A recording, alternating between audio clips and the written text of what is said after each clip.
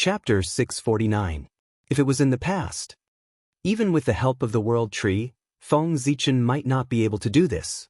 But now, with the help of the origin of heaven and earth. The world tree had just completed an upgrade, and its ability had been greatly improved. It was just enough to meet Feng Zichen's goal of connecting the 10,000 worlds. However, this matter was not urgent. Connecting the 10,000 worlds was one thing, and sending people into the 10,000 worlds was another. The difficulty of the two was completely different, and he still needed to plan carefully. The most important thing at the moment was to open up the passage of heaven and earth in the heavenly palace so that it would be convenient for the human experts to return to the heaven realm. However, re-establishing contact with the 10,000 worlds this time was also of great significance to Feng Zichen. One had to know that before the demon clan slaughtered humans, he had sent many human prodigies into the upper-class world to fight for the future of the human race. He did not know how those human prodigies were doing in the upper-class world after so many years. Did he manage to forcefully take down a world, control its origin, and sit on the supreme position of the realm lord, as he had hoped? Of course. This was just Feng Zichen's extravagant hope. After all, the current situation was completely different from what he had imagined back then. When he had sent the human prodigies away, he had not expected the chaos demon god to escape and flee to the upper-class world. Just this point brought about a great change to his wonderful plan. At this moment, not to mention controlling the upper-class world, Feng Zichen's greatest request for those human prodigies was that they could survive well. For those young people, the thought of being enemies with the chaos demonic god was a terrifying thing. Speaking of which, Feng Zichen had sent them into the upper-class world with good intentions. His original intention was to find an opportunity for them to prove their Tao and leave some seeds for the human race at the same time. However, he did not expect that the chaos demon god would suddenly escape. Instead, it made them, who should have been the safest group of people, the most unsafe group. It was really, all kinds of words, could only turn into a helpless sigh. Who could have foreseen such a thing? In fact, becoming the realm lord. It wasn't completely hopeless. At the very least, Feng Zichen was looking forward to it. It should be known that in the 3,000 sectors, in addition to the human clan's supreme talents, there were also his 3 disciples. Feng Jie, Jiang Xiong, Jiang Hui. These 3 people were all people with great luck. Their talents could be said to be peerless. In the future, their achievements would be unrivaled great magics. Ever since he had taken them in as his disciples, Feng Zichen had always had high hopes for the 3 of them, believing that the human race would once again achieve glory in their hands. For this reason, Feng Zichen kept the 3 of them by his side and personally taught them for a period of time. In the past, before the human race encountered a great calamity, the 3 of them had disappeared without a trace. Feng Zichen had been worried for a long time. It was only when he divined that the 3 of them had other opportunities and were swept into the great 1,000 realms that he was temporarily relieved. Until today, it had been nearly 10 million years since Feng Jie and the other 2 left the untainted land and were lost in the great 1,000 world. What a long period of time. It was almost equivalent to half of the history of the human race. Thinking about it, it had been 10 million years. With Feng Jie and the other 2's talent, they should have long cultivated Daluo Jingxian or even gone further. With such strength. In addition, with the 3 of them working together, even if they were not as good as the Chaos Fiend God, it was enough to protect themselves. Perhaps, surpassing the Chaos Fiend God and taking over a world was still unknown. Cultivation. It was a miracle. The matter of cultivators. Then, anything could happen. Feng Jie and the other 2. They might be able to create miracles. This was Feng Zichen's greatest expectation for them. Perhaps, after I attain the Tao, I should go to the great 1,000 realms to take a look. Those children have been away from home for too long. It's time to look for them and see how they are doing. On the Emperor Star, Feng Zichen looked at the huge world tree that stood between heaven and earth. He seemed to see countless worlds, and he couldn't help but have a lot of thoughts in his mind. Rumble. In the void that no one could see. Streaks of resplendent starlight descended from the boundless starry sky and landed in the territory of the human race, in the heavenly cycle palace that belonged to the human race. This was Feng Zichen using a supreme method to distort space-time and forcefully open 365 passageways to the heaven realm for the human race. Because these passageways had to bypass the Sea of Laws, Feng Zichen had no choice but to rely on Zhou power. Otherwise, even someone as powerful as him would not be able to bypass the perception of the Sea of Laws and open the connection between heaven and earth. The Sea of Laws isolated everything. It was not a joke. It was only because Zhou had a special status that he could provide an endless supply of star power to the earth that his power would not be restricted by the Sea of Laws. Otherwise, the living beings of the primordial world would not be able to absorb star power. Who knew how much trouble it would cause? Back then, the demons had only intercepted a portion of the star power of the heavenly cycle, and they had already formed a huge karma with the common people. If the Sea of Laws dared to completely cut off the star power and prevent it from descending into the primordial world, it would not be long before it was crushed by the boundless karma. Such karma, the heavenly Tao did not dare to accept it. The power of the stars. It would not be isolated by the Sea of Laws. And Feng Zichen was using this loophole in the Sea of Laws to create void passageways in the resplendent starlight for the human experts to travel between heaven and earth. This kind of thing was actually not difficult. If Feng Zichen went all out, it would only take a few hundred years for him to succeed. But if he really did that, it would cause too much of a commotion. It would not be an exaggeration to say that the entire primordial world would be alarmed. However, this was somewhat inappropriate. After all, Feng Zichen's actions were too unethical. He had just cut off heaven and earth, and now he was opening a back door for the human race. Could it be that the so-called heaven and earth isolation was specially used by the human race to deal with the myriad races? Although this was the truth, it was obvious that he could not say it out loud. Otherwise, once word got out, what would happen to the human race? Would they be able to stand? The human race could not bear this reputation. As such, it was fine to build passageways for the human race in secret. As long as they didn't do it openly, even if they were discovered, they would just turn a blind eye to it. However, if Feng Zichen dared to expose this matter openly in front of others, it would definitely cause an uproar in the primordial world. At that time, under the uproar of the public, even if the human race was the protagonist of the world, it would be difficult to explain. Of course, the condemnation of others would not hurt the human race in the slightest. However, at the very least, after this matter, the reputation of the human race in the primordial world would be completely ruined. Even Feng Zichen's reputation would be ruined. Feng Zichen still cared about his reputation. The human race also cared about their reputation. In order to care about public opinion, it was better to do such an unethical thing secretly. At most, he would just have to put in more effort. It was indeed quite troublesome. With Feng Zichen's strength, if he did not hide it and used all his strength, he could complete it in at most 100 years. However, in order not to be discovered by outsiders, he had to divert a portion of his energy to conceal the secrets of heaven. This would undoubtedly greatly delay the progress of the project. It would take at least 100 times more effort, tens of thousands of years. It was indeed a headache. Time flew by. In the blink of an eye, 30,000 years had passed. Feng Zichen's establishment of the heaven and earth passageway in the heavenly temple was finally completed. Only after this period of limelight passed and all living beings stopped talking about the heaven and earth passageway could these passageways be officially put into use. It was also at this time Emperor Zhuanshu also ushered in the end of his reign.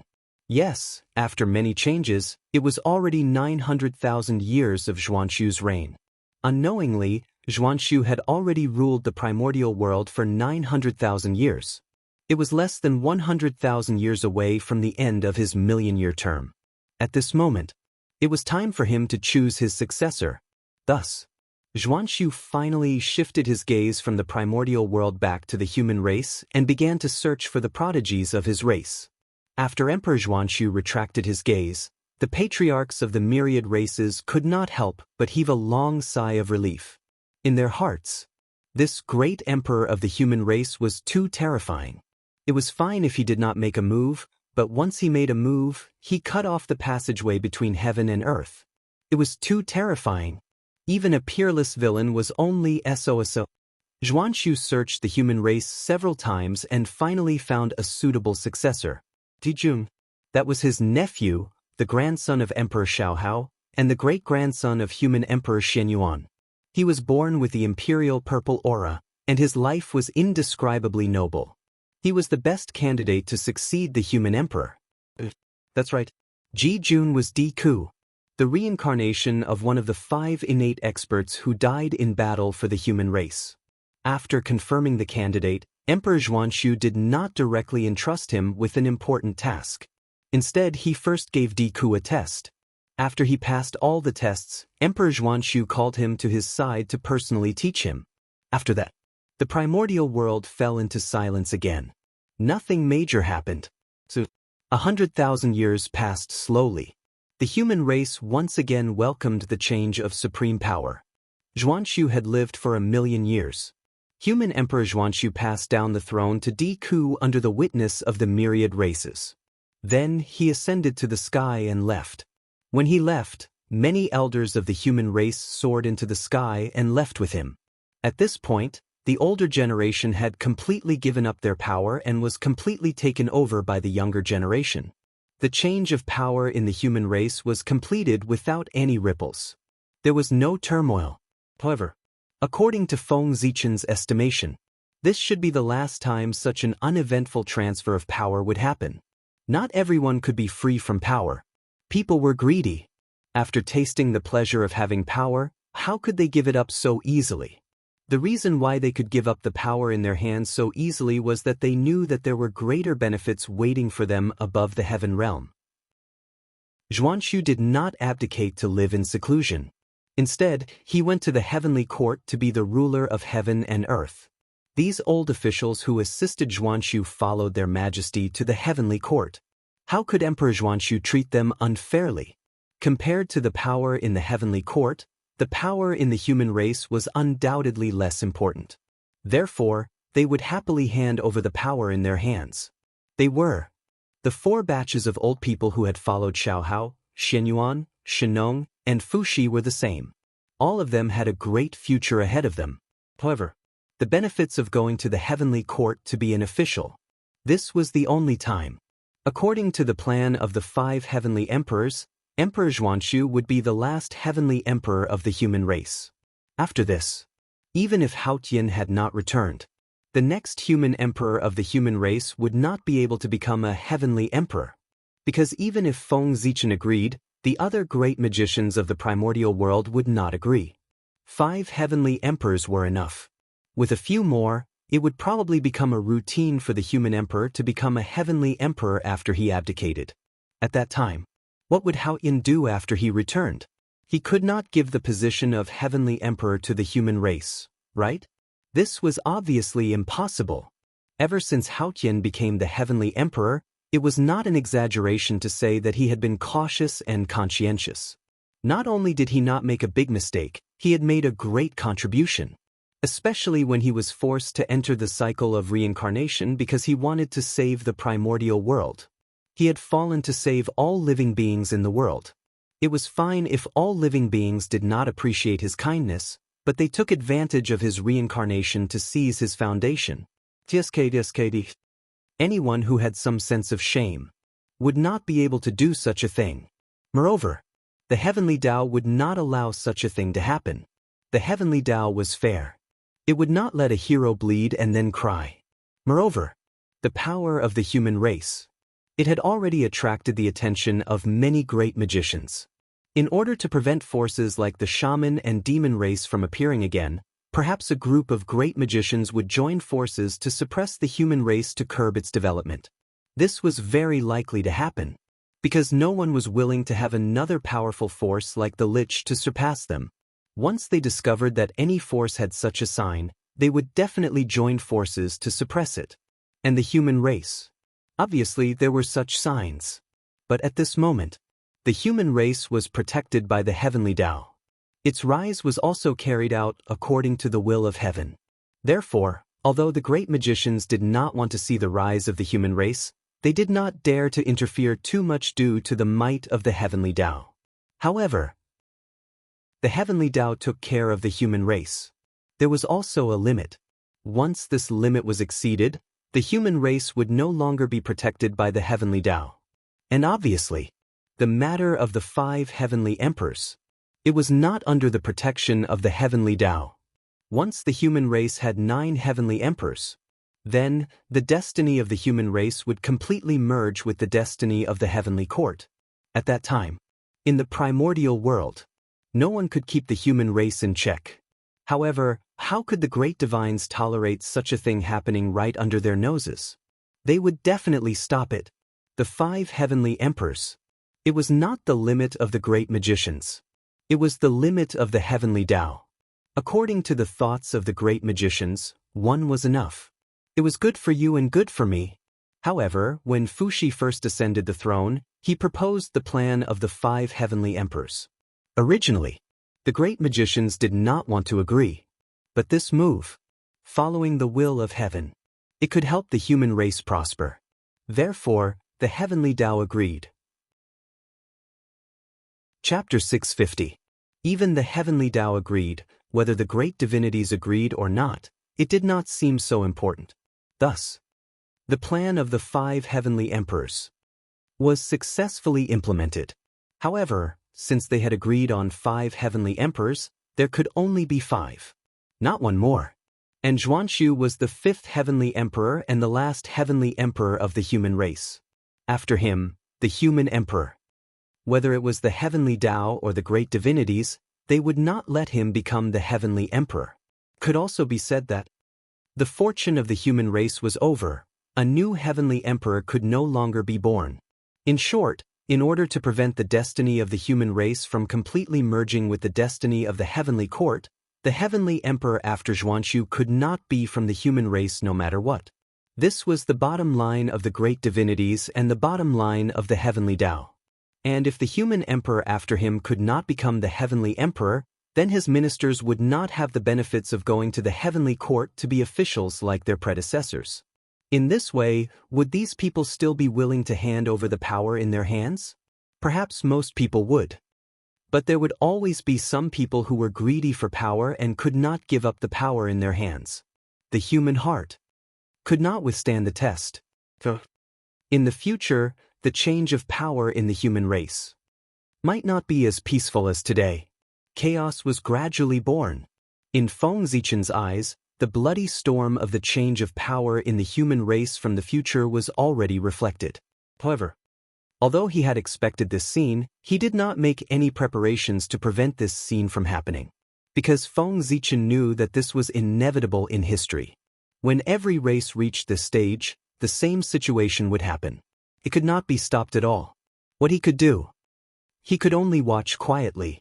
As for how to calm these disputes, that was what the human emperor had to face. What did it have to do with him? These troubles. Just treat it as a test for the human emperor. It was not an easy task to become a qualified emperor. Suppressing those who were greedy for power and unwilling to give up power was also a kind of training for the human emperor. Otherwise, if he could not even suppress the old man of the human race, how could he suppress the myriad races? A race could not completely control it. How could he have the face to rule the primordial world? In the center of the primordial world, in the 33 heavens, where the heavenly court was, the great divines of the untainted land gathered here once again to witness the birth of a new celestial emperor. After Zhuanshu ascended to heaven, Xiaohao could be considered to have achieved perfection.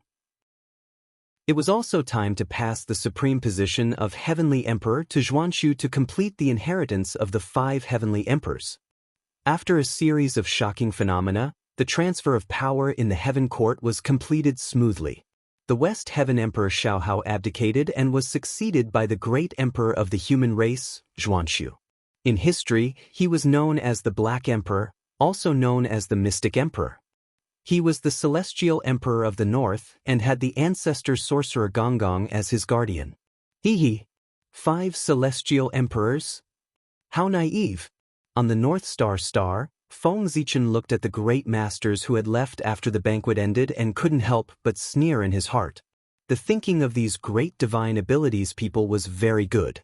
After the 5 celestial emperors, the position of celestial emperor would no longer be fated with the human race. However, the truth was not as simple as they thought. Knowing that the 9 celestial emperors of the human race would benefit immensely, how could Feng Zichen not have a backup plan to facilitate this matter? Those great divine abilities people of the primordial world only saw the 5 emperors of the human race on the surface, but they did not expect that other than the 5 emperors, the human race also had 3 supremes of heaven and earth in the dark. That's right. It was Feng Zichen. And his 2 incarnations. Great Emperor Zhongtian Ziwei. Great Emperor Gaochen Tianhuang. Great Emperor's Southern Extremity. A total of 3 supremes of heaven and earth. Even the human emperor was qualified to become a celestial emperor, let alone the 3 supremes of heaven and earth. According to Feng Zichen's plan, after Zhuanxu abdicated, if Hao Tian still did not return, he would recommend the 4 supremes to temporarily take over the position of celestial emperor to maintain the operation of the primordial world. The 4 supremes took turns. One person ruled the heavenly court for an era. No one could say that it wasn't the case. This was how it should be. The 4 supremes temporarily took over the position of celestial emperor. No matter how one looked at it, it was more suitable than the human emperor becoming the celestial emperor. It was also more in line with the law. To be reasonable, the original intention of the 4 supremes' appearance. It was a supplement to the celestial emperor. Now that the position of celestial emperor was empty, it was reasonable for the 4 supremes to temporarily fill in the vacancy. There were too many unreasonable things about letting the human emperor become the celestial emperor. That was why people found fault with it. What if it were the 4 supremes? Who would dare to find fault with it? Did they want to go against the heavenly Tao? After all, in a sense, the 4 supremes were also a kind of celestial emperor. Back then, the reason why the human emperor was chosen to be the celestial emperor and not the 4 supremes was not because everyone was unwilling, but because the conditions did not support it. What was the situation at that time? At that time, the calamity of the fiend ancestor had just passed. The 2 supremes, Hao Tian and Gaochen, had fallen. The great emperor of the South Pole was seriously injured and had to go into seclusion to recuperate. The Earth Empress was trapped in the netherworld and could not escape. Only the great emperor of Ziwei could barely appear, but he was also seriously injured. With the situation of these 4 supremes at that time, they could not even move freely. How could they take on the role of celestial emperor and maintain the operation of the primordial world? Therefore, letting the human emperor take on the role of celestial emperor became the only choice out of desperation. However, after a change, at that time, the 4 supremes were seriously injured and could not perform the duties of celestial emperor. But today, 5 million years later, their injuries had been recuperated for a long time. Even if they had not fully recovered, they should be more or less healed. At this time, it was time for them to shoulder the burden, enter the heavenly court, call themselves celestial emperors, rule the world. The 4 supremes appeared. They wanted to take over the position of celestial emperor. Among the many powerful beings who dared to say no. Not to mention that the righteousness was in their hands, with the 4 supremes working together, their strength was almost invincible in the primordial world. Even the demon ancestor Rahu could not contend against them. With them. How could they compete with them? If they did not say no, they would be suppressed by the 4 supremes in an instant. Hao Tian was not here. The 4 supremes were in power on behalf of the celestial emperor. This was a matter of course. Outsiders could not interfere. Even if the saint was still here, he couldn't say a single word of no. Therefore, even if they knew that the North Star Emperor was from the human race, those powerful beings could not stop him. Unless they were willing to bear the anger of the 4 supremes. There was only one more celestial emperor. Even with all of them, there were only 6. They were still 3 away from the 9 celestial emperors. 3 celestial emperors were enough. Since that was the case, There was no need to offend the four supremes for the position of celestial emperor. Just give it to them. It was not worth offending the four supremes for the position of celestial emperor. It was not the most important ninth supremes. It was fine to give it to them. It was not a problem. But unfortunately, those powerful beings did not know. If they compromised, they would not give one celestial emperor, but 3 celestial emperors. The four supremes. Read as 4 people. It was the same person. The great emperor of Ziwei, the North Star Emperor, and the great emperor of the South Pole were in one. They were all the same person. This matter was a top secret of the primordial world. Very few people knew about it. There were only 2 or 3 people. Those powerful beings were not familiar with Feng Zichen, so how could they know about this? If the plan went smoothly, the powerful beings of the primordial world. He was afraid that Feng Zichen would set him up badly. When the 4 supremes finished their rotation, there would not be 5 celestial emperors of the human race, but 8. They were only one step away from the extreme 9 supremes. However, according to Feng Zichen's estimation, it would be very difficult for the human race to give birth to a 9th celestial emperor. Because after the 4 supremes finished their rotation, it was time for Haotian to return from his tribulation. Even if he did not want to return, the heavenly Tao would let him return. How could a dignified celestial emperor be trapped in the cycle of reincarnation? Whose face would he be embarrassing? The primordial world, and even the heavenly Tao's face. After the demonic tribulation, Haotian entered the cycle of reincarnation. While healing his injuries, he also accumulated merit and rightfully took charge of the heavenly court.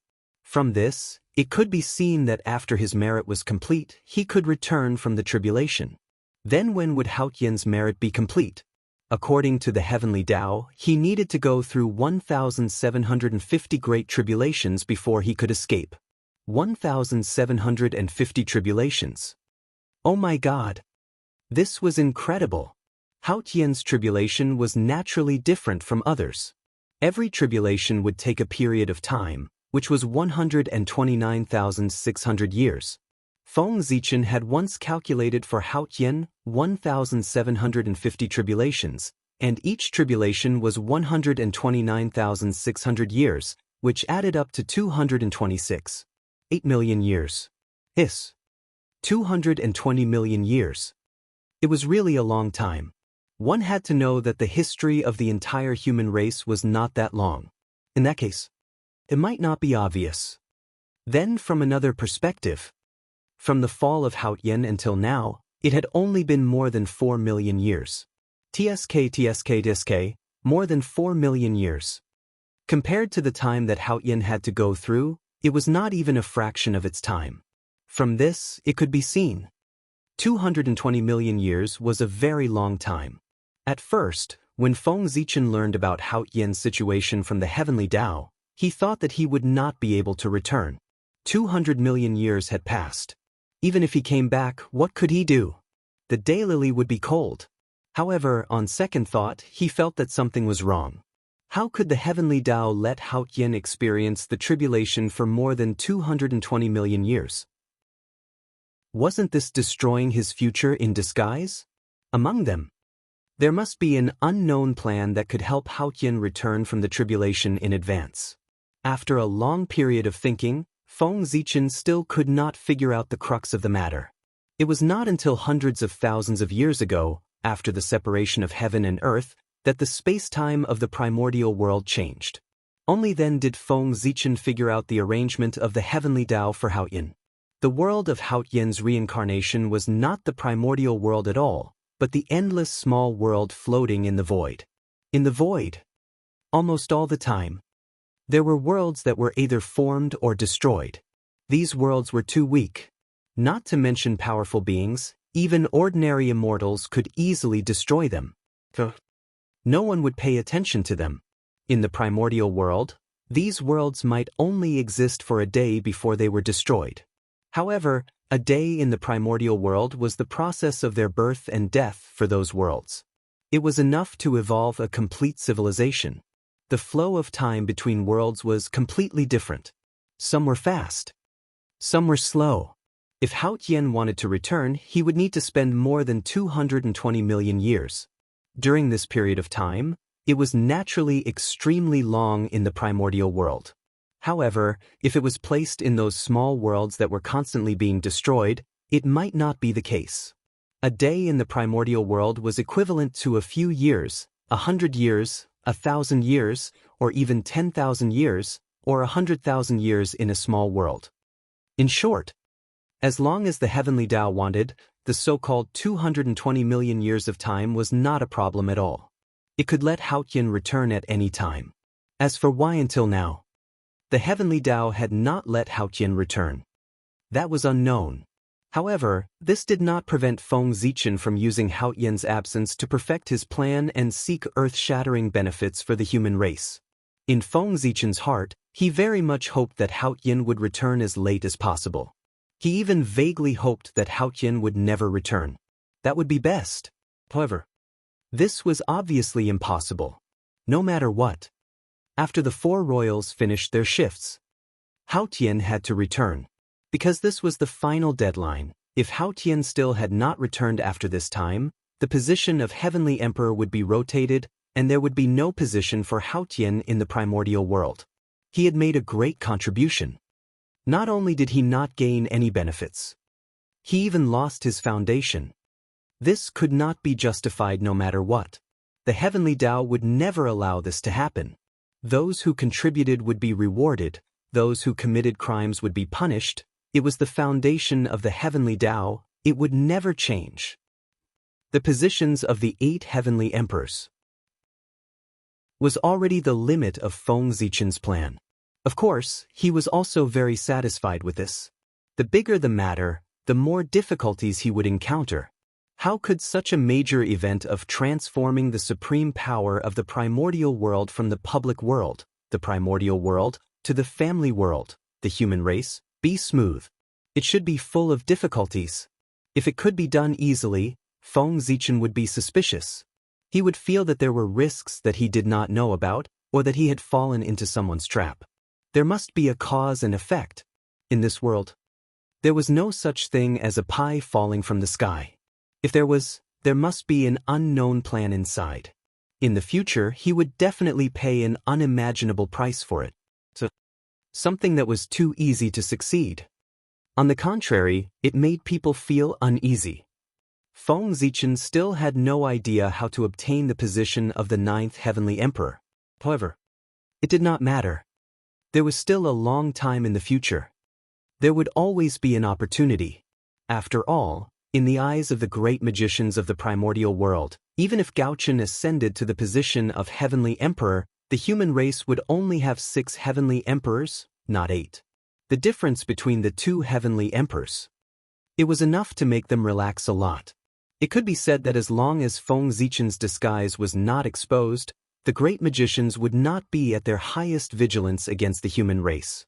Perhaps they could accept the 7th heavenly emperor of the human race. After all, in their understanding, the human race had only given birth to 7 heavenly emperors, not 9. There was still a gap from the upper limit in their hearts, so it was naturally much easier to accept. Chapter 651. On the contrary, if Feng Zichen's disguise was exposed, the impact of that would undoubtedly be huge. Not to mention how everyone would look at Feng Zichen. After this matter was exposed, they would definitely keep an eye on the human race and would definitely not give them the possibility of a celestial emperor appearing. At that time, the human race would definitely become the target of public criticism and the target of suppression by the great magics. After all, 6 and 8. Those were 2 different concepts.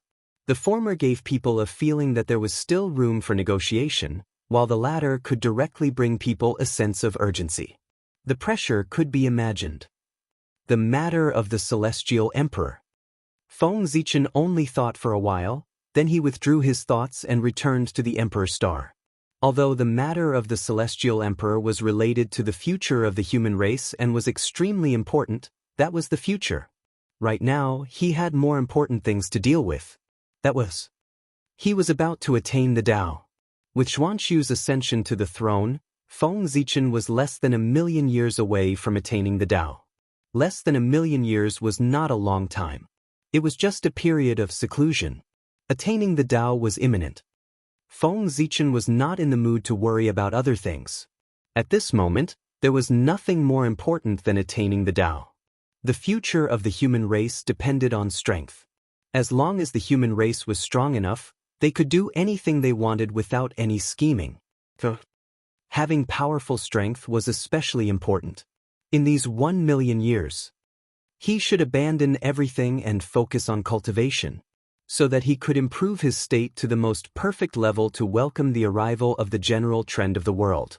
In the blink of an eye, the sea turned into mulberry fields.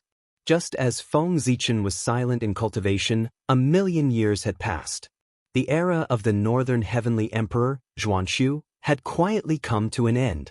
This also marked the time for Feng Zichen to attain the Tao had finally arrived. In the 1,000,000th year of the mystic emperor's calendar, the northern black emperor Zhuanshu's imperial luck ended. He stepped down from the position of heavenly emperor and entered the fire cloud cave to cultivate. The moment he stepped down, there was an inexplicable throbbing in the world. An invisible aura suddenly appeared and swept across the place in the blink of an eye. Then, in front of the shocked gazes of all the great divines, the power of heaven and earth poured down towards the Emperor Star. Feng Zichen, who was in seclusion on the North Star, suddenly felt that something was wrong with the atmosphere. Just as he was about to get up and investigate, he saw a supreme momentum descend upon him. Rumble! The vast momentum of heaven and earth was like a huge funnel, hanging down from the Ziwei star and pouring into Feng Zichen's body through the top of his head.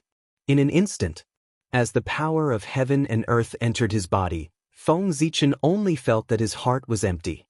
His true spirit, origin energy, dermic powers, and flesh began to sublimate. Breakthrough. It had begun.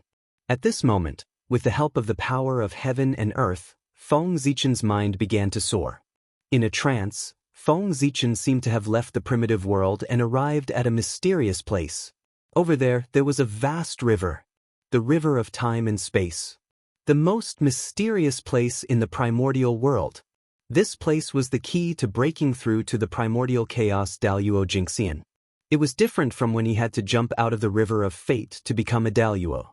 If he wanted to achieve the Tao and reach the realm of the primordial chaos Daluo Jingxian, the most important step was to gather his own timeline and jump out of the river of time and space. Only by jumping out of the river of time could he transcend heaven and earth and wander outside of time and space. He could observe the primordial world from a bystander's perspective. Why did they say that after becoming a primordial chaos Daluo Jingxian, one would be able to obtain great freedom and freedom? That was the reason. There was no trace of you in the river of fate, no trace of you in the river of time and space, and no trace of you could be found in heaven and earth. Everything about you. They were all gathered on his body. Unless you wanted to. Otherwise, under the rules of the heavenly Tao, there would be no such person as you. In this way, he would naturally not be restrained by the heavenly Tao. Of course, he could be said to be free and unfettered. Primordial chaos meant perfection. Primordial chaos Daluo Jingxian had a perfected great Tao. He formed a large world of his own. He was unrestrained and unrestrained. He could walk in the chaos and transcend heaven and earth. Such an existence was no different from the Tao. Therefore, becoming a primordial chaos Daluo Jingxian was known as achieving the Tao. It meant achieving the Tao. Splash! The river of time and space was vast and mighty. It flowed endlessly towards the unknown void as if there was no end. And Feng Zichen? He stood quietly on the river of time and space, looking at the waves on the river with an extremely indifferent gaze. The waves were his past. They were all the traces left behind since he was born until he became a quasi-sage. Under the reflection of the river of time and space, the scenes of his past appeared in his mind one by one. Sigh!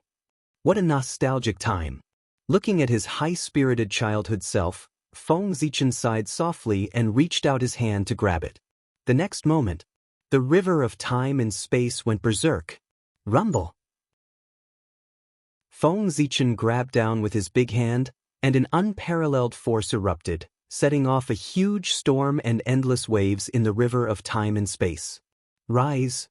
Grabbing the river of time and space, Feng Zichen shouted and suddenly exerted his strength, grabbing a tributary from it. That was the time that belonged to him. Accompanied by endless waves, a colorful river rose from the river of time and space and was swallowed by Feng Zichen in one gulp.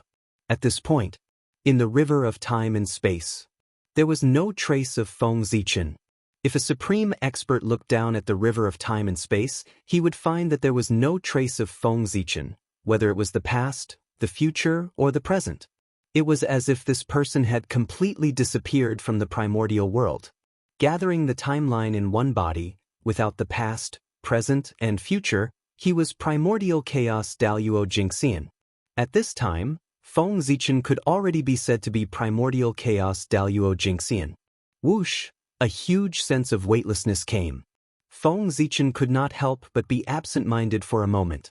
When he came back to his senses and looked back, he found that he had already returned to the Ziwei star.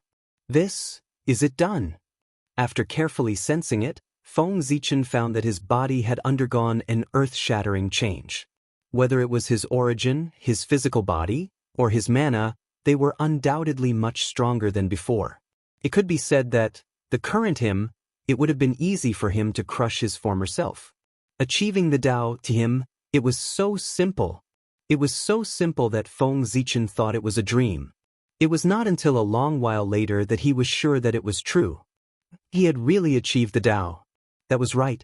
His situation was different from others. In order to achieve the Tao, he had really prepared too much. Not to mention his identity as the great Taoist priests, just the vast power of heaven and earth was enough for him to achieve the Tao easily. With such conditions, it was normal for him to achieve the Tao easily. On the contrary, it would be abnormal if the path to achieving the Tao was filled with difficulties. Who asked Feng Zichen to have the advantage? Was it too much? The great Taoist priests, the ancestor of the innate sword Tao, the four gods, the boundless starry sky. First level of the primordial chaos? After sensing his own state, Feng Zichen confirmed his realm. He had barely reached the peak of the first level of the primordial chaos, far from what he had imagined. But it didn't matter, because his foundation had begun to exert force. The power of the stars, come. The power of the innate sword Tao, come. The power of the Pangu God, come. Taking advantage of the fact that the power of heaven and earth had not left, Feng Zichen no longer held back and completely released the restrictions in his body. Immediately, all kinds of supreme powers appeared. They poured into Feng Zichen's body to help him break through his limits and cultivate to a higher realm. Even the power of the great Taoist priests, which was buried deep in his bloodline, was still gushing out. It cultivated his bloodline to speed up his transformation. Whoosh! Without a sound, the Pangu God appeared. It was not the Pangu God in the boundless starry sky, but the projection of the Pangu that was formed from the entire primordial world. Just as Feng Zichen was breaking through, it appeared to help Feng Zichen. Rumble! A mysterious and great power appeared and poured into Feng Zichen's body. It constantly baptized his bloodline and body, causing it to constantly move closer to the Pangu Dao body. Apart from that, there was also the power of the Khanate sword Dao, the power of Zhouxing, the power of the Emperor on the Ziwei star, and more supreme powers. They surged from all over the primordial world to help Feng Zichen transform. Each of these powers was no less than the power of the primordial chaos level. Some of them even reached the level of the late-stage primordial chaos level. Think about it. With so many different attributes but abnormally powerful powers gathered together, once a conflict broke out, what good would happen to Feng Zichen, who was at the center of these powers? He would probably be torn into pieces on the spot. Even if he had already cultivated to the realm of the primordial chaos Daluo Jingxian, he was no exception. Therefore, facing these powers that swarmed over, Feng Zichen was really afraid. The purpose of summoning these powers was to help him break through, not to let them repel each other and erupt with unparalleled power to tear him into pieces. In that case, although he would not die, However, he had completely lost his face. It would really become the biggest joke in the primordial world. It was not easy for the primordial chaos Daluo Jingxian to cultivate to the primordial chaos level, but because he could not control his own power, it caused his power to be unbalanced and he was seriously injured by the backlash. Hiss! Listen, what kind of words was this? If word got out. No matter how thick-skinned Feng Zichen was, he would be ashamed to see others. This kind of situation absolutely could not happen. Seeing that these powers were gathering around him and were about to come into contact with each other, Feng Zichen did not hesitate to activate the Hongmeng Daozhong. Hongmeng Daozhong, suppress. As soon as he finished speaking, there was a dang sound. The Hongmeng Daozhong staggered out. A mighty force that could suppress everything suddenly appeared and froze the supreme power that was surging over in place. The Hongmeng Daozhong. Perhaps it was not the strongest magic treasure in the primordial world. But it was definitely the most mysterious magic treasure in the primordial world. His power seemed to be endless, and he could easily do things that other magic treasures could not. Even the level of magic treasures was nothing in front of him. It had the power to break the rules. Especially after the Hongmeng Daozhong was promoted to a Khanate cardinal treasure, this phenomenon was even more obvious. Therefore, not to mention suppressing the power of the primordial chaos level, even the real primordial Daluo Jingxian could be suppressed by him. Whoosh, whoosh, under the suppression of the Hongmeng Daozhong, the power completely calmed down. Like a docile sheep, it was easily absorbed and refined by Feng Zichen. Outside the world. On the projection of Pangu standing above the primordial world, there was an endless Dao rune circulating. Following an inexplicable connection, it flowed into Feng Zichen's heart. That was the profound meaning of Pangu's Dao body. The primordial world had received a lot of favors from Feng Zichen. Therefore, when he was breaking through, Pangu's projection had a reaction and displayed all the mysteries of Pangu's Dao body in front of him to help him condense Pangu's Dao body. This was Pangu's repayment to Feng Zichen. The heavenly Dao would not mistreat those who had contributed, let alone Pangu. The goals that he had been pursuing were now all displayed in front of him. One could imagine the excitement in Feng Zichen's heart. However, compared to before, the current Feng Zichen, his attitude towards Pangu's Dao body had undoubtedly changed greatly. In the past, he had been copying everything. He wished that he could copy all the mysteries of Pangu's Dao body onto himself. Now, he was no longer the ignorant youth from back then. Instead, he was a supreme overlord who shocked the primordial world. His thoughts had been sublimated, and he had a deeper understanding of the Dao. The strongest might not be the best, but what suited him was definitely the best. Although Pangu's Dao body was strong, it still belonged to Pangu. If he completely copied Pangu's Dao body, then his highest achievement in his life would only be to reach the level where Pangu was. Indeed, at the level where Pangu was already the peak that all living beings in the primordial world could not reach. However, how could Feng Zichen, who had Hongmeng Daozhong, be willing to do so? He had even greater ambitions. One had to know that when the Dao of Hongmeng reached the end, it could be compared to the Great Dao. This was a higher level than Pangu. And this was Feng Zichen's goal. He wanted to become an existence that surpassed Pangu. Since that was the case, it was somewhat inappropriate to copy Pangu's Dao body. Therefore, when reversing Pangu's Dao body, Feng Zichen combined the Dao that he cultivated and integrated his own insights. Moreover, regardless of whether he comprehended it or not, he imprinted the runes that represented the Dao of Hongmeng on Hongmeng Daozhong into his own body. He tried to use this method to evolve the legendary Hongmeng's Dao body. Just like that, Feng Zichen's physique had undergone an inexplicable change, although it was still called Pangu's Dao body. However, it became somewhat specious. He began to gradually walk out of Pangu's influence and create his own path of enlightenment. The path of enlightenment. Just like that, as time passed, Feng Zichen's strength was getting stronger and stronger. From the first level of primordial chaos to the second level of primordial chaos, the third level of primordial chaos, he had been advancing rapidly. and such a big commotion on the Emperor's star naturally alarmed the great mediums who were in seclusion. Chapter 652. What happened? Is someone about to attain the Tao? In the various grotto heavens and blessed lands of the primordial world, the great divinities who were in seclusion woke up from their enlightenment and looked at the Emperor's star with bewildered gazes. That was the source of this anomaly. But unfortunately, the result disappointed them. They did not see anything. As far as their eyes could see, it was filled with endless starlight. It was bright and dazzling, covering the entire boundless starry sky and blocking everyone's line of sight, making it impossible to see what was happening inside. The boundless starry sky was Feng Zichen's greatest protection. In it, he could do anything without worrying about being discovered.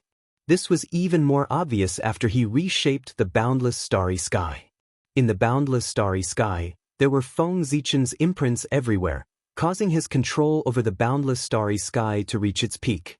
Even the powerful heavenly Tao found it difficult to interfere. Therefore, as long as he was willing. Then with the vastness of the primordial world, no matter who it was, they would not be able to detect what was happening in the boundless starry sky. This time, if it were not for the fact that Feng Zichen's attainment of the Tao was too great and alarmed the entire primordial world and exceeded the range of the boundless starry sky, this matter would not have been known by the entire world. He reckoned that it would pass by quietly. However, achieving primordial chaos Daluo Jingxian was a huge matter in the primordial world. It was only second to the attainment of the Tao by a saint. The myriad Tao of heaven and earth, the billions of laws, the endless space-time, and so on had to be sensed and sensed. It was not an exaggeration to say that it was a grand occasion in the primordial world. Since that was the case, such a huge matter that shocked the primordial world, how could it be hidden from the public? Primordial chaos. That was the supreme Tao fruit. The peak that a cultivator could reach. The phenomenon that was created when it was born was spontaneously formed by heaven and earth. It affected every tributary of the long river of space-time and could not be hidden at all. Unless, whose power could be so strong that it could cover the entire long river of space-time. But obviously, that was impossible. To be honest, the power of the river of time and space wasn't very strong. Daluo Jingxian could manipulate time and space at will, let alone a great divine power. But at the end of time and space, there was an inconceivably majestic existence. It was his existence that made the river of time and space unshakable. Pangu. It was a light name, but it was heavier than Mount Buzhou. It was enough to suppress the entire chaos. Rumble. In the sky above the Emperor's star. Innate Daos gathered together, billions of laws appeared, and boundless Daos spread out, turning this place into a world of Daos. At the same time, Feng Zichen, who was in a state of enlightenment, suddenly looked up to the sky and roared. Ah! Amidst the long roar, a surge of great power rose from Feng Zichen's body. In an instant, it swept through the heavens and the earth, shaking the past, present, and future. Then, a purple river that was more than 3,000 miles long gushed out of Feng Zichen's body, crossing the sky and the earth. Instantly, the world fell silent, a mysterious aura quietly appeared, it constantly merged with the Daos that filled the world, as if they were corroborating each other. Whoosh, whoosh, Daos were merging with each other, an invisible throbbing spread, like the pulse of the world, endless mystery. The purple river that rose from Feng Zichen's body wasn't a real river, but a Tao. If one looked carefully, they would discover that what flowed in the purple river wasn't a drop of river water, but a bright innate rune. This was a long river completely formed by innate runes. The purple light was the light that bloomed from the innate runes. The purple river was vast and mighty. It was only about 3,000 miles long, but it gave off an incomparably huge feeling, as if it had pierced through the entire world. He wasn't a river. He was a Tao. It was Feng Zichen's Tao. It was the Tao that he had been painstakingly cultivating ever since he stepped onto the path of cultivation. Today, when Feng Zichen attained the Tao of primordial chaos Daluo Jingxian, the Tao that he had painstakingly cultivated for nearly 10 million years had finally completed its transformation. It turned from illusory to real, and it appeared in the world for the first time in the form of a purple river. 1,000 miles of the Tao was the first heaven of primordial chaos. 3,000 miles of the Tao was the third heaven of primordial chaos. The purple river was vast and mighty, spanning more than 3,000 miles. It meant that Feng Zichen was already at the third heaven of primordial chaos. The length of the purple river was still growing at a speed visible to the naked eye. It could be seen that Feng Zichen's strength had not reached its peak, and there was still room for improvement. The long river flowed quietly, constantly corroborating with the innate Tao and the billions of laws. It was like a crop that had been in a drought for a long time and suddenly encountered a good rain. It crazily absorbed the profound meaning of heaven and earth to become its own nourishment. Gradually, the aura emitted by the long river became more mysterious and ancient. It gave people the feeling that it had existed since ancient times. Walala, in the process of corroborating with heaven and earth, the purple innate runes that formed the long river of the great Tao were also changing. Became even more resplendent. It trembled and jumped in the long river. Sometimes it was arranged together, sometimes it was connected into a large area, as if it was developing a supreme technique. One could see. Traces of supreme divine powers could be seen. They appeared in the long purple river, releasing astonishing fluctuations. As Feng Zichen advanced to the primordial chaos Daluo Jingxian, his divine abilities also underwent a transformation. They were being reinterpreted, expounding the great Tao from the perspective of the primordial chaos, becoming more perfect and powerful. And all of this together formed Feng Zichen's Tao. It included the innate sword Tao, the Tao of spacetime, the Tao of stars, the Tao of reincarnation, and a series of innate Tao supreme great Taos. What? Great Emperor Ziwei has attained the Tao just like that? Isn't this too fast? In the primordial world, the powerful beings who could vaguely see what had happened from the shocking phenomenon of heaven and earth could not hide the shock in their hearts. They could not help but mutter in a daze. They could not see what was happening in the boundless starry sky, but they were not blind. It was not like they could not see the phenomenon that affected the entire primordial world outside the boundless starry sky. Coincidentally, such a phenomenon. It also made everyone feel that it was particularly familiar.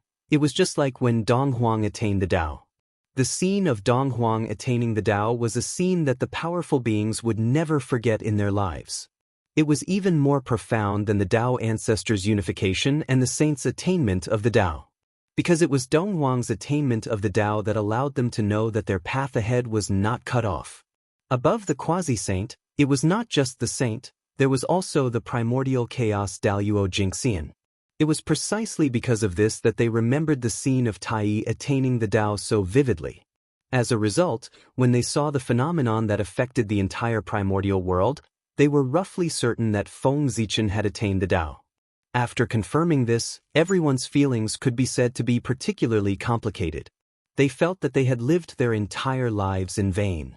Fast. Too fast. It was really too fast. How many years had it been since the birth of great Emperor Ziwei? It had been less than an eon. And it was in less than an eon that he had achieved what others had not achieved even after spending several eons of time. He had cultivated to the realm of primordial chaos Daluo Jingxian, leaving everyone far behind. How could this not be shocking? But while they were shocked, the group of powerful beings felt that this was a matter of course. It seemed that great Emperor Ziwei attaining the Tao was not something that was unacceptable.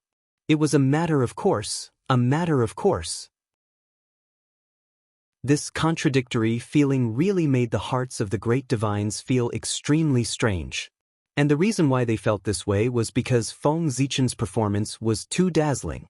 From the moment he appeared and saved the primordial world, Feng Zichen had done too many earth-shattering things along the way.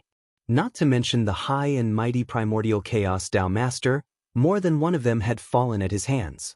Even the legendary demon ancestor Rahu had suffered a loss at his hands. Such an existence.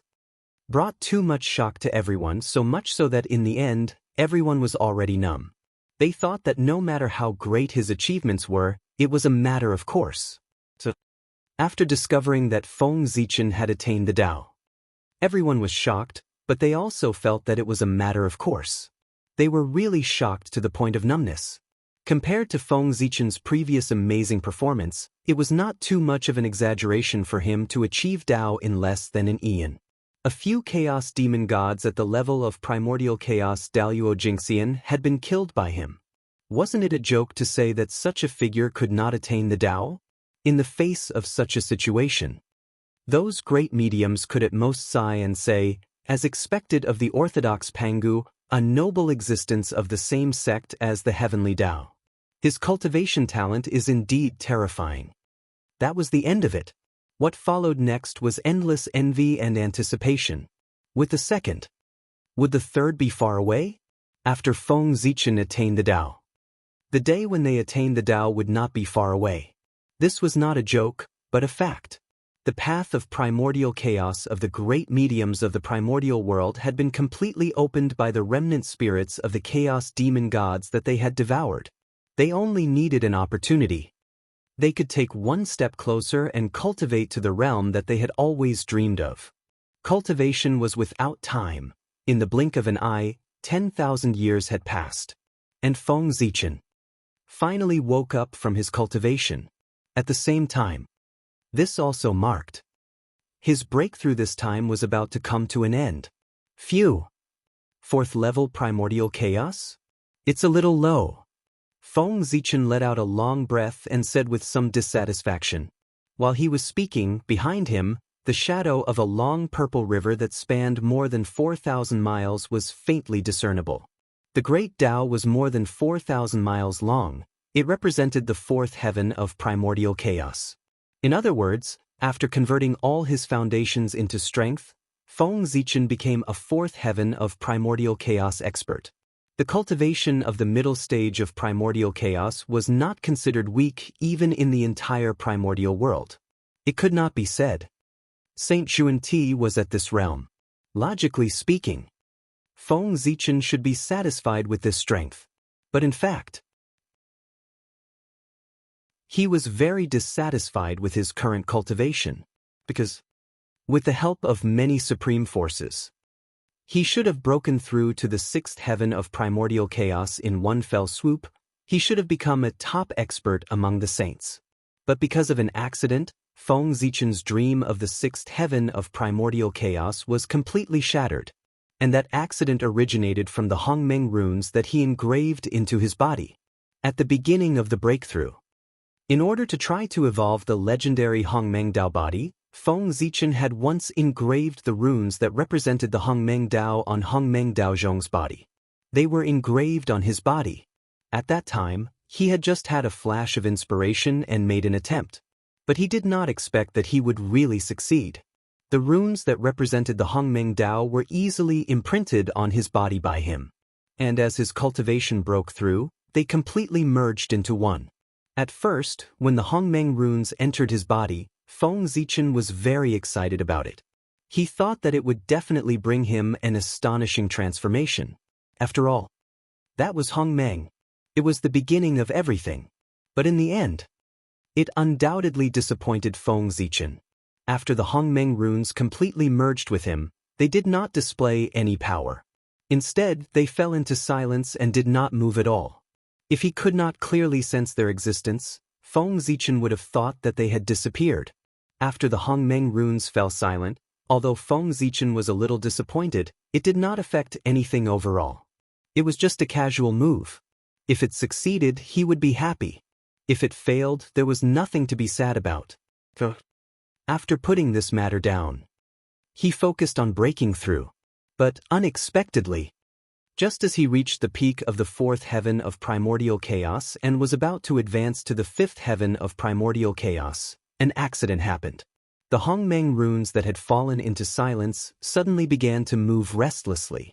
They emitted a powerful suction force and crazily devoured Feng Zichen's origin.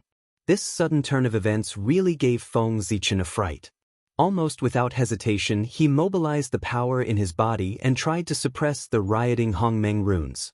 However, no matter what method he used, even if he used the Hongmeng Daozhong, he could not suppress the Hongmeng runes. Seeing that his origin was being absorbed by the Hongmeng runes at a speed visible to the naked eye, Feng Zichen really wanted to completely cut it out of his body. However, the Hongmeng runes had completely merged with him. If he cut it out, it would definitely shake his Dao foundation. For a moment, Feng Zichen hesitated. The loss of the origin could be slowly made up. It would just take a little more time. However, if the Dao foundation was shaken, it would hurt the foundation and affect the future path of Dao. As the saying goes, the lesser of two evils. In this way, how to choose between the two? Wasn't it obvious? Feng Zichen gritted his teeth. He allowed the Hongmeng runes to devour his origin. Let him devour. With the boundless starry sky and Panga's projection as his backing, what Feng Zichen did not lack the most was the innate origin. He did not believe that a mere Hongmeng rune could suck him dry. Of course. Just for this reason, it was not worth Feng Zichen to make up his mind. What really made him make up his mind was that he saw the possibility of approaching the Hongmeng Dao from the changes in the Hongmeng runes. Speaking of which, ever since Feng Zichen had mastered the Hongmeng Daozhong, he had tried all means, but he had never been able to comprehend the mystery of the Hongmeng Dao. It was as if he had no fate with the Hongmeng Dao. Chapter 653. Gradually. This matter was about to become Feng Zichen's sore point. If he could not comprehend the way of Hongmeng, he would not be able to completely refine Hongmeng Daozhong. This meant that Hongmeng Daozhong could leave him at any time. This made Feng Zichen very uneasy. Could be said that he was able to achieve what he had today, mainly because of Hongmeng Daozhong. Although it was partly due to his hard work, it was far from being comparable to the role played by Hongmeng Daozhong. In the primordial world, there were many people who worked hard. There were also people who worked harder than Feng Zichen. Why didn't others achieve so much? Not to mention anything else. Let's talk about the great magicians of the primordial world. Could it be that they didn't work hard enough? They had persisted in cultivating for hundreds of millions of years without relaxing. It could be said that they worked hard enough. But what about the achievements they had achieved?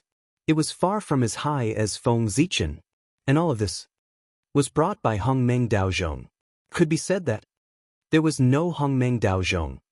There was no Feng Zichen today. In Feng Zichen's heart, he naturally valued Hongmeng Daozhong very much. He did not want him to be lost in his hands.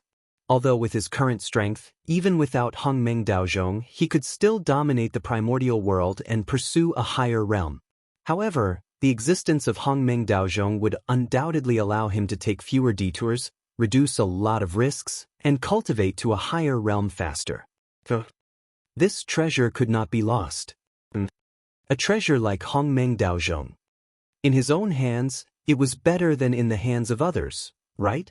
Hongmeng Daozhong had transformed into a primordial treasure in his hands. It must not be taken away by outsiders and become a wedding dress for them. It was because he was worried about Hongmeng Daozhong that Feng Zichen ignored his own safety when the Hongmeng runes mutated and allowed them to devour his innate origin. This was the first time he had seen the Hongmeng runes change. Therefore, no matter the outcome, he would let it continue to change. Because this might be the only opportunity for him to peek into the mysteries of Hongmeng's Dao. There was movement. It was better than nothing. If the Hongmeng runes continued to remain dormant, Feng Zichen did not know when he would be able to see the mysteries of the Hongmeng Dao. And there was movement. This represented an opportunity. This was like a huge gamble. He won. They would be able to comprehend the mysteries of the Hongmeng Dao and obtain endless opportunities. He lost. Although his life would not be in danger, his strength would be greatly reduced due to the fall of his source energy. But Feng Zichen did not care anymore. With the boundless starry sky and Panga's projection behind him, no matter how much source energy he lost, he could make up for it in an extremely short period of time. So, he could afford to gamble. Moreover, he might not lose. Faintly, Feng Zichen had a feeling. The mutation of the Hongmeng runes should be a good thing for him. After all, the Hongmeng runes had already merged with him. The two of them were bound together for good and ill. Harming him. Not only would the Hongmeng runes not gain any benefits, but they would also pay an unimaginable price. Just like that, time ticked by second. In the blink of an eye, it was 10,000 years later. At this time, the Hongmeng runes seemed to have eaten their fill. They stopped devouring Feng Zichen's source and retracted into their bodies. They lay there quietly, motionless. As the Hongmeng runes regained their calm, Feng Zichen also woke up. He had to wake up. His breakthrough had come to an end. He could no longer support his breakthrough. Fourth heaven of primordial chaos. This was Feng Zichen's current realm. Originally, he should have reached the sixth heaven of primordial chaos. Unfortunately, thanks to the help of the Hongmeng runes, they devoured the source that he used to break through, leaving him at the fourth heaven of primordial chaos. This was also a blessing in disguise. At the very least, he still maintained the cultivation of the fourth heaven of primordial chaos. He did not fall, did he? According to the devouring speed of the Hongmeng runes at that time, Feng Zichen was really afraid that his strength would fall. Is this Hongmeng? Feng Zichen, who woke up from his enlightenment, said in a daze. The price of 2 heavens was not in vain. After the Hongmeng runes devoured the source, they also gave Feng Zichen some information about the Hongmeng Dao. Although this information was still somewhat obscure and difficult to understand, it was much better than not understanding anything before. In Hongmeng Daozhong, with the help of the creation jade disk fragment, Feng Zichen finally sorted out some clues from this information and comprehended a trace of the mystery of the Hongmeng Dao. Don't underestimate this trace of comprehension. As the saying goes, everything was difficult at the beginning. But as long as he started, the next step was not so difficult. Comprehending a trace of the mystery of the Hongmeng Dao was equivalent to entering the door. Next, with the help of Hongmeng Daozhong, sooner or later, Feng Zichen would be able to completely comprehend the Hongmeng Dao. Moreover, the Hongmeng runes in his body. Since the first change could happen, then there would definitely be a second change, a third change, a fourth change, and this would be the best help for Feng Zichen to comprehend the Hongmeng Dao. My Dao has been completed.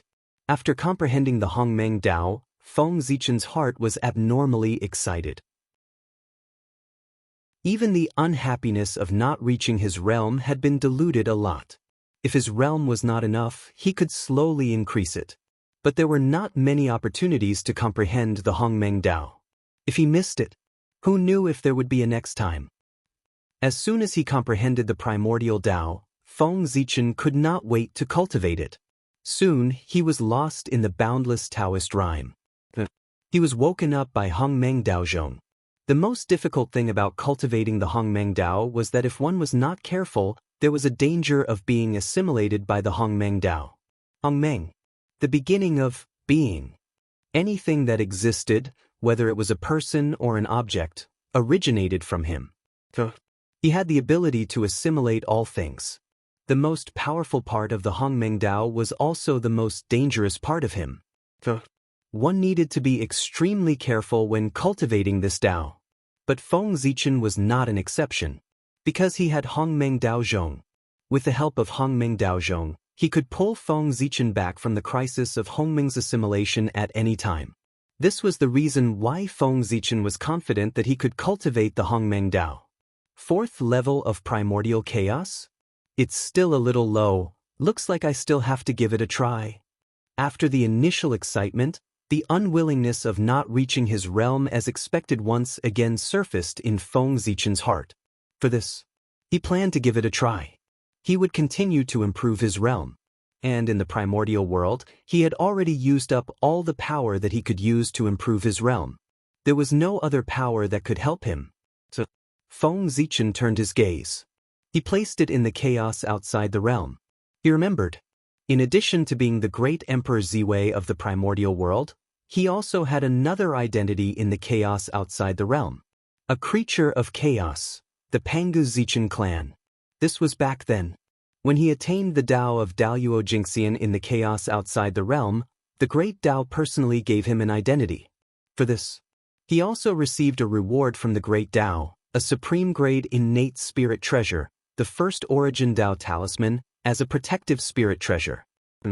Feng Zichen was able to gather his timelines so smoothly in the river of time and space partly because of his Tao attainment in the chaos outside the realm. There was no concept of time and space in the chaos outside the realm. Therefore, when Feng Zichen successfully attained his Tao in the chaos outside the realm, there was no future for him in the primordial world. The past was constant and could be easily cut off. However, the future was fleeting and unpredictable. It was constantly changing, causing one to be unable to see through it or grasp it. The future was the most difficult to cut off. However, Feng Zichen had no future. This saved him the most difficult step. He easily gathered his timeline, jumped out of the river of time and space, and wandered outside the world. Imagine attaining the Tao in the chaos outside the realm. There were such great benefits. If he attained the Tao in the chaos outside the realm, wouldn't the benefits be even greater? Thinking about it, Feng Zichen was excited. He felt that he could give it a try. As for failure, he had never considered it. His Tao, it had already exceeded the scope of the Tao of stars. It was all-encompassing and all-encompassing. It was gradually approaching the Tao of Hongmeng.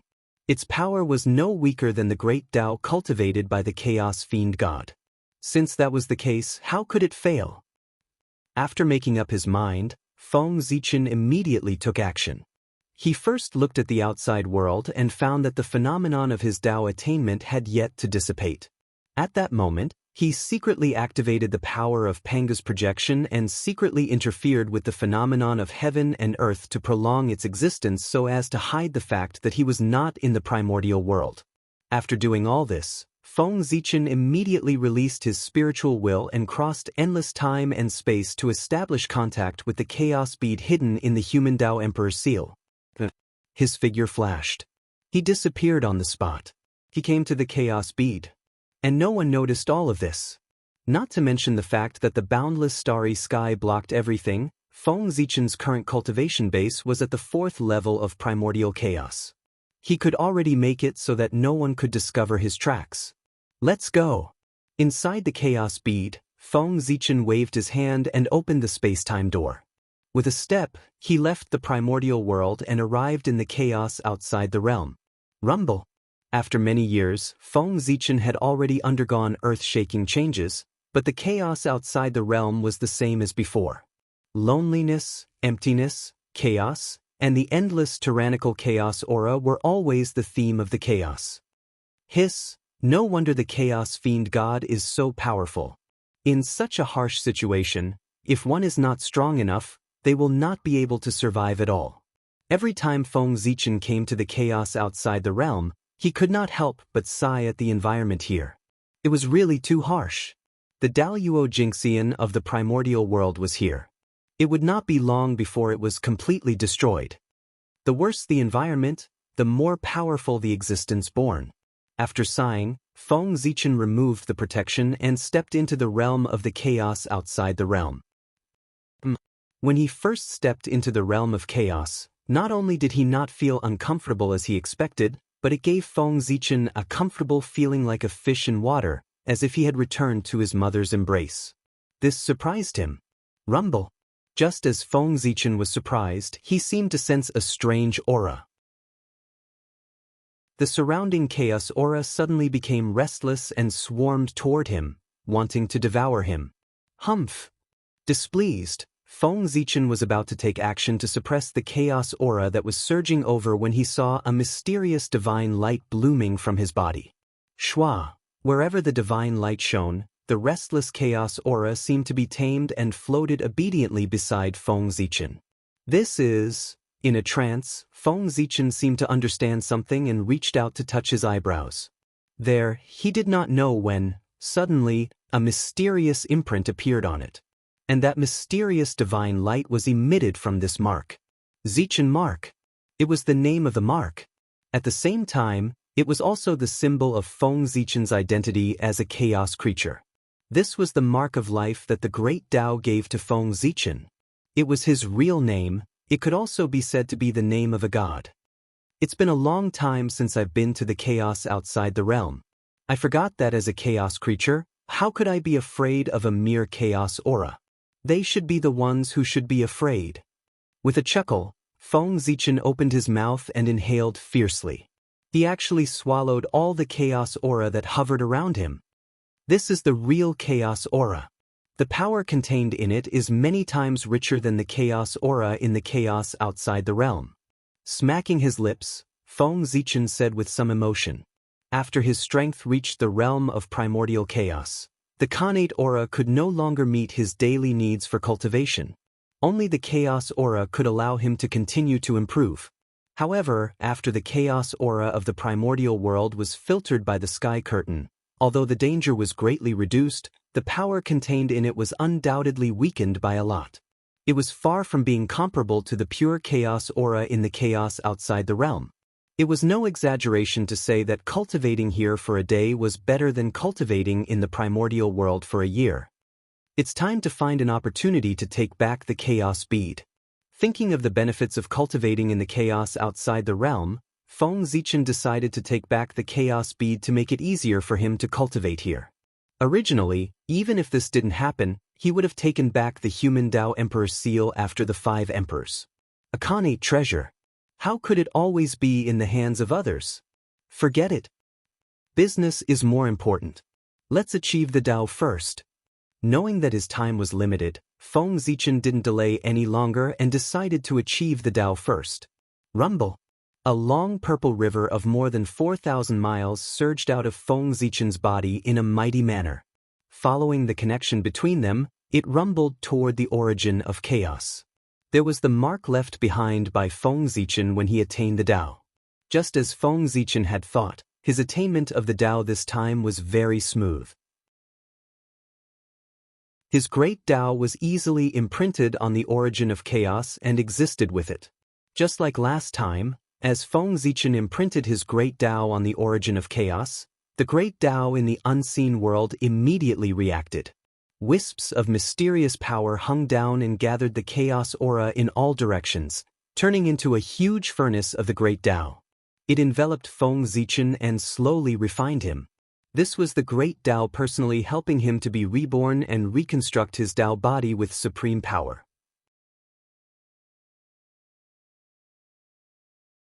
Chapter 654. Just like when Feng Zichen broke through to Daluo Jingxian, the great Tao personally cleansed his origin and helped him transform into a chaos creature. This time, when Feng Zichen broke through to primordial chaos Daluo Jingxian, he received the same experience in the great Tao. Perhaps, with this opportunity, he could transform into a chaos demon god in one fell swoop. Of course, this was just a thought. How could a chaos demon god be so easy to become? Who knew how many years had passed since the birth of chaos, and this vast chaos had only given birth to 3,000 chaos demon gods.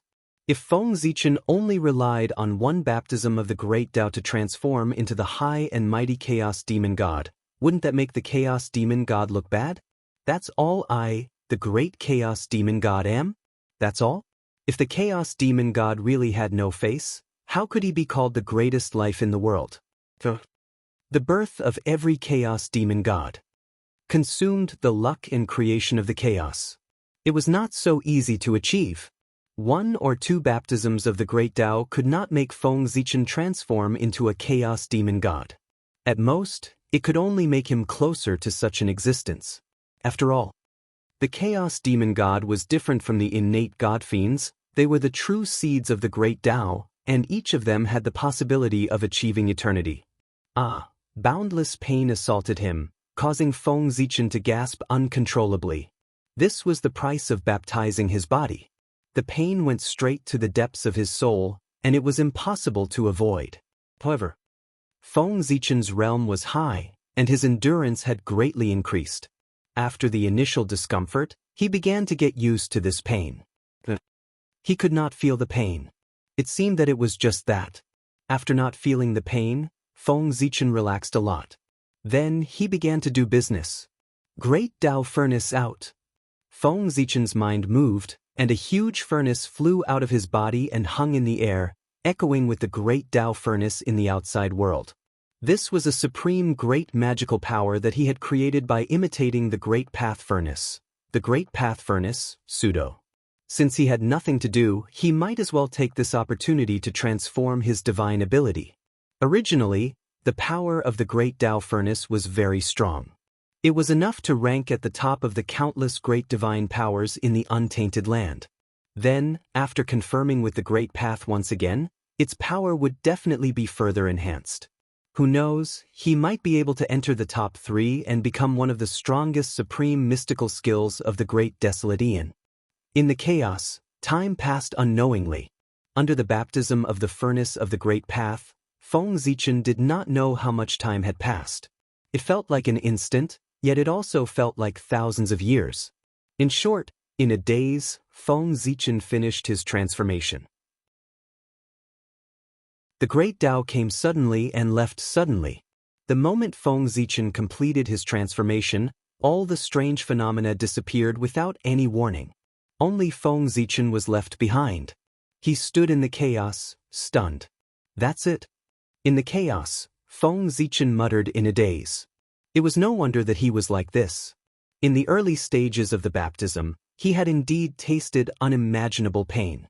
But after the baptism reached the later stages, everything was different. The Great Tao seemed to have released its restrictions on him. All kinds of mysteries appeared in front of his eyes without any concealment, allowing him to swim freely in the ocean of the Great Tao. Unknowingly, Feng Zichen was immersed in it. Therefore, after the Great Tao left, he suddenly woke up from his enlightenment and could not accept the feeling of difference for a moment. That was why he sighed as if he had not had enough. If I could stay under those conditions, why would I worry about not being able to reach the limitless Great Tao? After calming down, Feng Zichen shook his head and said, then he began to sense his own condition. Because he had fallen into the deepest level of enlightenment, his mind was completely immersed in the Great Tao. He did not have any extra mind to pay attention to his body. This was what was often said. Apart from the Tao, there was nothing else.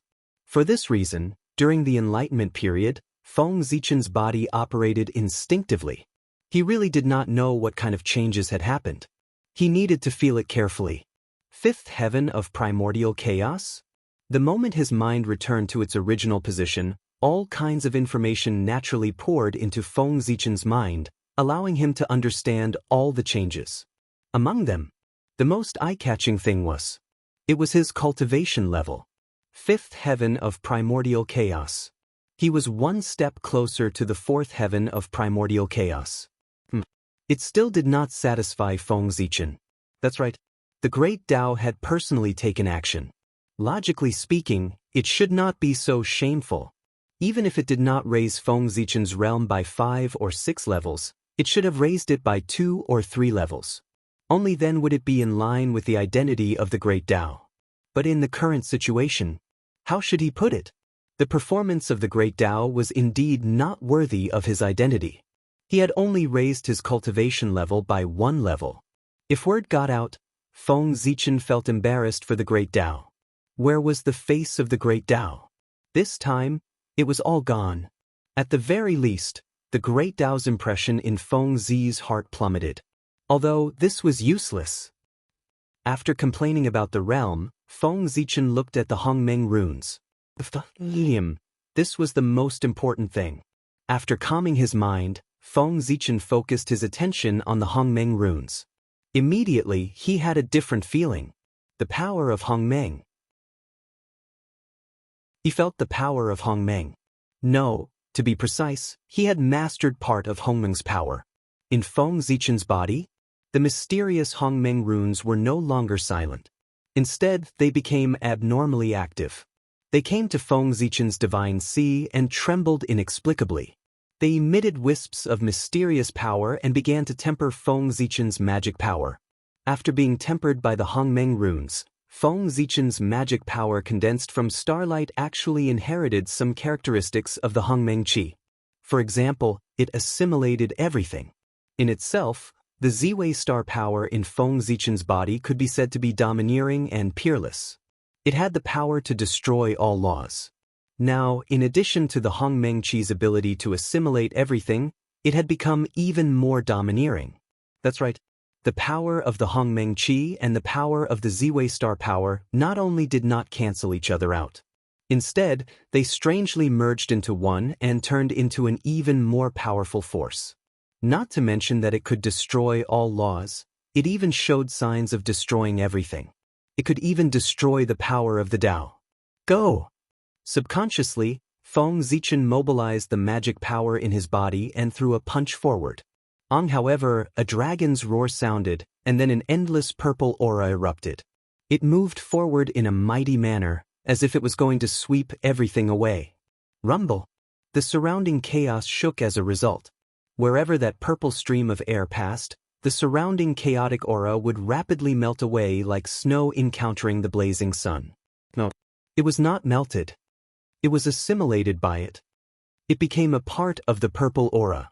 After a long time, the wave that erupted in the chaos finally subsided. Looking in the direction of Feng Zichen's punch, the chaos aura could no longer be seen. It was empty, forming a huge passage. And the surrounding chaos aura did not make up for it. Hiss, so powerful! Even Feng Zichen was shocked by the power of the attack. If he had this ability before, even if he did not rely on external forces, he, who was only a half-step primordial chaos realm, would dare to directly challenge the real primordial chaos Tao Master, an existence specially created by Daluo Jingxian who had just entered the primordial chaos realm. No wonder even the great Tao personally made a move, but my realm only increased by 1 level. So this is the problem. At this time, Feng Zichen finally understood why his realm only increased by 1 level. It turned out that the extra power had been devoured by the Hongmeng runes. The Hongmeng runes would not change for no reason, and the only thing that could change them now was the power of the Great Tao. Combined with Feng Zichen's current situation, wasn't the answer very obvious?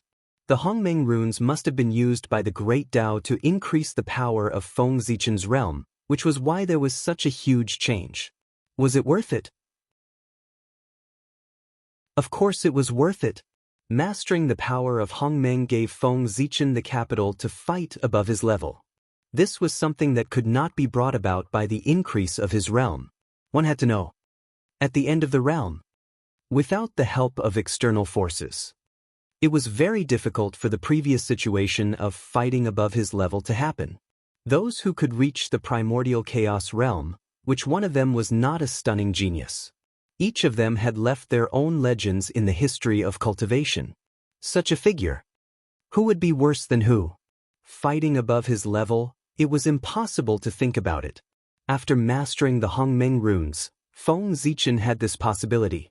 How could this not be exciting? If his realm was low, he could slowly increase it. But once this opportunity was missed, it would really be gone. TSK. It had to be said. The Great Tao was the Great Tao. Its power was much higher than the power of the primordial world. Feng Zichen had paid so much in the primordial world, but it only made the Hongmeng runes react. But once the Great Tao made its move, it directly made the Hongmeng runes completely recover. This was the difference. Ziwei Emperor Qi. From now on, you'll be called Ziwei Emperor Qi. After sighing, Feng Zichen gave the power in his body a name. Ziwei Emperor Qi. Ziwei was the symbol of his identity. Emperor was simple. As the name implied, it meant the great emperor. Qi, needless to say, referred to power here. The combination of Ziwei Emperor Qi meant that it was the power of Ziwei the Great. It was also narcissistic. After confirming the realm and the changes in the Hongmeng runes, Feng Zichen turned his gaze to the changes in his body. Speaking of which, the changes in his body were the greatest. After all, this was the goal of the Great Tao's transformation. Compared to before, the origin has improved a lot. It's more perfect and more in line with the Great Tao. It's just that, there's still a long way to go before I become a chaos demon god. After feeling it, Feng Zichen said. Overall, he was very satisfied with the changes in his body. Although he did not succeed in becoming a chaos demon god, He was very close and had the possibility of becoming a chaos demon god. Perhaps, if he continued to transform like this, when Feng Zichen's cultivation reached the 12th level of the perfected primordial chaos, he would be able to transform into a true chaos demon god in one fell swoop. Perhaps the perfected primordial chaos realm was not enough. But when Feng Zichen reached the limitless Daoyuo Jingxian, he would definitely be able to transform into a chaos demon god. He had the confidence. He also had the confidence. However, after this transformation, even if Feng Zichen did not transform into a chaos demon god, with his current background, it was enough to enter the top 3 of the primordial world. Even Lien Sanqing, in terms of background, could not compare to him. Moreover, the path of the God Fiend mainly cultivated the physical body. Since Feng Zichen had achieved the Tao with the path of the God Fiend, it meant that his physical body was very powerful. He had already cultivated the Pangu's Tao body, specious but not. Its hardness was not inferior to a primordial treasure at all. Even if Dijiang was reborn and Hudu came in person, she did not dare to say that she was better than Feng Zichen in terms of physical body. With the size of the primordial world, it was estimated that only the demon ancestor Ra. Only then would he be able to surpass Feng Zichen in terms of physical strength. He could not be called the first in the primordial world, but he could definitely be called the top 3 in the primordial world. Strong. Very strong. The current Feng Zichen could be said to be truly standing at the top of the primordial world, becoming the small group of people standing at the top, able to dominate the fate of all living beings. The rise and fall of heaven and earth were all in his hands. From this moment on, he had completely gotten rid of the fate of a chess piece and became the next person on the chessboard called heaven and earth. From behind the scenes, he walked to the front of the stage. With Feng Zichen's cultivation of the 5th level of primordial chaos, there were not many people stronger than him in the primordial world. There were only a handful, even the 7 saints. Their strongest person's strength would not exceed the 6th level of primordial chaos. Could be said that the current Feng Zichen could completely do whatever he wanted in the primordial world. Daoyuo Jingxian, who had reached primordial chaos, already had the capital to flip the table with the heavenly Tao. And this was the capital to roam the world. On this trip to chaos, Feng Zichen could be said to have gained a lot. His strength had increased too much. In one fell swoop, he had become one of the top 10 experts of the primordial world. There were only 10 primordial chaos experts alive now. 7 saints, Tao ancestor, demon ancestor, Feng Zichen. Now that he thought about it, every time Feng Zichen came to the great chaos outside the realm, he would be able to obtain unimaginable gains. The great chaos outside the realm, it could be said to be his blessed land, his road to rise. It was here that the foundation was laid. In the future, if there was nothing, he should come here more often. After all, this was his blessed land. If he walked a few more times, he might be able to find some other opportunities. This trip to the chaos outside the realm, he had gained so much. Feng Zichen was generally satisfied. However, it wasn't as if there were no regrets. This time, because he had not become a chaos fiend god. The great Tao did not bestow a magic treasure as his lifelong spiritual treasure like before. This was Feng Zichen's greatest regret. Back then, he only became a creature of chaos. The great Tao gave him a supreme grade innate spirit treasure. Then if he became a chaos fiend god, wouldn't a magic treasure bestowed by the great Tao be even better? One had to know that every chaos fiend god had a chaos spirit treasure. Without a chaos spirit treasure, Feng Zichen would naturally feel very regretful. However, it didn't matter. This chaos spirit treasure, he would get it sooner or later. He would treat it as a temporary deposit in the hands of the great Tao and keep it for him for a period of time. The attainment of the Tao is over. The next chapter is back to the primordial world.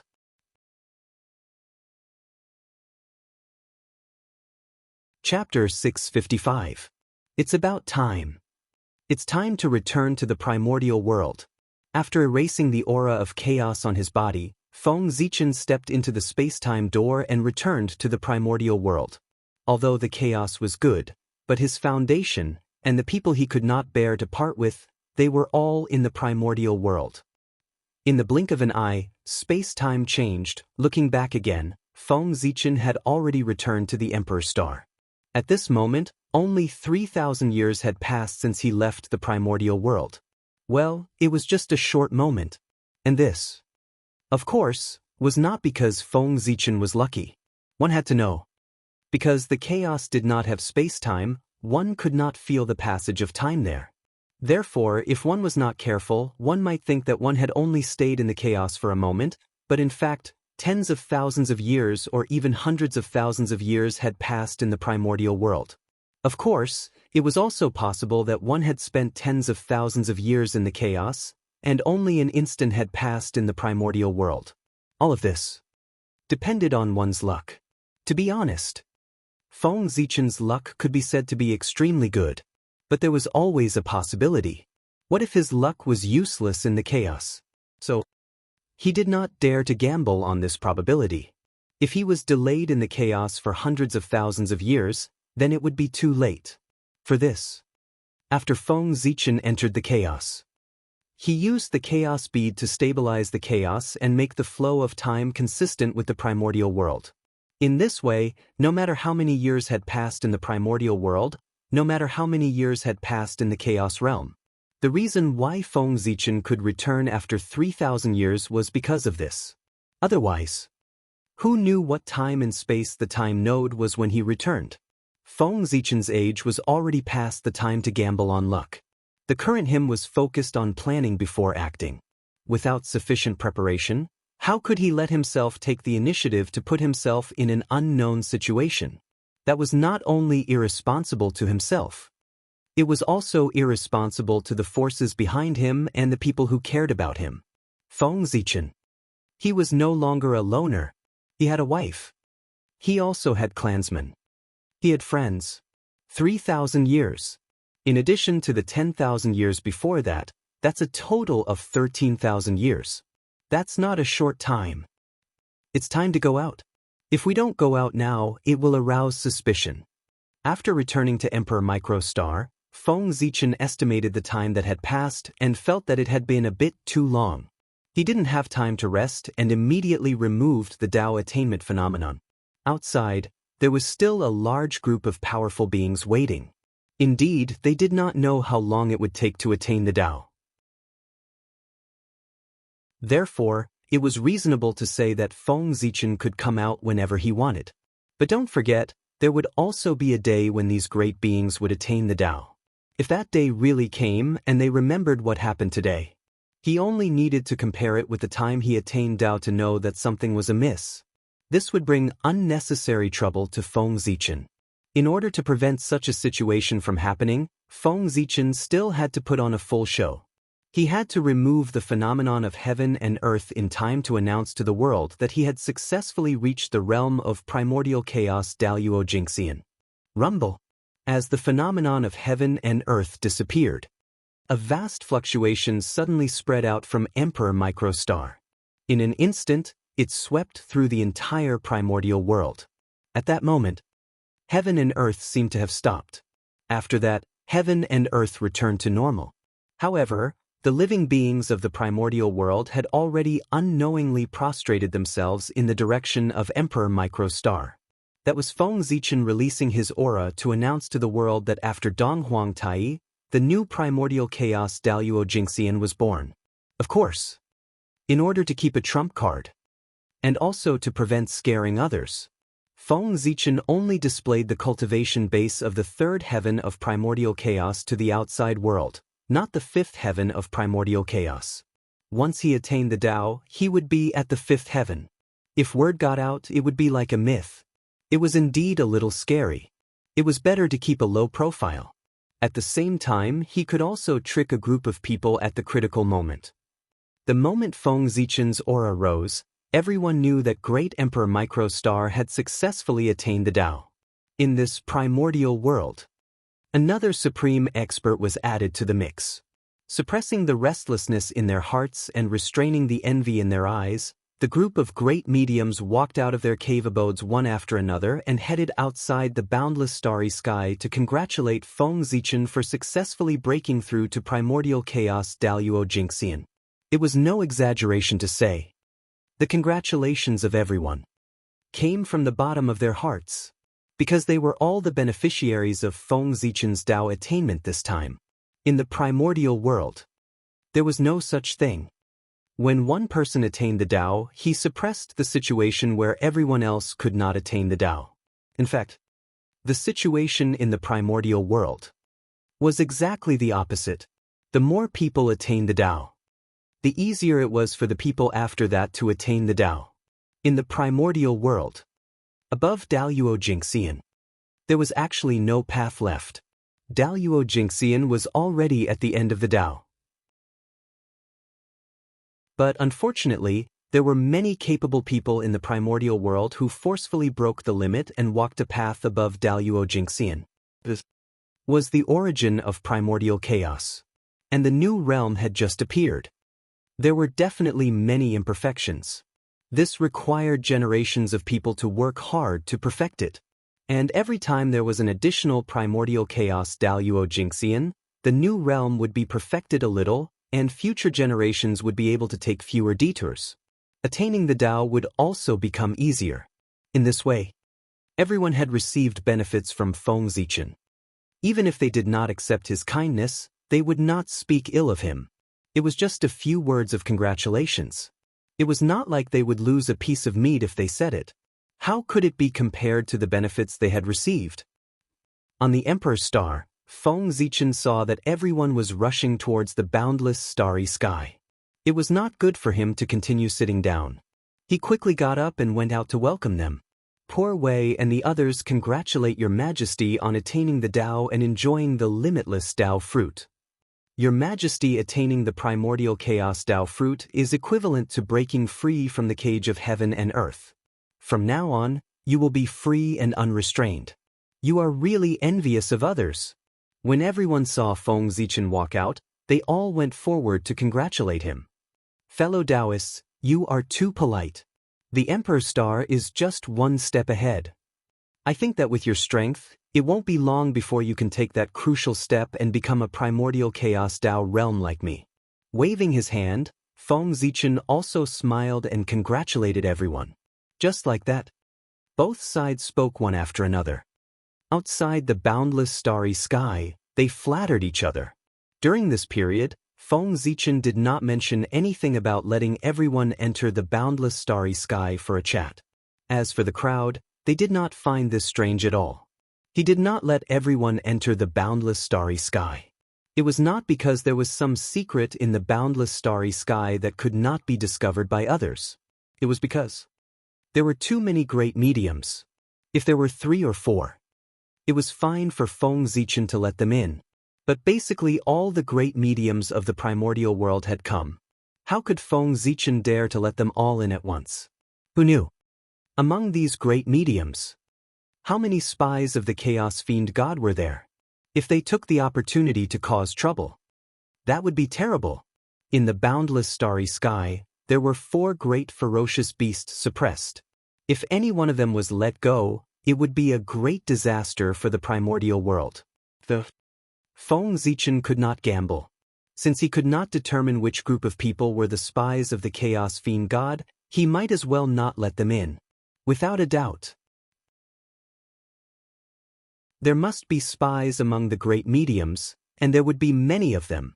Ever since the Chaos Fiend God possessed the great mediums, these great mediums of the primordial world could not be trusted.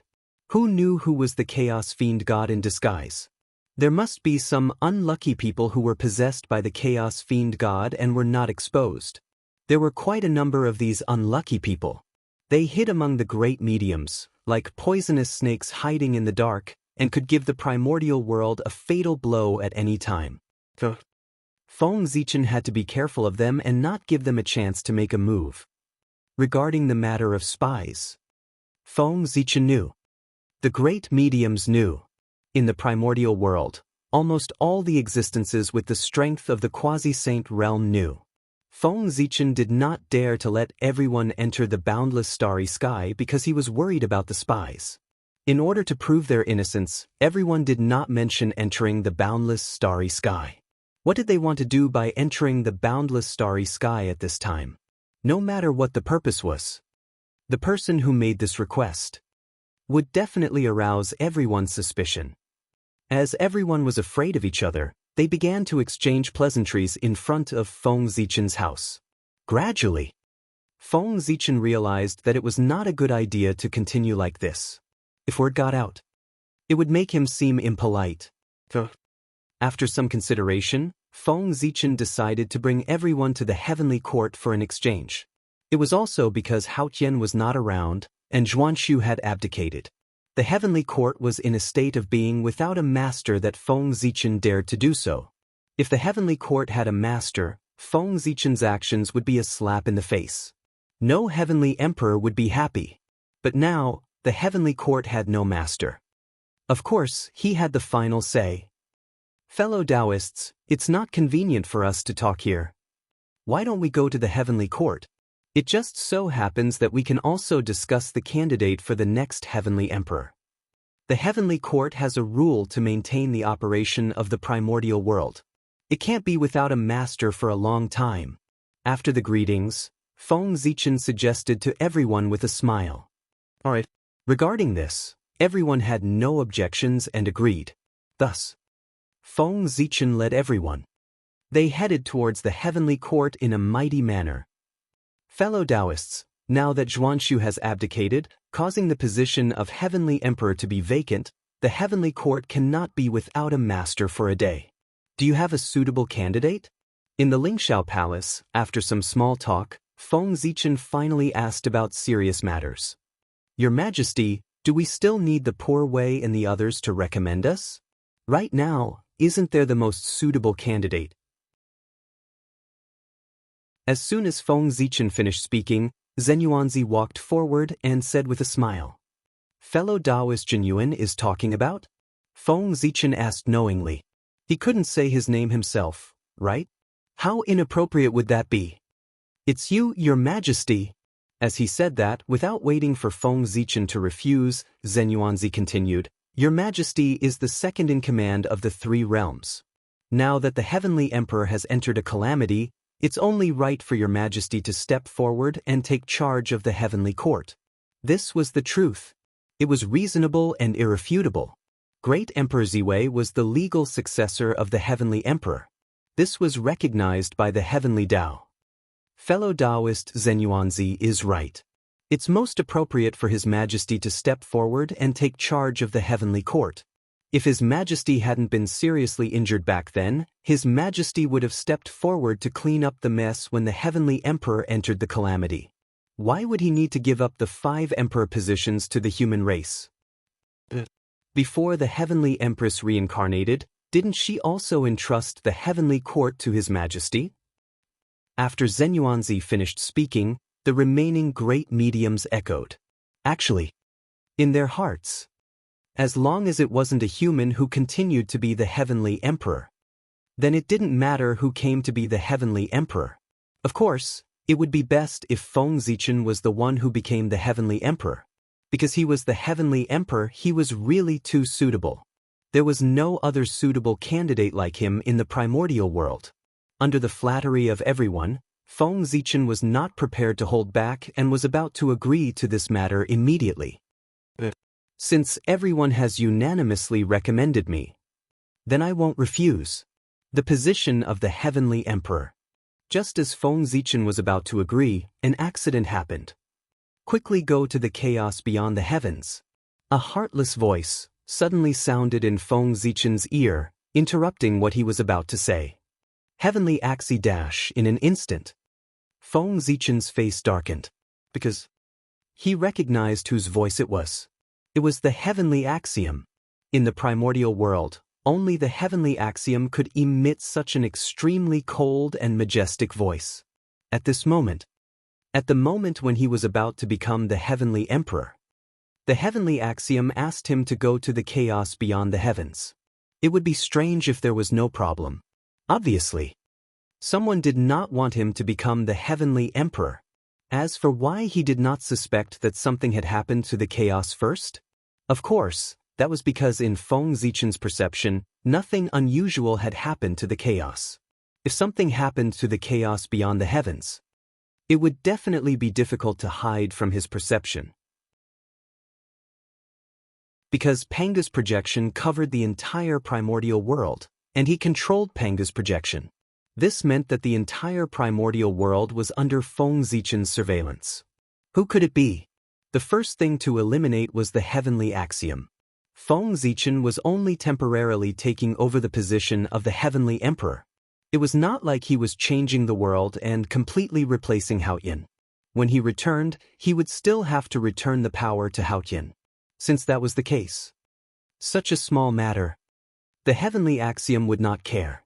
If it was not the heavenly axiom, then it could only be the Tao ancestor or the six saints. In the primordial world, only they could mobilize the power of the heavenly axiom to stop him from becoming the heavenly emperor. Tao ancestor Hongjun might not have a reason to make a move, but the three pure ones and Junti had a full reason. There was a grudge between Feng Zichen and them. With a suspect target, the next thing was much simpler. He only needed to go to the chaos beyond the heavens to verify it personally. One had to know. Among the saints, there were also people who stood on his side. Referring to Nuwa. Cough. Fellow Taoists, I already know your intentions. However, the heavenly axiom urgently summoned me to the chaos beyond the heavens. Therefore, the candidate for the heavenly emperor, you should choose another person. With a light cough to hide his embarrassment, Feng Zichen continued to speak. At the same time, the moment he spoke, an invisible aura spread out from his body. In an instant, it enveloped the entire Lingxiao palace.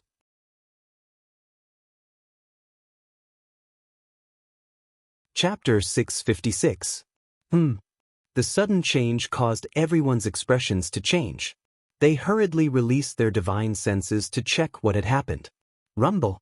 The majestic divine senses surged out and swept through the Lingxiao palace in the blink of an eye. Time and space are frozen? This is, after everyone sensed it, they did not find any danger. They only felt that the time and space here seemed to be isolated and had fallen into a stagnant state. I see. After thinking for a while, everyone understood Feng Zichen's intention. The heavenly axiom had summoned him, and he had to go. However, at this time, the candidate to succeed the heavenly emperor was still undecided, so he could not leave directly. The matters of both sides could not be delayed. For this reason, Feng Zichen simply froze the time and space here so that it could not flow. In this way, no matter how much time had passed in the Lingxiao palace, the time in the outside world would not move and would always remain at the previous moment. This move could be said to be killing two birds with one stone. It would not delay Feng Zichen's time to go to the chaos beyond the heavens, nor would it prevent him from choosing the next heavenly emperor. This made Feng Zichen much more relaxed. What happened just now, Ziwei had no choice but to do so. I hope everyone can forgive me. After everyone calmed down, Feng Zichen said apologetically. Although there was a reason for his action of freezing time and space, he did not inform everyone in advance. It was inevitable that it would cause everyone's displeasure. It was an emergency. Understandable. Understandable. When everyone heard this, they hurriedly waved their hands to show that they did not care about what happened just now. Now, they only had shock in their hearts. How could they care about their displeasure? Too strong. Feng Zichen's performance just now. It was really too strong. Just like that, he froze time and space in front of them, and they did not have any means to stop it. If such a method was used to deal with them, the consequences would be unimaginable. Their minds were completely immersed in the scene of Feng Zichen's action just now. How could they dare to go against Feng Zichen?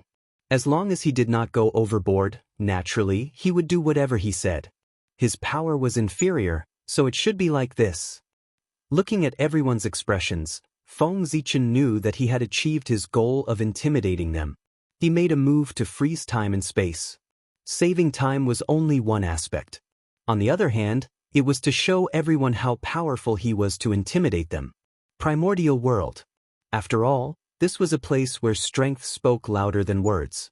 If he did not show off his muscles, who would know how much he was worth? Who would take his words to heart? Fellow Taoists, are there any other candidates? Now that he had achieved his goal, Feng Zichen did not want to force them too much, lest it backfired. Therefore, he asked about the important matter. This, for a moment, everyone hesitated, not knowing what to say. In the end, it was because they could not figure out Feng Zichen's thoughts. In the vast untainted land, wasn't it easy to find a few people who were qualified to become celestial emperors? Even if that didn't work, couldn't they take the field themselves? The reason why they didn't speak was that they didn't know who could satisfy Feng Zichen. Thinking about it, they happily recommended a candidate that they were satisfied with, but Feng Zichen rejected it. Wouldn't that be awkward? Moreover, looking at Feng Zichen's attitude, it was obvious that he didn't want everyone to recommend him. Everyone was smart. From Feng Zichen's performance, they could roughly see that he already had a suitable candidate in his mind, but he was too embarrassed to say it out loud. What he was waiting for was just a step. He naturally said the candidate in his mind. And the step came very quickly. Your Majesty, let's not talk about whether there is a suitable candidate in the minds of Poor Wei and the others. Let's talk about whether there is a suitable candidate in your Majesty's mind. If there is, why don't you say it out loud and let Poor Wei and the others discuss it? As if seeing Feng Zichen's dilemma, Zhen Yuanzi was very sensible and gave him a way out. Yes. We have already recommended him just now. Now it's time for your Majesty to recommend him. Hearing this, everyone hurriedly echoed. Seeing everyone's performance, Feng Zichen was very satisfied. But on the surface, he looked hesitant. It wasn't until after hesitating for a long time that he said with a troubled expression, "Since everyone says so, then I'll recommend a candidate. Look, what do you think of the Earth Empress?" As soon as he finished speaking, in an instant, the entire hall became so quiet that one could hear a pin drop. The faces of the great divines froze on the spot. The Earth Empress, a name that didn't have much of a sense of existence, almost made everyone forget her existence. But it was this name that brought great shock to everyone the moment Feng Zichen said her name. That was the incarnation of a saint. Everyone thought of many possibilities in their hearts, but they didn't expect that Feng Zichen would recommend the incarnation of the Earth Saint, one of the four royals, as the heavenly emperor. However, in a sense, that person was indeed one of the most suitable candidates. Everyone couldn't refute. Of course, the main reason was that they didn't dare to. That person was the person who couldn't be offended in the primordial world. Facing the Earth Empress who controlled the 6 paths of reincarnation, even Tao ancestor Hong Jun had to be polite to her. Not to mention the great magicians. After all, the Earth Empress had too much merit on her. The merit she obtained when she transformed into reincarnation was second only to the merit of opening the heavens. Fellow Taoists, I would like to invite the Earth Empress to ascend to the heavens and become the emperor. What do you think? After a long time, Feng Zichen said.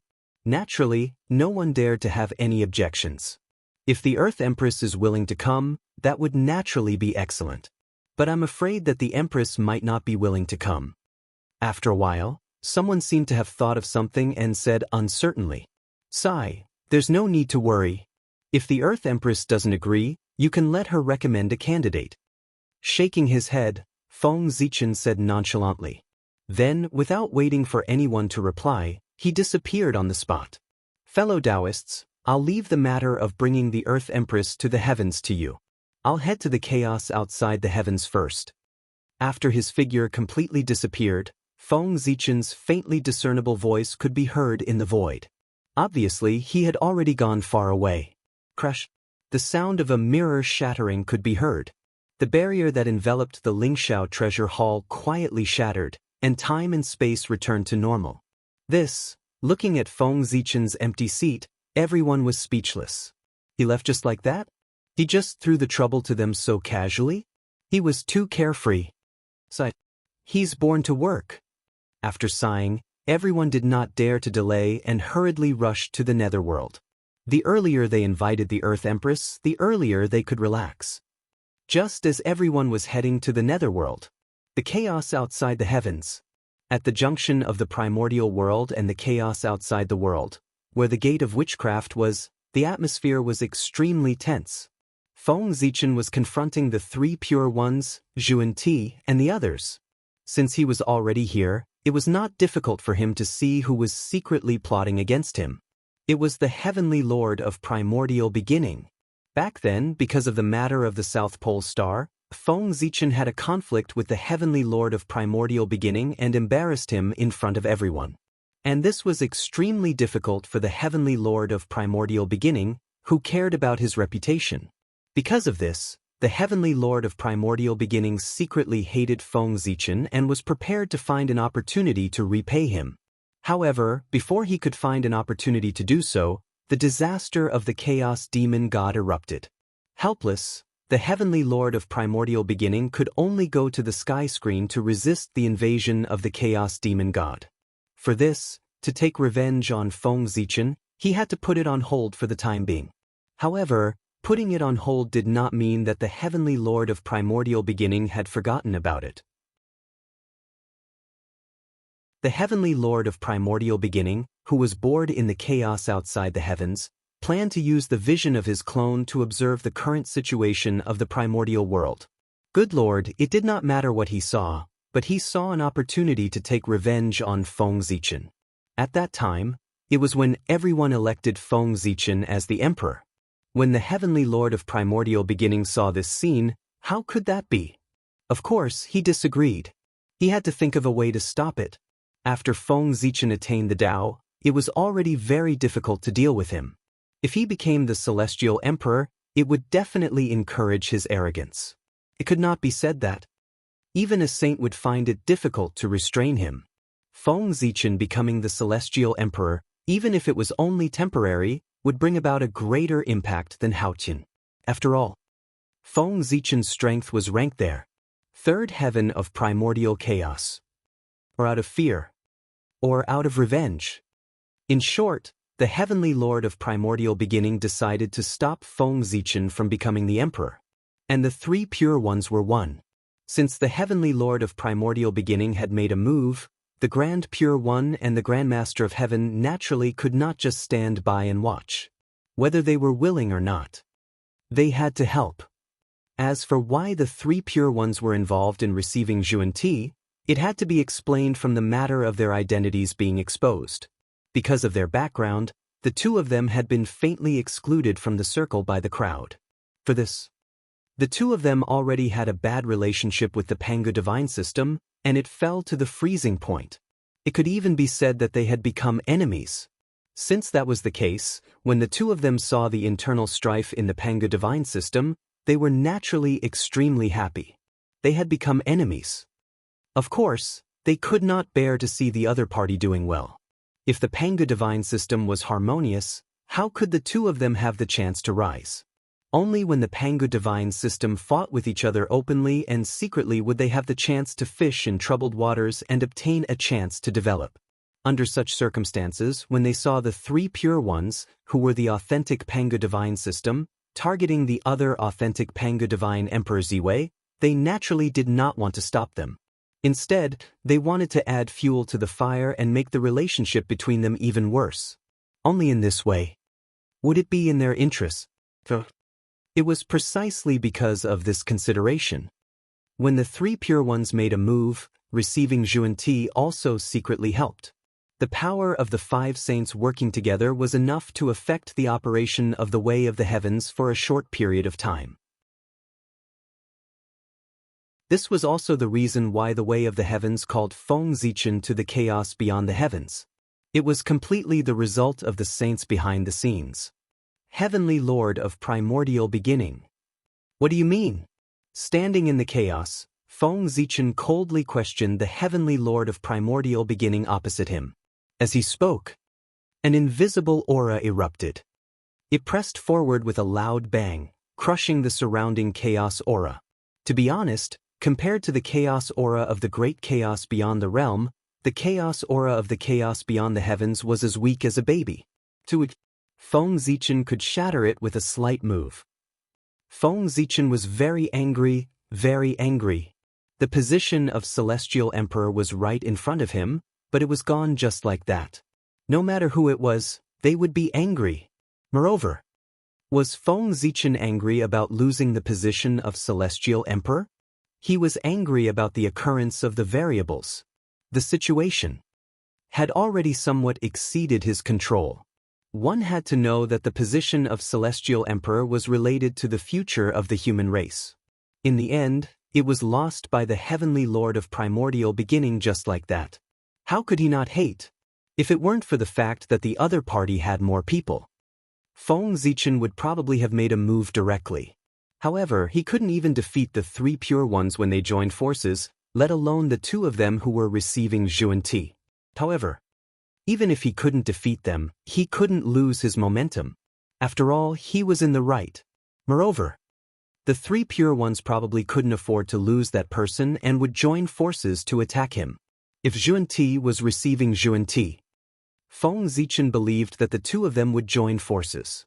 However, the 3 pure ones might not be so. It was not a good thing to care about face. Fellow Taoist Ziwei, what do you mean by this? Seeing Feng Zichen's aggressive posture, the Grand Pure One asked with some displeasure. At the same time as he spoke, he gently waved his hand and created a breeze. He easily resolved Feng Zichen's aura. Seeing this scene, Feng Zichen's pupils constricted.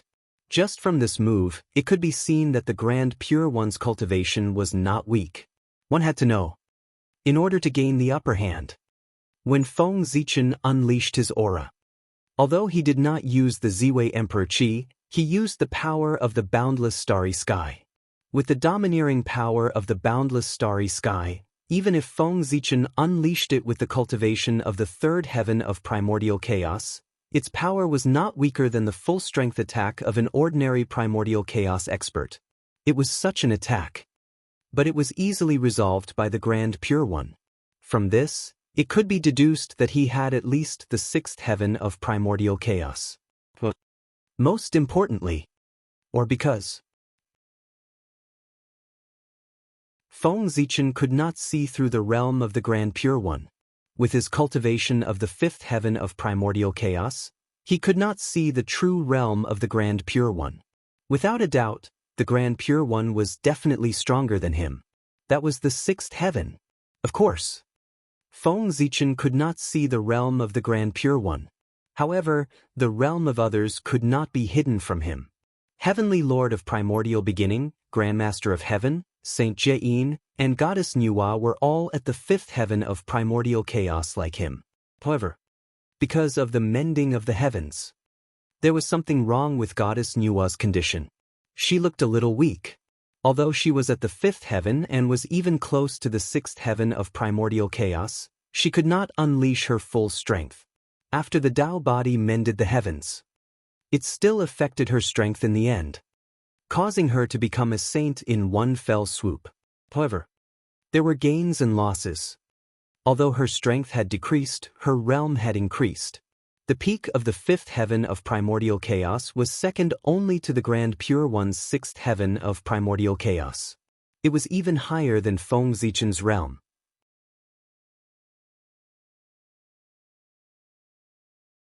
Chapter 657. This was probably. It was the compensation that the Heavenly Tao gave to Nuwa. Since she was injured because of the world, the Heavenly Tao would naturally not treat her unfairly to avoid losing fairness. Anyway, in general, Nuwa did not suffer any losses. She even made a small profit. After all, after reaching the primordial chaos, the realm was harder to improve than the origin. Primordial chaos transcended time and space. Time was meaningless to them. They had an almost eternal lifespan. And the origin would slowly increase with the passage of time. But the realm would not. The realm was only related to the comprehension of the Tao. It would not slowly increase with the passage of time. After the 4 saints was Saint Zhuan-Ti, and he was the only person who could make Feng Zichen feel gratified. Because Zhuan-Ti's realm was only at the fourth heaven of primordial chaos. Compared to Feng Zichen, he was a level lower. He could be said to be the existence with the lowest realm among the seven saints. As for why it was the seven saints and not the six saints, the reason was that although Feng Zichen did not know the true strength of the Hutu, he knew that it was definitely not lower than the fifth heaven of primordial chaos. One had to know that once the Hutu broke through, she was already at the fourth heaven of primordial chaos. Now that so many years had passed, it was impossible for her not to improve. And this meant that the Hutu's realm was higher than that of Saint Juanti. So, Feng Zichen dared to say, the realm of Saint Juanti could be said to be at the bottom of the seven saints. This did not mean that Saint Juanti's talent was worse than the other six saints. On the contrary, for existences at their level, most of their talent was about the same. Even if there was a difference, it would not be too obvious. And the reason why such a big difference happened was mainly because of Saint Juanti himself. He did not work hard. Among the seven saints, only Saint Juanti did not cultivate diligently. While everyone was working hard to cultivate, Saint Juanti was working hard for the revival of the Western sect. It was precisely because of this.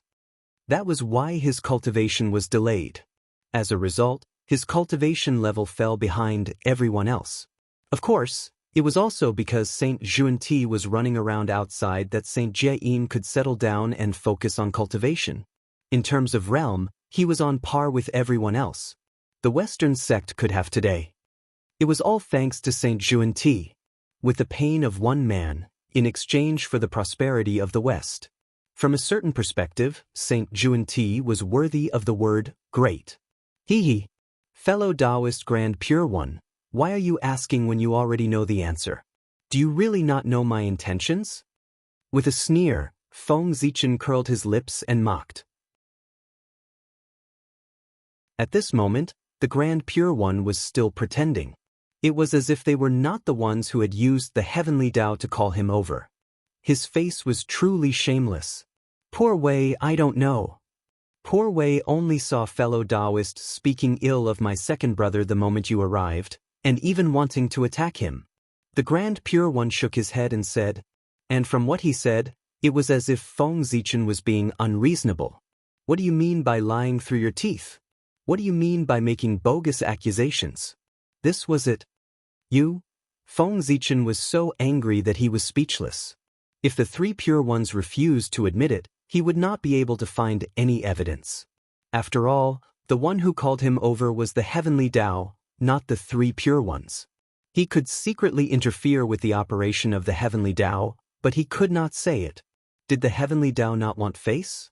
Therefore, once such a thing was said, it might cause a huge storm. It was normal for the three pure ones not to admit it. Good. Very good. Is this the leader of the saints? His methods are indeed impressive. I've seen it today. This is a loss. This solitude accepts it. However, Grand Pure One, since you're willing to bear this karma for the Heavenly Lord of Primordial beginning today, don't blame me for giving you retribution in the future. There's still a long way to go. Let's wait and see. Suddenly, Feng Zichen smiled. He could not help but shake his head and say to the Grand Pure One. He did not let it go. Instead, he remembered this matter in his heart. At this moment, the other party had the advantage in numbers. If Feng Zichen continued to cause trouble, no matter what the outcome was, he would definitely be the one to suffer in the end. Since that was the case, he might as well put this matter aside for the time being and wait for an opportunity to take revenge in the future. The battle of primordial chaos was not in a moment, but in a lifetime. One had to know that the human race was still in his hands. If the Grand Pure One wanted to preach in the human race, he would definitely not be able to bypass Feng Zichen. And this was his chance to take revenge. Sigh. Fellow Taoist, why bother? Hearing that, the Grand Pure One did not have much of a reaction. He only shook his head and said indifferently, obviously. He did not take Feng Zichen's words to heart. That's right. With the Grand Pure One's status, why would he be afraid of the threat of others? It was more like he was threatening others. Feng Zichen did not say anything about that. He turned around and walked to the side to study the sky screen. It was useless to say anything about such matters. He still had to rely on his actions to speak. When the Grand Pure One was schemed against by him, he would regret it as much as he was arrogant today. Anyway, no matter what. Today, Feng Zichen and the Grand Pure One had completely formed a grudge. Trouble. On the other side of the chaos beyond the heavens, Feng Zichen could not help but have a headache. What happened just now not only made him think too much. Just as the plan of the four royals was set, he was called to the chaos beyond the heavens. Was this really a coincidence? Perhaps there was a force in the dark that was interfering with everything. Being in the chaos beyond the heavens, Feng Zichen would probably not be able to return to the primordial world in a short period of time. Then the matter of him becoming the celestial emperor would be completely ruined. In this way, even if the plan of the four royals was carried out as usual, the human race would not be able to gather 8 celestial emperors. The difference between 7 and 8 celestial emperors seemed very small, but who knew how many variables would appear during this period? The difficulty of planning the positions of 2 celestial emperors was completely different from that of one. In short, Feng Zichen's plan was completely messed up. I knew that the matter of the 9 celestial emperors wouldn't be so simple to complete. At this point, Feng Zichen had no choice but to take one step at a time. Most things in the world were like this. The greater the benefits, the more difficult it was.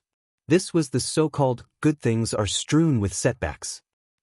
At this moment, in the primordial world, in front of the netherworld, a group of great divine abilities stood there quietly, as if waiting for someone to arrive. They were waiting for the Lady of Earth. With the speed of the great divine abilities, they naturally arrived at the netherworld very quickly. However, it was not until they arrived at the netherworld that they realized that the netherworld was still in a sealed state. In other words, they could not enter. That was awkward. However, even if they could not enter, they still had to do it. Therefore, Zenyuanzi stepped forward and contacted the Lady of Earth across worlds. Why Zenyuanzi? Because he was a famous good person in the primordial world. He had face with everyone.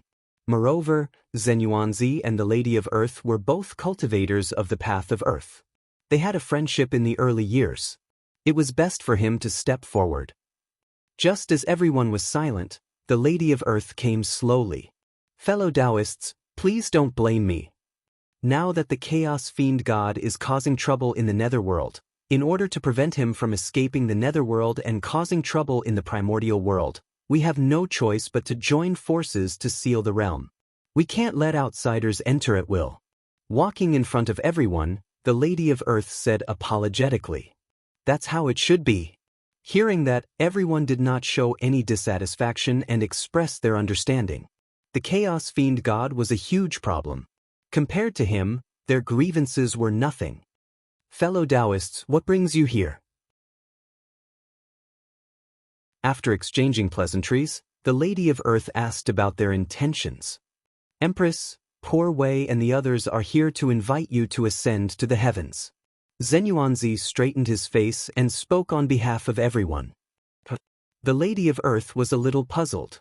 Empress, you might not know this, but ever since Emperor Xian abdicated, the position of Celestial Emperor has been empty.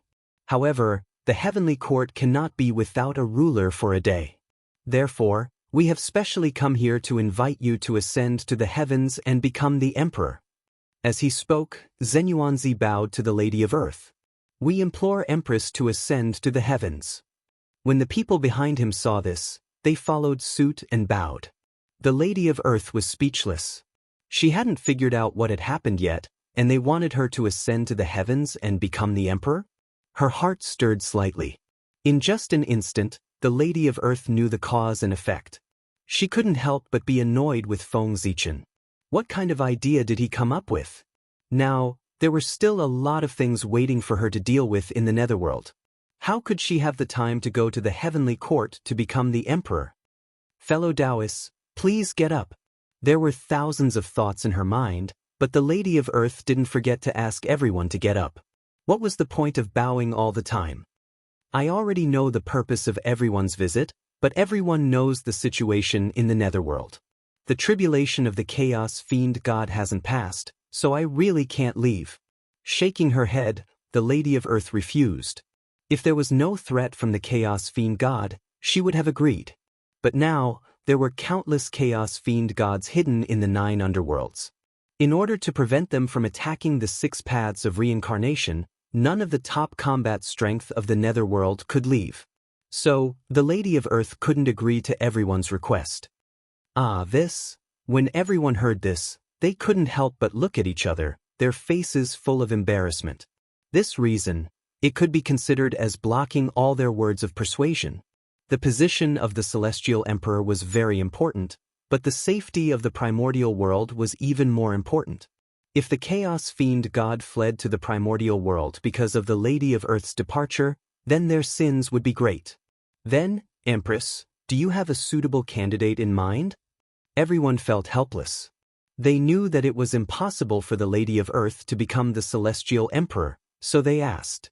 They thought that since they had come this time, they couldn't come in vain. It didn't matter if they couldn't invite the Lady of Earth. It wasn't impossible for her to recommend a suitable candidate. The Great Emperor of Ziwei wasn't around. The Great Emperor of the South Pole was in seclusion to heal his injuries.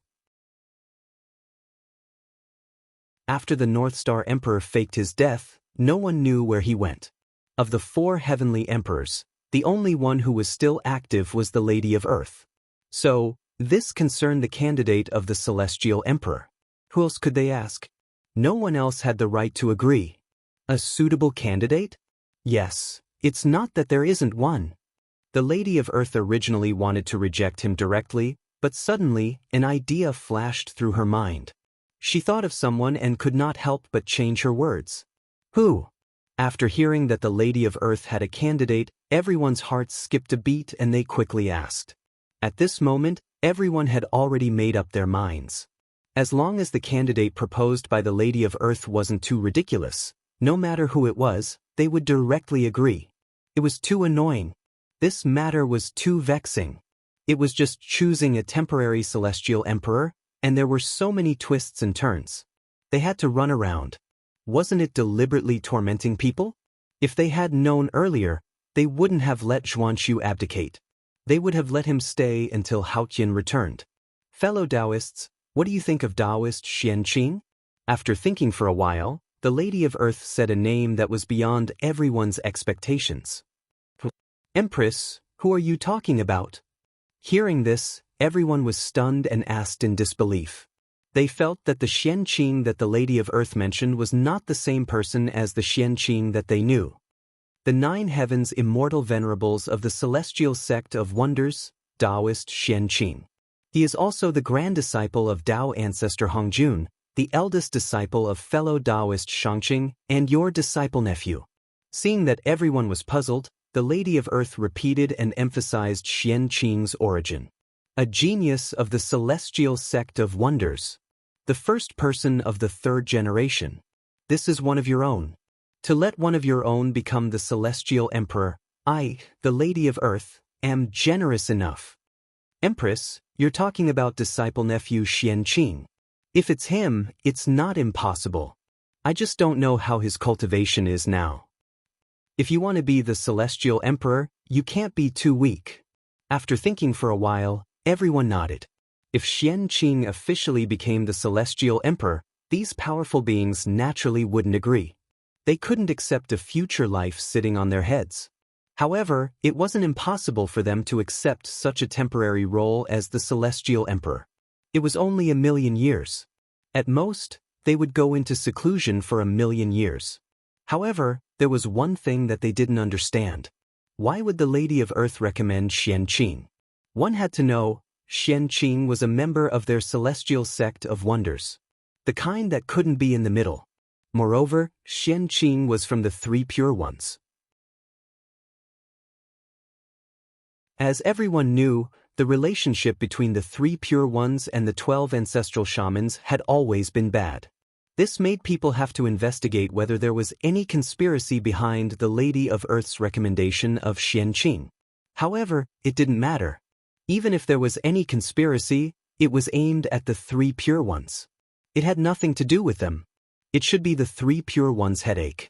And all he had to do was to complete his mission. Empress, since that's the case, Poor Wei and the others will take their leave. Let's go to the East Sea to see how strong Xianqing is. We'll make plans after that. After bowing to the Lady of Earth, everyone took their leave and hurried to the East Sea. Looking at her anxious look, it was obvious that she had set her sights on Xianqing. It was not easy to find a suitable candidate. There could not be any more accidents. Of course, it was better to find him as soon as possible. If they remembered correctly, Xianqing should have broken through to the quasi-saint realm. This strength might not be enough to be the real celestial emperor, but it was enough for the time being. Taoist Xianqing. With this, the karma between you and me can be considered to have been settled.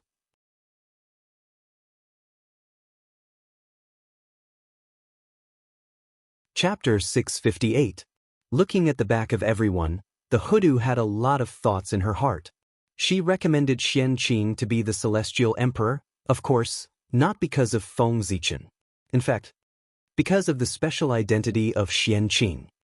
Feng Zichen hid his identity very well. Xianqing was a disciple of the three pure ones. If his true identity was exposed, what would happen? If not, the three pure ones, who were enraged out of humiliation, would crush his bones and scatter his ashes. Therefore, in the primordial world, other than him, no one knew the relationship between him and Xianqing.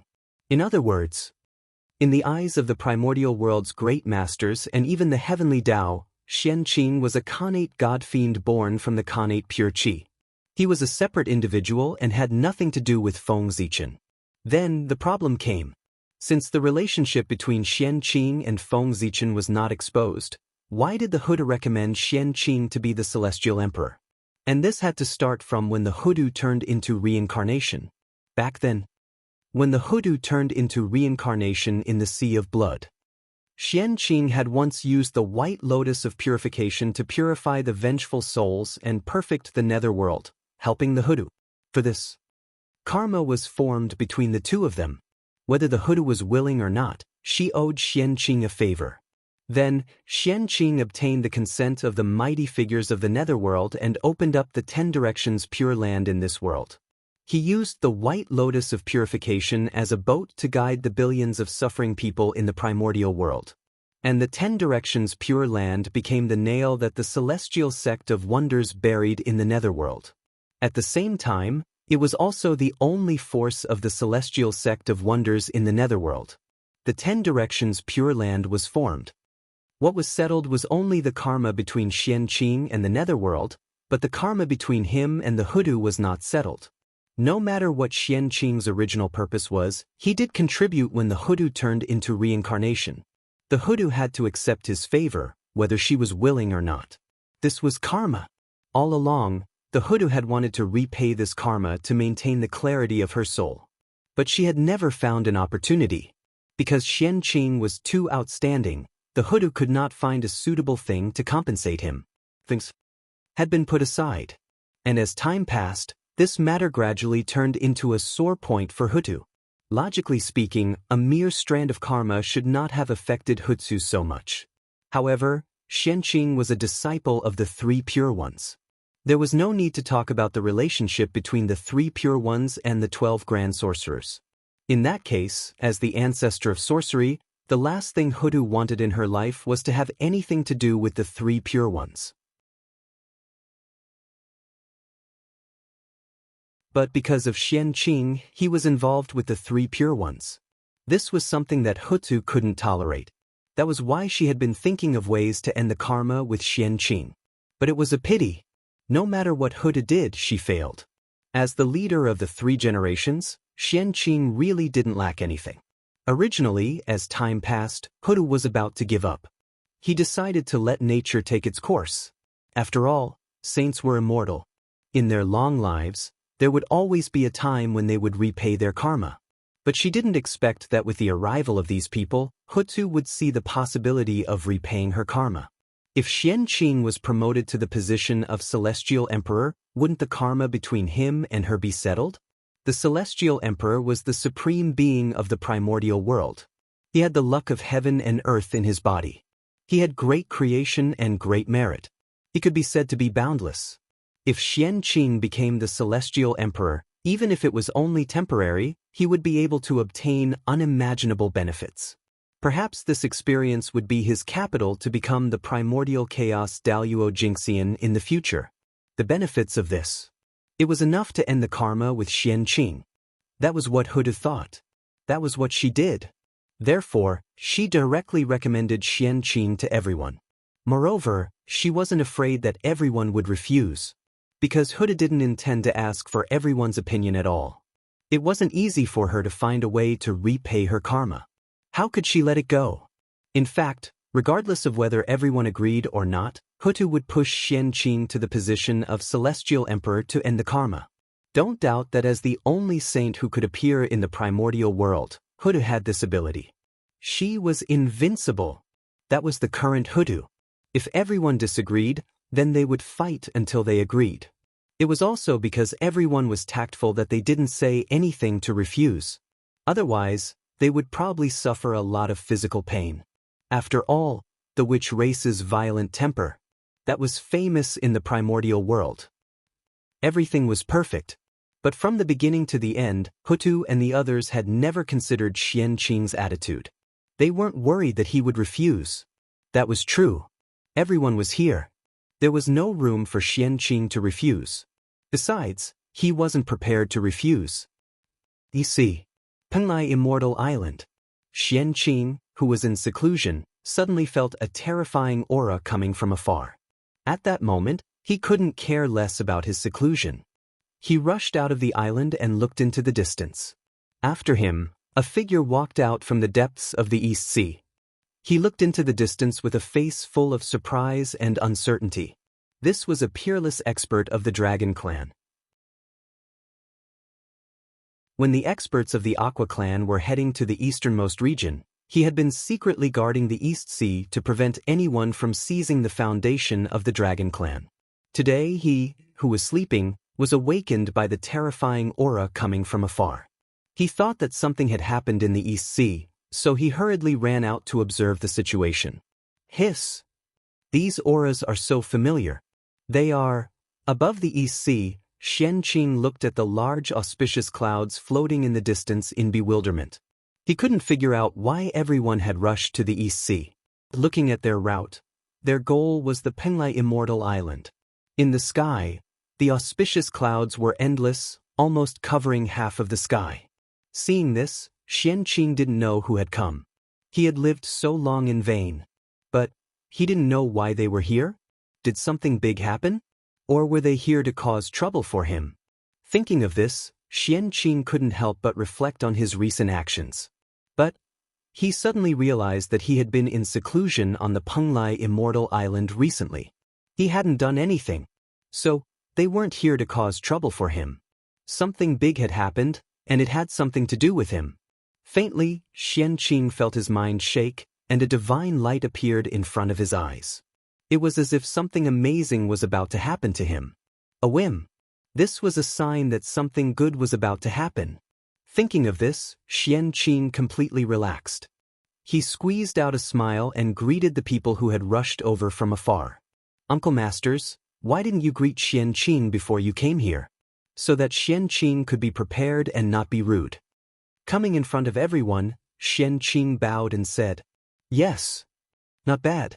The cultivation of a late-stage quasi-saint is not bad. What do you think, everyone? It's him. How about it?" Everyone ignored Xianqing. They just went forward and carefully sized him up before communicating with each other. Sure. As if they had reached some consensus, everyone nodded. Uncle Masters, what do you mean by this? Being sized up by a group of single old men, Xianqing was very uncomfortable and couldn't help but ask. Disciple nephew Xianqing, you're in luck. Now that the position of Heavenly Emperor is empty, in order to prevent the Heavenly Court from being without a master for a long time, it will affect the normal operation of the primordial world. Goddess Huda recommended you to the Poor Way and the others so that you can ascend to the Heavenly Emperor. So, Disciple nephew, if there's nothing else, you can go to the heavenly realm with the poor Wei and the others. Withdrawing his gaze from Xian Qing, a great magician said with an expression that said, "You're in luck." Hearing this, Xian Qing was at a loss. To be honest, he was really shocked. The surprise had come too suddenly. One had to know that not long ago, he was still worried about the matter of the Heavenly Emperor.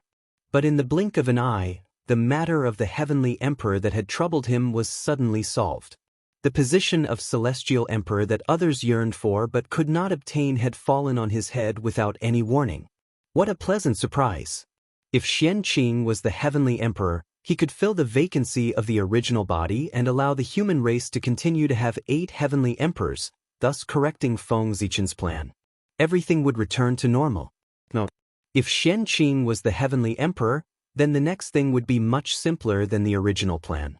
The 9th Heavenly Emperor didn't need to plan at all. As long as he let nature take its course, it would naturally appear. After the initial shock, Xian Qing's heart surged with ecstasy, but he didn't show it on his face. Instead, he deliberately put on a difficult look and pretended to say to everyone, "This isn't appropriate, is it? Xian Qing's ability is low. How can he spy on the supreme position?" According to Xian Qing's intention, of course he couldn't agree directly. He had to pretend to decline. In the end, under the persuasion of everyone, he reluctantly agreed to everyone's request. To show that he wasn't greedy for power. Originally, this was nothing. After all, this was almost a convention. Starting from Fuxi, every generation of heavenly emperors had been like this. But when it came to Xian Qing, there was a change. What was the identity of the previous heavenly emperors? The human emperor that was personally conferred by the heavenly axiom had the support of the heavens and earth, and his identity was incomparably noble. Therefore, even if everyone was unwilling, they had to accompany them to finish the show. Because the human emperor had this qualification. But what was Xian Qing's identity? Was he everyone's disciple nephew, their junior? Since that was the case, what qualifications did Xian Qing have to make everyone accompany him to play the trick of abdicating? So, Xian Qing's show was halfway through, he was forcefully interrupted by the impatient crowd. "Your Majesty, it's getting late. We should leave." Fellow Taoist in the sky, I'm afraid you're already waiting anxiously. With that, without waiting for Xian Qing to reply, the group of great mediums carried him and flew towards the heavenly court. During this period, Xian Qing had been in a state of confusion. This script was completely wrong. It shouldn't be that he refused, everyone invited him again, and then he refused again. After doing this again and again, did he just agree with a difficult expression? F***ck, noun, a kind of plant. How could this situation be explained? It was really quite speechless. To be forcefully carried to the heavenly court, he was probably the most aggrieved heavenly emperor in the history of the primordial world. Even Haotian had never been so aggrieved. It wasn't that Xian Qing hadn't thought of resisting. However, he was only at the late stage of the quasi-sage realm. Even with the power of a magic treasure, he could exert the power of a perfected quasi-sage, or even the power of a half-step primordial chaos. However, what he had to face was a group of top-notch great mediums of the half-step primordial chaos level. If they really fought, unless he could erupt with power comparable to the primordial chaos Daluo Jinxian, he could only be suppressed by everyone. The difference in strength was too great. Just like that, Xian Qing became the 8th heavenly emperor of the primordial world under the coercion of everyone. Di Jun, Haotian, the 5 heavenly emperors, and just after Xian Qing ascended the throne, a group of great mediums announced that they would be in seclusion and would not come out. This made Xian Qing, who wanted to take revenge, gnash his teeth in hatred, but there was nothing he could do about them. I didn't expect that the turning point of the matter would happen to the Lady of Earth. It's really a pleasant surprise. I didn't expect that the casual action back then would have such an unexpected effect. It can be said that it has helped me a lot. Fate is really playing tricks on people. In the chaos outside the sky, after learning about everything that happened in the primordial world, Feng Zichen said with emotion. He really didn't expect that the Lady of Earth would recommend Xianqing to be the heavenly emperor. To be honest, Feng Zichen had long forgotten about the karma between him and the Lady of Earth. After all, he had gone to the Blood Sea with the intention of freeloading merit. In this way, after getting the merit, how could he have the face to ask for a favor? Feng Zichen still cared about his face. However, he didn't expect that the Lady of Earth didn't forget. She always remembered this matter and finally found an opportunity to completely repay this karma. This time, I owe the Lady of Earth a favor. Secretly, Feng Zichen thought silently. However, this was nothing. With his relationship with the wizard clan, this favor was not worth fussing over. If he really wanted to calculate, wouldn't the wizard clan owe him more? Now that Xianqing is the emperor, if the plan of the 4 royals can be carried out normally, then the matter of the 9 heavenly emperors appearing in the human race will be simple.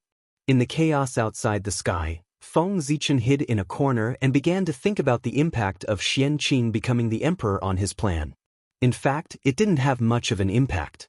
If he really had to say, it could only be said that after Xianqing became the emperor, his plan went even smoother.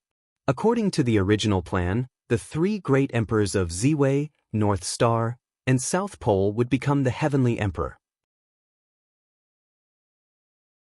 However, because of the saint, the plan had changed, and he had to replace Ziwei with Xianqing. This was a good thing. After Xianqing, there were South Pole, North Star, and Ziwei. In this way, wouldn't the human race have 9 heavenly emperors? Of course, things weren't that simple. According to Feng Zichen's estimation, he was now like the saint, guarding the chaos outside the sky. If he wanted to return to the primordial world, he would have to wait until Haotian returned. In this way, the plan could be considered a failure.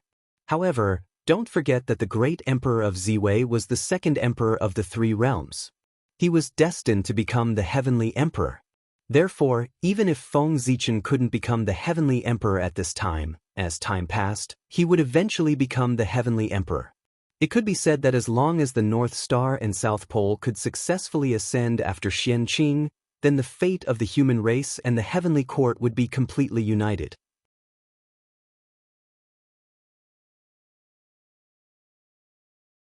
Chapter 659. Right now, the only thing he needed to worry about was the time for Haotian to return. If Haotian suddenly returned after Xianqing abdicated before the 2 emperors of the North Star and the South Pole ascended to the throne, then everything would be over. No matter how perfect Feng Zichen's plan was, it would be useless. Because Haotian was the true celestial emperor recognized by heaven and earth. Unless he lost his virtue in the primordial world. Otherwise, no one could compete with him for the position of celestial emperor. Not even Feng Zichen. Therefore, for the sake of the human race, no matter what, he could not let Haotian return before the North Star and the South Pole. He had to do everything he could to stop him. This matter can't be delayed. Millions of years have passed. Haotian might return at any time. I need to make plans early. I can't let him ruin my plan. Thinking of the impact of Haotian's return after the tribulation, Feng Zichen made a decision in his heart. Therefore, he used the excuse of looking at the sky screen to walk to the other side of the chaos to avoid everyone's sight. The 3 pure ones and the others had no objection to this. They did not want to see Feng Zichen either. Since both sides hated each other, they might as well not meet. Anyway, the 3 pure ones and the others were not worried that Feng Zichen would do anything. He had already come to the chaos outside the sky. Could he still jump across the boundless chaos and interfere with the normal operation of the primordial world? The 3 pure ones and the others were very assured of Feng Zichen. It was a pity that they still did not know Feng Zichen very well. Not to mention the chaos outside the sky, even in the chaos outside the world, Feng Zichen had a way to interfere with the normal operation of the primordial world. The huge projection of Pangu standing above the primordial world was the reason why he could still control the primordial world after leaving it. After all, the name of Pangu went deep into every corner of the primordial world. Feng Zichen walked for a long time in the chaos outside the sky. He only stopped when he could not see the figures of the 3 pure ones and the others. It's here. Calming his mind, Feng Zichen followed the connection and established a connection with the projection of Pangu standing above the primordial world. Sacrifice. An extremely small fluctuation emitted from Feng Zichen's body, crossed the boundless chaos, and entered the projection of Pangu. Then, this inconceivably huge existence suddenly opened its eyes. Soon after, an invisible aura burst out and shook the entire untainted land. Rumble. At this moment, all the living beings in the untainted land, including the powerful divines and the saints in the chaos outside the sky, felt their hearts throbbing inexplicably. They could not help but feel a chill in their hearts as if they were being targeted by some great existence. But no matter how they probed, they could not find the source of this throbbing. Just as everyone was puzzled, another supreme power swept over and swept past their bodies. After that, these powerful beings all forgot what had just happened. It was the same for the saints. The reason for all of this was the power of Pangu's projection. Pangu's strength could be seen from this. Of course, not everyone was affected by the power of Pangu's projection. After all, Pangu's projection was only Pangu's projection. It was not the real Pangu, so its power was not limitless. And this upper limit was the perfected primordial chaos. The Tao ancestor Hong Jun, who was in the Purple Cloud Palace, was not affected by this power. He still remembered everything that had just happened. What? Pangu? Why would Grand Monarch Pangu's power suddenly appear? Could it be that there's some change in the primordial world that the poor Wei doesn't know about? In the Purple Cloud Palace, Tao ancestor Hong Jun stared at the primordial world in surprise, hoping to find something wrong. But unfortunately, he stared with his eyes wide open for a long time, but he did not find anything unusual. The primordial world was still operating normally. It shouldn't be. After staring for a long time, Tao ancestor Hong Jun did not see anything. He could only helplessly withdraw his gaze and continue to comprehend the heavenly Tao. He blamed all of this on the fact that Pangu's power was too strong, beyond his understanding. Therefore, he could not see anything. It was normal for Tao ancestor Hong Jun to think so. After all, it was not the first time that he could not see the impact of Pangu's attack. For example, last time, Pangu's will suddenly appeared and blasted at the chaos demon god from afar. He could not see what Pangu's purpose was. This kind of thing might be shocking once or twice, but after experiencing it many times, he would get used to it. Just as Tao ancestor Hong Jun continued to comprehend the Tao, in a place that he could not see, under the influence of Pangu's projection, the vast and unfathomable heavenly Tao slowly changed. The heavenly Tao changed. Countless changes immediately occurred in the heavenly Tao. Everything that had been arranged in the dark began to undergo unknown changes. Among these changes, Hao Yan's arrangement was the most variable. The time for his return from the tribulation was silently delayed and set to 3 million years later. Under the intervention of Pangu's projection, no matter when the heavenly Tao arranged for Hao Tian to return from the tribulation, it was now 3 million years later. And 3 million years was the limit that Feng Zichen could do. At the same time, it was also the limit that the heavenly Tao could bear. If it exceeded this time, even with Pangu's projection, Feng Zichen would still not be able to escape the backlash of the heavenly Tao. However, although 3 million years was not long, it was enough to give birth to 3 celestial emperors. This was exactly what Feng Zichen needed. In this way, then everything will be fine.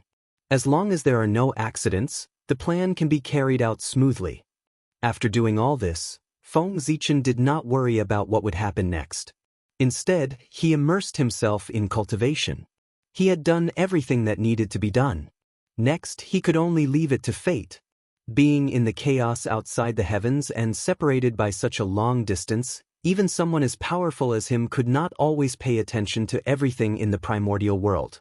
Since that was the case, he might as well use this opportunity to consolidate his realm. Time flew by. In the blink of an eye, 1 million years had passed. And 1 million years was enough for the primordial world to undergo earth-shaking changes. At this time, the cultivation environment of the primordial world further deteriorated. The traces of the pre-celestial era became fewer and fewer. On the contrary, the world was filled with the aura of the post-celestial realm. Obviously, the change of the world had reached the end. The era of the post-celestial realm was about to descend. The pre-celestial era was about to become history. For this reason, the pre-celestial life forms on the earth became fewer and fewer. They either gradually withered with time, or they could not hold on any longer and went to the heaven realm. Of course, there were also some pre-celestial life forms who were exceptions. For example, those pre-celestial races who controlled the heavenly palace. They relied on the heavenly palace's ability to go against the pre-celestial realm and barely retain some traces of the pre-celestial era. But this did not mean that their situation was very good. On the contrary, their current situation was very bad. Although the heavenly palace was powerful, it was not powerful enough to contend with the power of the world. Therefore, even if the heavenly palace's power was fully unleashed, it could only affect the nearby area, allowing it to retain the pre-celestial environment. It could not do anything further away. In other words, the closer it was to the heavenly palace, the more perfect the pre-celestial environment would be. And what about those further away? The effect would decline in a step-like manner until there was no effect at all. The heavenly palace's ability was limited and not enough to support a race.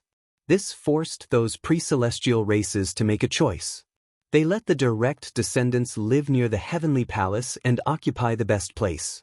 The collateral descendants lived in the periphery of the heavenly palace. By doing so, they preserved the congenital bloodline of the direct descendants. However, the bloodline of those collateral descendants had already degenerated and gradually transformed into post-celestial life forms. For this, the myriad races were declining. Of course, it was different from the gradual decline of the myriad races. With the advent of the post-celestial era, the human race, as the number one post-celestial race, became more and more prosperous. Boundless luck gathered, causing the human race to produce a large number of experts. Even more than 10 Daluo Jingxian appeared one after another. To a certain extent, the current strength of the human race had far surpassed the 3 sections. This did not mean that the human race was very strong, but that the 3 sects were too weak. Even if the 3 sects were the orthodoxies of the saints, it could not hide the fact that the 3 sects were very weak. How weak were they? In the huge 3 sects, there were only 3 Daluo Jingxian, Xianqing, Xiandu, and Duobao. It was embarrassing to say that there were only 3 Daluo Jingxian. It was really a disgrace to the teachings of the saints. But unfortunately, this was the sins of the saints themselves. They could not blame their disciples. It could even be said that it was precisely because of their burden that their disciples were unable to attain the Tao. Otherwise, with the talent of Guangchengzi, Tai, 3 Shao, and the others, they would have attained the Tao long ago. They would not have still been in the realm of Tai Jingxian until now. That's right. Other than Xianqing, Xiandu, and Duobao, the rest of the disciples of the 3 sects were mostly in the realm of Tai Jingxian. The reason was still because of their master. Back then, the saints sat and watched the great Magi-Demon War, causing the apocalyptic calamity to erupt in the primordial world. Countless living beings died because of it. All sorts of things naturally attracted endless negative karma. However, saints were not tainted by negative karma. Therefore, these negative karma could not do anything to saints. However, since negative karma was born, it would not disappear for no reason. In the situation where they could not deal with saints, those negative karma followed the connection in the unseen world and descended on the heads of their disciples. They were sitting at home, and the tribulation came from the sky. For some reason, the disciples of the 3 sects were burdened with the crime of destroying the world. It was not easy to survive with monstrous negative karma, and they still wanted to attain the Tao? Wasn't that a dream? Only Xiandu, Xianqing, and Duobao had attained the Tao earlier, so they escaped this calamity. However, the rest did not have the strength of the 3 of them, so they were all affected. The path of the Tao. It was broken just like that. If nothing unexpected happened, they would forever stay in the realm of Tai Jingxian. However, the three pure ones would not sit back and watch this situation continue. If their disciples could not attain the Tao, they would lose face. They had been looking for a solution. Nearly 10 million years had passed, and the three pure ones had also thought of a solution. Now they were in the chaos outside the heavens. While defending against the chaos demon god, they were also deducing a solution. They reckoned that when they returned to the primordial world, they would be able to solve the problem of their disciples being unable to break through. Of course, this was the three pure ones' matter. It had nothing to do with Feng Zichen. Right now, there was something closely related to Feng Zichen that was happening.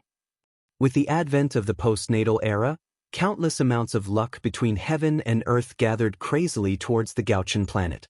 The luck was so dense that it almost condensed into a huge storm visible to the naked eye in the sky above the Gauchen planet. Boom, boom, boom. The wind whistled and made a huge sound of friction with the air, attracting the attention of a large group of powerful beings. Oh my God, so much luck! Seeing the scene on the Gauchen planet, the group of powerful beings were so shocked that they were speechless. Luck that was almost condensed into a substance. When had they ever seen such a scene? It was really too much. After the shock, there was only envy left in everyone's hearts. With so much luck, if they could share some of it, even if it was only 1/3, it would not be long before they could push them to the realm of primordial chaos Daluo Jingxian. But unfortunately, this kind of thing could only be thought about. This was the luck that the heavens and earth gathered spontaneously. It could not be snatched or destroyed. Therefore, even if everyone was envious, they could not touch it at all. Without a doubt. This luck all belonged to Feng Zichen, the emperor of the Gauchen.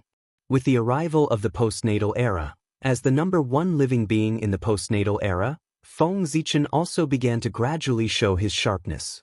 The luck of heaven and earth gathered. This was the first step. After that, there were endless benefits waiting for him. If Feng Zichen could seize the opportunity and imitate the great Tao passed down by Tao ancestor Hongjun, then under the push of endless luck, he might have the possibility of becoming a Tao ancestor. The postnatal Tao ancestor was Feng Zichen's future Tao ancestor. I didn't expect that the number one living being in the postnatal era would have such benefits. The great Taoist priest's encounters are really enviable. With the help of this luck, I'm afraid that it won't be long before there will be another primordial chaos Daluo Jingxian in the primordial world. Looking at the luck on the Gauchen planet, everyone said with envy. Back then, they felt that as the number one living being in the postnatal era, Feng Zichen would definitely have great fortune in the future. However, they did not expect that this fortune would be so great. It completely exceeded their imagination. That was also true. At that time, the primordial world was at the peak of the postnatal era. At that time, who would have thought that such a glorious postnatal era would wither and be replaced by the postnatal era? Everything was fate. There was no point in being envious. However, from the looks of this luck gathering on the Gauchen planet, the emperor of the Gauchen was indeed faking his death last time. Really, sigh. Through this luck, it was not difficult for everyone to sense the true situation of the Gauchen. If the Gauchen had really fallen, then the postnatal luck would not appear at all. At the very least, it would not appear before he was resurrected. This was because the dead had no karmic luck.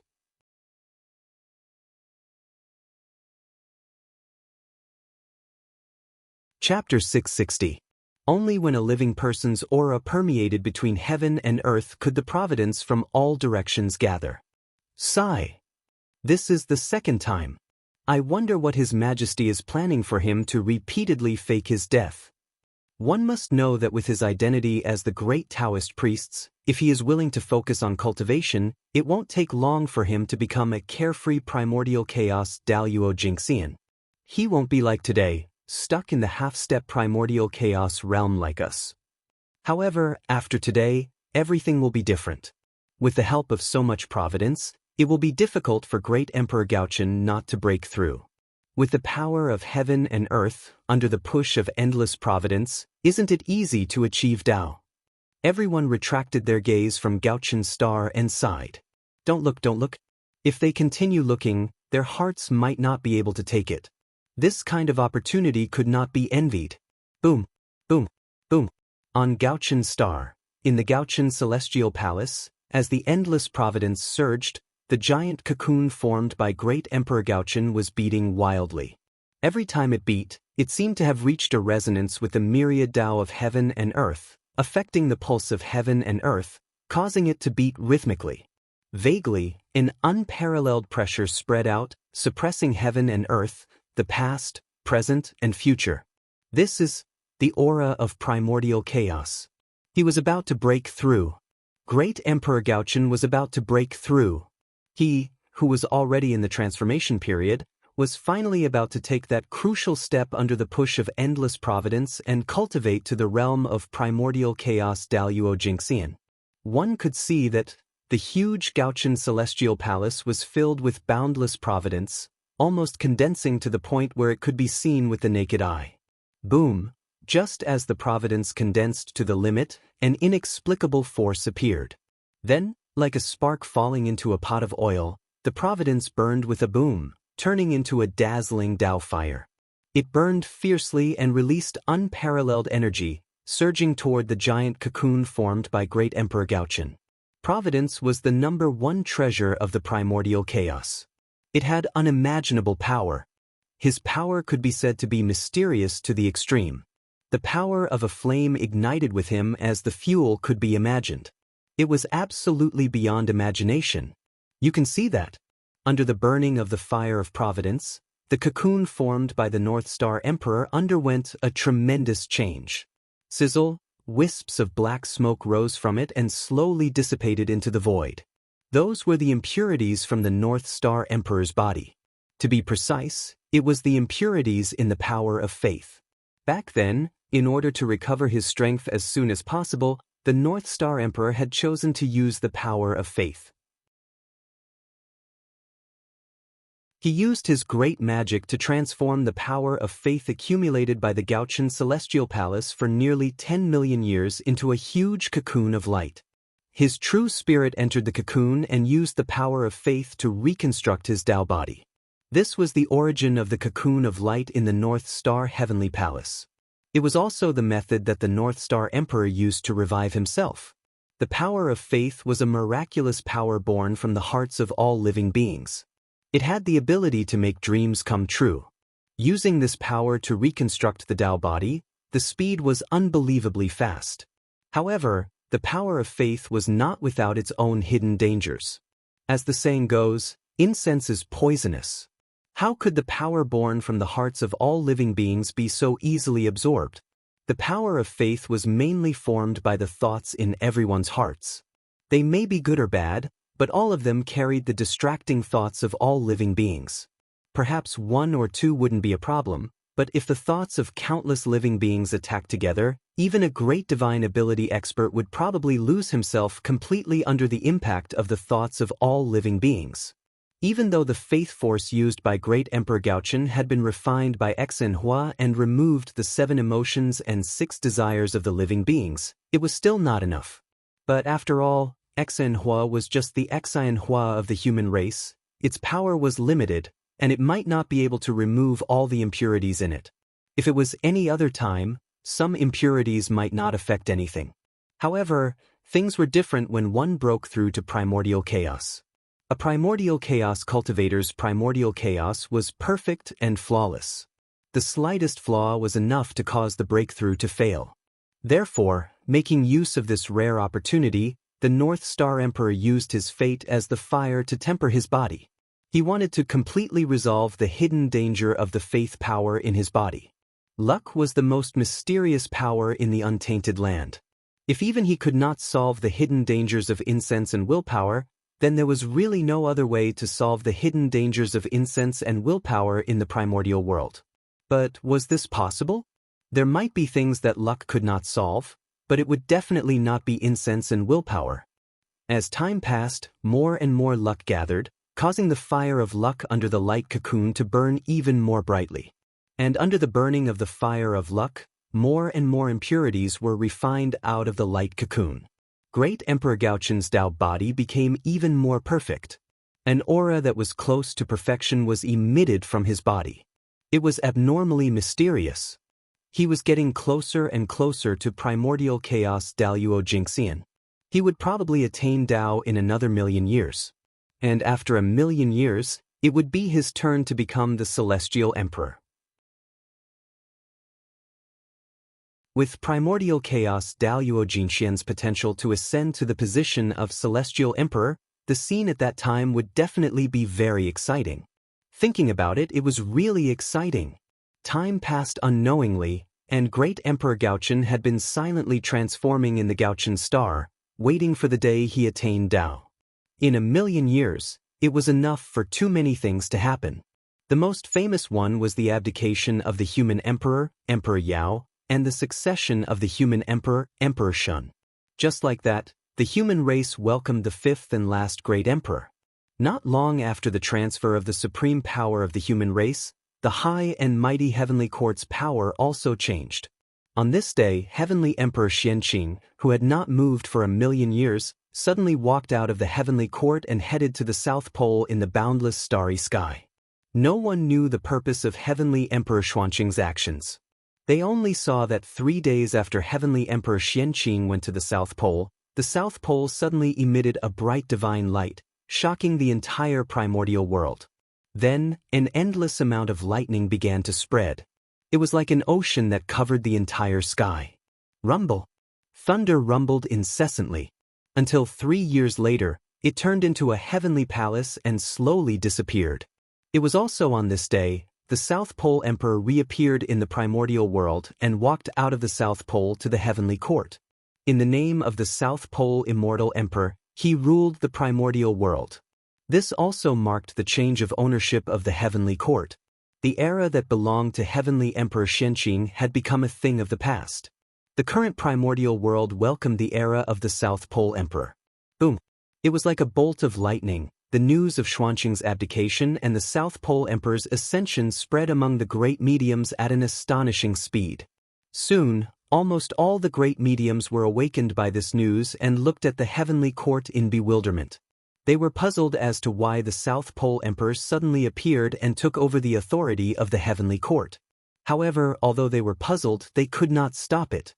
Because, unlike the human emperor and Xianqing, the South Pole Emperor was the supreme of heaven and earth. In the era when the heavenly emperor did not appear and the other great emperors were in seclusion, he was the well-deserved master of heaven and earth. It was most appropriate for him to take charge of the heavenly court. Even the heavenly Tao approved of this. In the past, if the heavenly court changed owners and a new emperor ascended the throne, it had to be witnessed by everyone to complete the last step and obtain the recognition of heaven and earth. But the South Pole Emperor did not need it. Because he was the supreme of the primordial world recognized by heaven and earth, why did he need others to recognize him? A group of great mediums had the ability to stop the human emperor from becoming the heavenly emperor, but they did not have the ability to stop the 4 heavenly emperors from becoming the heavenly emperor. An outsider becoming the heavenly emperor was called promotion, and the 4 heavenly emperors becoming the heavenly emperor was fulfilling their duty. If an outsider dared to stop them, it would be defying the heavens. It would definitely attract the wrath of the heavens and end up in a miserable state. Therefore, with the ascension of the South Pole Emperor, the great mediums of the primordial world had already lost the ability to control the heavenly court. How the heavenly emperor would choose in the future was the matter of the 4 heavenly emperors. It had nothing to do with them anymore. Could finally go into seclusion properly. Boom, boom, boom. Above the heavenly court, countless bolts of lightning were ready to strike. They locked onto the primordial world from afar, as if they were about to descend upon the world and destroy all life. This strange phenomenon was the symbol of the South Pole Emperor as the heavenly emperor. Although the South Pole Longevity Emperor was known as the Longevity Emperor, in fact, he was the emperor who controlled the power of punishment in the primordial world. He had the power to control lightning and was known as the Lord of all lightning. Because he controlled the heavenly tribulation, he was also known as the Lord of heavenly tribulation. The heavenly emperor, who controlled the power of punishment, knew what it would bring to the primordial world. During the reign of the South Pole Emperor, he took it as his responsibility to maintain the operation of the heavenly Tao. Anyone who dared to defy the heavens, commit heinous crimes, or violate the heavenly rules, and so on would be punished by him. The connate divine thunder that densely covered the sky above the heavenly court was prepared for this. Could be said that, during the reign of the Thunder Lake Emperor, it could be considered the best era of the primordial world, and it was also the happiest time for mortals to live. In this era, even someone as strong as Daluo Jingxian did not dare to kill mortals wantonly, let alone ordinary cultivators. Otherwise, what greeted them would be the anger of the South Pole Longevity Emperor. The true anger of thunder. All right, during the reign of the South Pole Emperor, there was one thing that had to be said.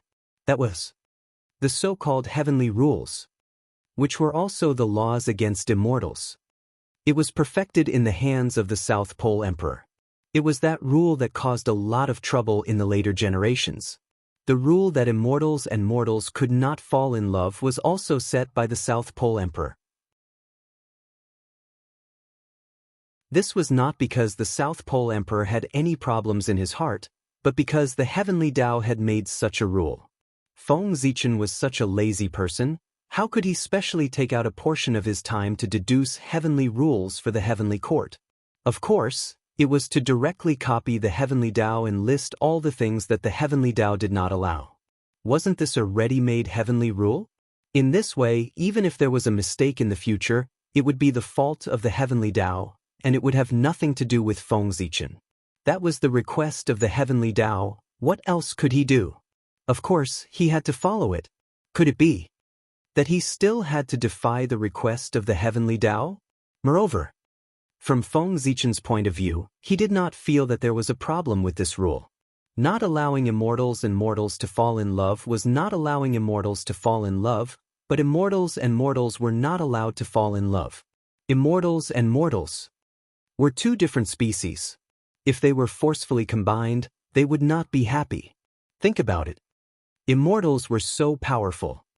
They could move mountains and fill seas with a raise of their hands. What about mortals? Not to mention moving mountains and filling seas, they could not even lift a slightly larger rock. Compared to immortals, mortals were too weak. How were they different from ants? Just a breath could take a mortal's life. With such a huge gap, how could they be happy if they were still together?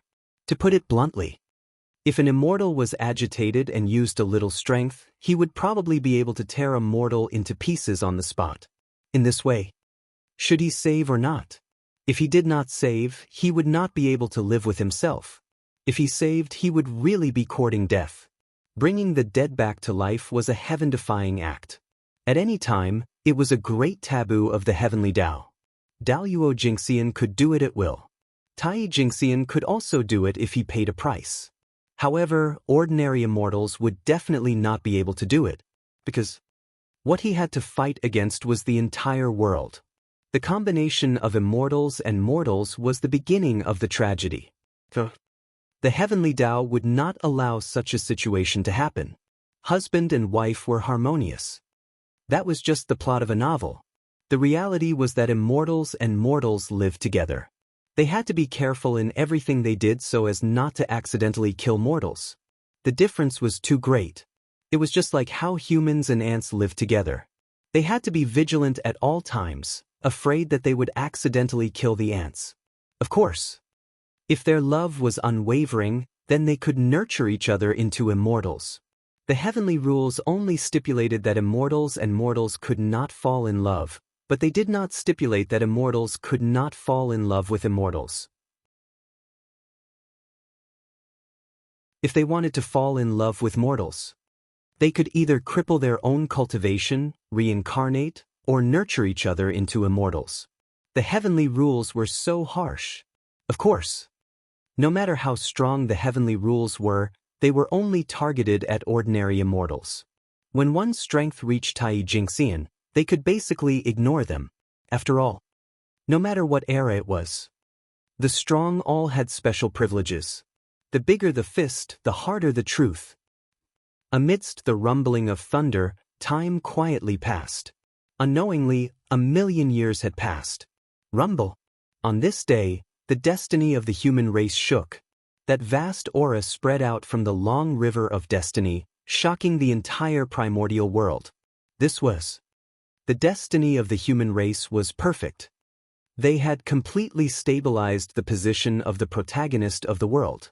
And the reason for all of this was that Emperor Shun had completed his merit. He stepped down from the position of the human emperor and went to the Fire Cloud Cave. Emperor Shun, the 6th grandson of Emperor Zhuanshu. He was also the 5th great emperor of the human race. At the same time, he was also the last destined great emperor of the human race. As his merit was completed, the heavenly Tao had set an opportunity for the human race to prosper. The 3 emperors and 5 emperors, these 8 supreme positions could be considered to have been completely completed. The moment Emperor Shun abdicated, heaven and earth immediately sensed it. Endless destiny gathered and spontaneously poured into the destiny of the human race to help it complete the final transformation and completely stabilize the position of the protagonist of heaven and earth. On this day, the primordial world shook. Under the astonished gazes of all living beings, a vast river appeared with a loud rumble, vast and mighty.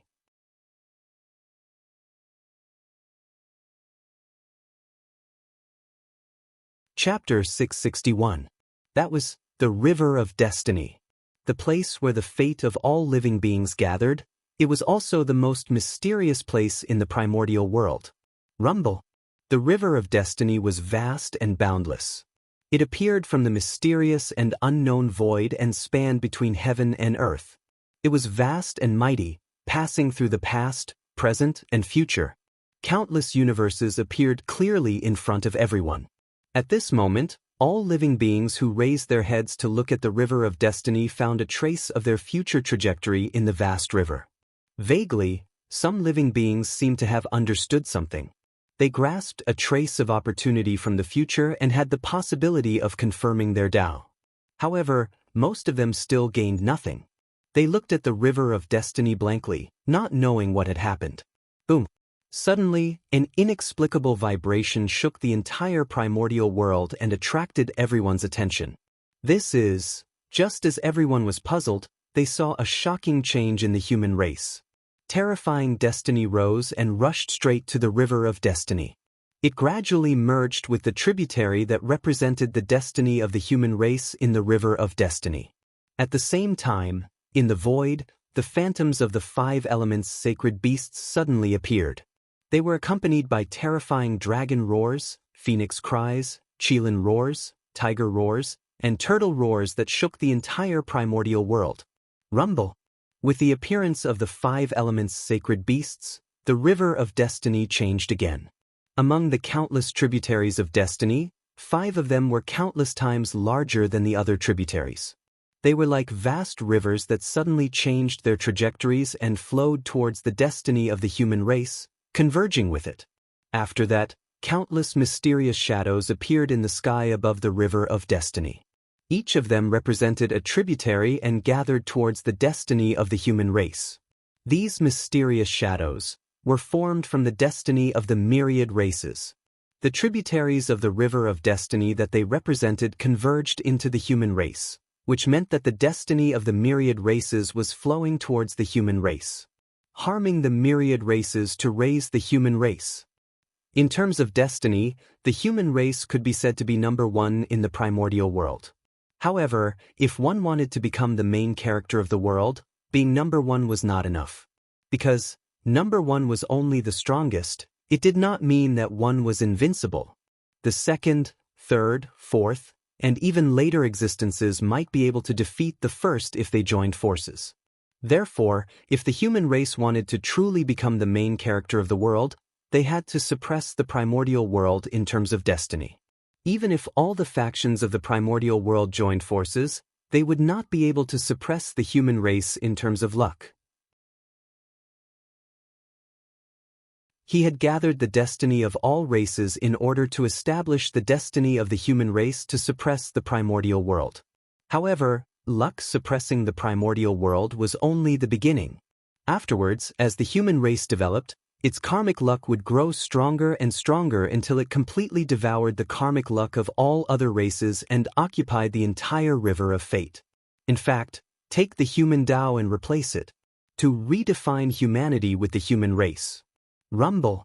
Under the infusion of the providence of the myriad races, the providence of the human race became stronger and stronger. One could see that the tributary that represented the karmic luck of the clan within the river of destiny was growing wider and wider as countless tributaries poured into it. Crush. It was like the sound of a flowing river, clearly transmitted to everyone's ears. It was the sound of the river of fortune flowing. Now, under the blessing of the myriad race's providence, his appearance had changed greatly. If the human race's karmic luck had been a small river before, then the human race's karmic luck was now as vast and boundless as an ocean. Vast and deep. This was the current river of fortune of the human race. It could no longer be called a tributary. In the vast river of destiny, the countless tributaries became smaller and smaller, almost to the point where they could not be seen with the naked eye. On the other hand, the destiny of the human race was the opposite.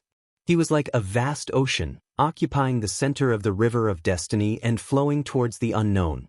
The river was so vast that it almost occupied more than half of the river of destiny, squeezing the living space of the other tributaries of destiny. And in the process of flowing, some smaller tributaries of the river of destiny began to slowly merge into it under the summoning of an inexplicable force, becoming a part of the river of destiny of the human race. Boom, the river of destiny was so vast that it could be said to be boundless, and the destiny of the human race could occupy half of it. From this, it could be seen that the destiny of the human race had far surpassed that of the Magi and demon race at their peak.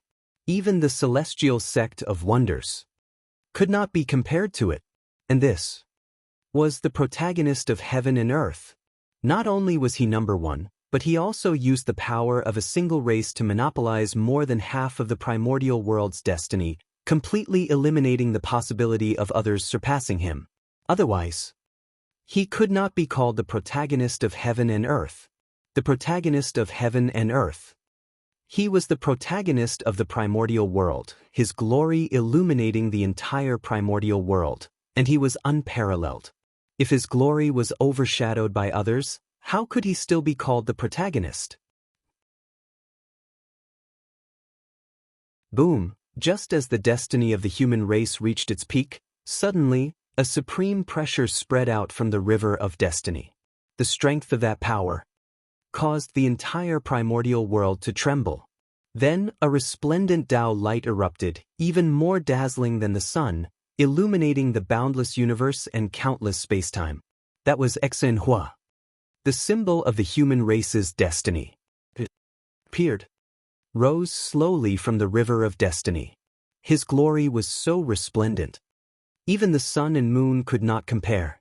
Boom, boom, boom. The moment Exenhua appeared, the destiny of the human race suddenly began to shake violently and released a mysterious power that spread throughout the entire human race in an instant. And under the influence of this power, all kinds of mysterious insights arose in the hearts of many human experts. At this moment, their understanding of the great Tao had deepened, and they had a deep understanding of things that they did not understand before. Their realms were increasing.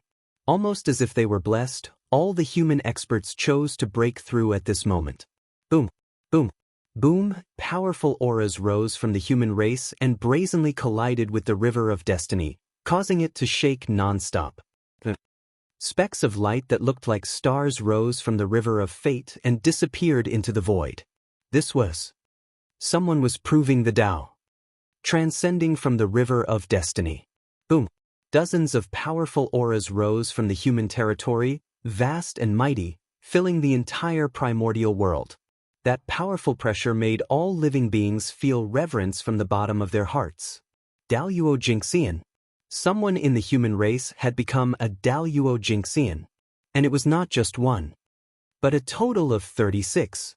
At the moment when the human race became the protagonist of the world, under the surge of destiny, It actually gave birth to a total of 36 Daluo for the human race. 36 Daluo. Although it was far from being comparable to the magi and demons at their peak, it was indeed the number one in the primordial world. There was no other race with such a foundation. Moreover, the 36 Daluo were only the beginning. Under the infusion of the human race's destiny, even more human experts fell into Dao enlightenment. It would not be long before more Daluo were born in the human race. At the very least, it would not be much less than before. And this was under the restrictions of the world. If the heavenly Dao was willing to let go of the restrictions, just the infusion of destiny just now would be able to give birth to no less than 100 Daluo for the human race. But unfortunately, the world had changed. The cultivation environment of the ancient times was no longer there. The current primordial world had completely become the postnatal era.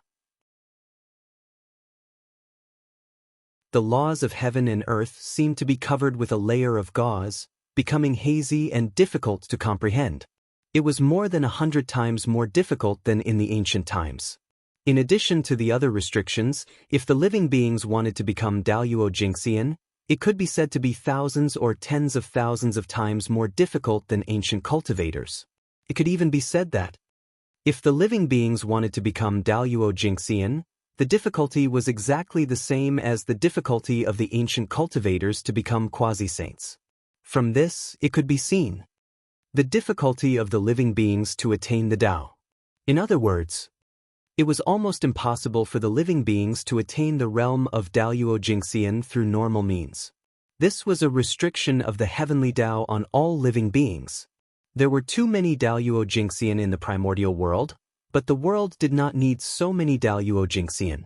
Therefore, the heavenly Tao placed a restriction on the world, increasing the difficulty of attaining the Tao. It was fine if there were Daluo in the past, but in the future, not too many Daluo would be allowed to appear. This could be considered a punishment of the heavenly Tao for cultivators. The reason why cultivators were getting worse with each generation was not only because the cultivation environment was getting worse, but also because the heavenly Tao was deliberately restricting them. Even under such circumstances, the destiny of the human race could still give birth to 36 Daluo for the human race. It could be seen how powerful the destiny of the human race was. And the strength of the destiny of the human race was not only shown. Under the Daluo, there were more Tai Jinxian and Golden Immortals breaking through. It could be said that, as the human race became the main character of the world, the strength of the human race as a whole increased by a large level. With so many experts breaking through, almost all the spiritual energy in the human territory was squeezed dry. Even the heavenly cycle palace, which the human race had the most, was not enough. If the human race's destiny was not strong enough to directly draw innate spiritual energy from the heavenly realm, the spiritual energy in the human territory would not be enough to support the breakthrough of so many experts. After this, the only shortcoming of the human race has been completely fixed. In the heavenly court, the South Pole Emperor quietly watched the changes of the human race, his heart filled with joy. The sudden change really brought him a huge surprise. One had to know that although the human race was strong in the past, it was obviously abnormal. There were many low-level cultivators, and they could be said to be the most powerful in the primordial world. Excluding Feng Zichen, there were also the 3 sovereigns and 5 emperors, these 8 supreme experts. However, there were really too few middle-level and high-level cultivators. Daluo was only in his 30s, obviously not worthy of the identity of the main character of the world. However, under the infusion of destiny, the strength of the human race suddenly increased to a level that was enough to match the identity of the main character of the world. In Feng Zichen's eyes, the strength of the human race was still far from being comparable to the shamans and demons at their peak. However, in the current primordial world, it was enough. They deserved to be number one. Even if the 4 great sage orthodoxies attacked together, they were far from being a match for the human race. It could be said that under the infusion of destiny, The changes of the human race in this short period of time were comparable to the changes of the human race's normal development for tens of millions of years. This change. Who would it be? Who would be unhappy? Not to mention Feng Zichen. The human race's destiny skyrocketed, and even the 3 sovereigns and 5 emperors who were cultivating in the fire cloud cave received some benefits, and their strength increased to varying degrees. Even Nuwa, who was far away in the chaos outside the heavens, was also affected, and her strength suddenly increased by a large margin. However, for them, the improvement of their strength was secondary. The main thing was that with the improvement of their destiny, their understanding of the Tao had become deeper. Especially for Fuxi, the improvement of his destiny was even more significant. With the blessing of the human race's destiny, he, who already had a deep foundation, truly saw the possibility of attaining the Tao. It was estimated that it would not be long before he could take that crucial step and cultivate into the primordial Daluo Jingxian. This kind of power was not the power brought by the quasi-saint karmic rank, but the power that truly belonged to him. The primordial Daluo Jingxian. The karmic rank only brought him the power comparable to the primordial Daluo Jingxian, but it did not deprive him of the possibility of continuing to improve. The two did not conflict. On the contrary, the two complemented each other. Karmic rank was the authority of the primordial world. Having a karmic rank, it was like the authorities were giving you a cheat. With the blessing of the karmic rank, the cultivation speed would be faster. Similarly, the stronger one was, the more perfect the power brought by the karmic rank could be. It was true that the power of the karmic rank was very strong, but this did not mean that the person with the karmic rank was weak. In other words, even the current 6 sages, even if they had suddenly lost their sage karmic rank, they were still the supreme masters who suppressed the primordial world. This was because they had already cultivated into the realm of the primordial Daluo Jingxian with the blessing of the sage karmic rank. The 6th heaven of the sage was the 6th heaven of the primordial chaos. In terms of the essence of the realm, there was no difference between the two. The only difference was that the former could control the power of the way of heaven, while the latter could not. As the supreme masters of the human race, the 3 sovereigns, 5 emperors, and Nuwa had all benefited. In terms of contribution to the human race, Feng Zichen, who was also the North Star Emperor, would naturally benefit more than them. Boom on the North Star. An invisible force descended with a loud rumble. It ignored all the restrictions and formations and directly blasted on the light cocoon formed by the North Star Emperor in the North Star Palace. The North Star Emperor, who was at the critical moment of transformation and was only half a step away, directly took the last step with the help of this force and completed the final transformation. Bang! There was a shocking explosion, and the light cocoon formed by the North Star Emperor shattered and turned into light spots that filled the sky and disappeared. At the same time, a supreme pressure swept out in all directions with the North Star as the center. In the blink of an eye, it spread to the entire primordial world. Whoosh! At this moment, the world went silent. In front of this supreme pressure, the world seemed to have frozen. Time and space stopped moving, and the rules also stopped operating. Only on the North Star. A figure that was surrounded by Taoist rhymes and filled with a mysterious aura slowly appeared. That was the North Star Emperor. He had attained the Tao. In a trance, endless light bloomed from his body. It was extremely bright, and the world lost its color. Only the bright light of the Tao filled the air. P.S. Today is the birthday of my book friend, the Sky Guide. I would like to say to him, Happy birthday! I hope he can see it.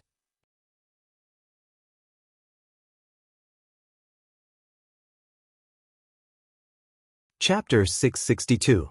However, very soon, the unbelievably bright Tao light began to fade. Like flowing water, the Tao light that shrouded the entire Eldritch universe vanished in the blink of an eye and gathered behind the North Star Emperor. After a series of distortions, the bright Tao light gradually dimmed, and endless mysterious runes appeared. Not long after, the Tao light completely disappeared. A long river made of innate runes replaced his position and floated behind the North Star Emperor, bobbing up and down. That was the Great Tao River.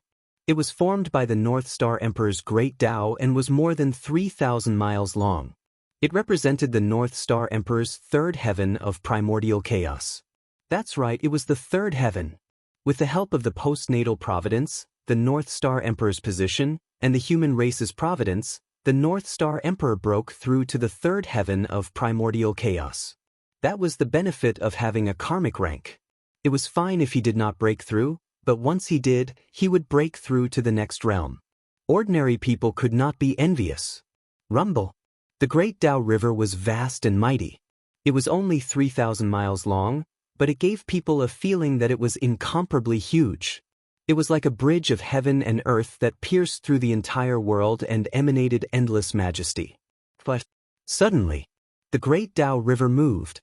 Endless innate runes flowed like flowing water and made splashing sounds, breaking the peace of heaven and earth. Then, as if something was broken, heaven and earth resumed its flow. Time and space were no longer stagnant, and the laws began to operate again. Everything returned to normal.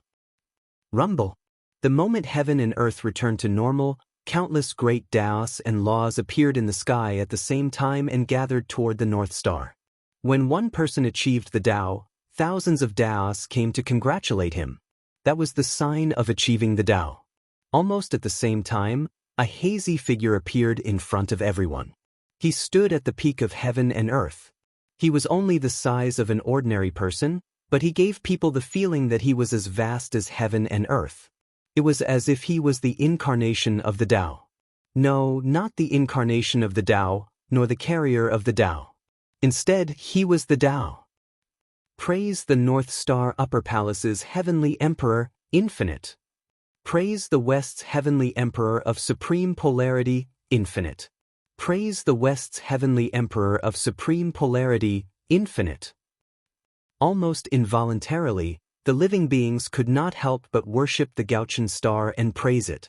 After that, not long after all the living beings bowed, the phenomenon of flowers falling from the sky and golden lotuses surging from the ground suddenly appeared in the heavens and the earth, and boundless auspicious aura suffused the air.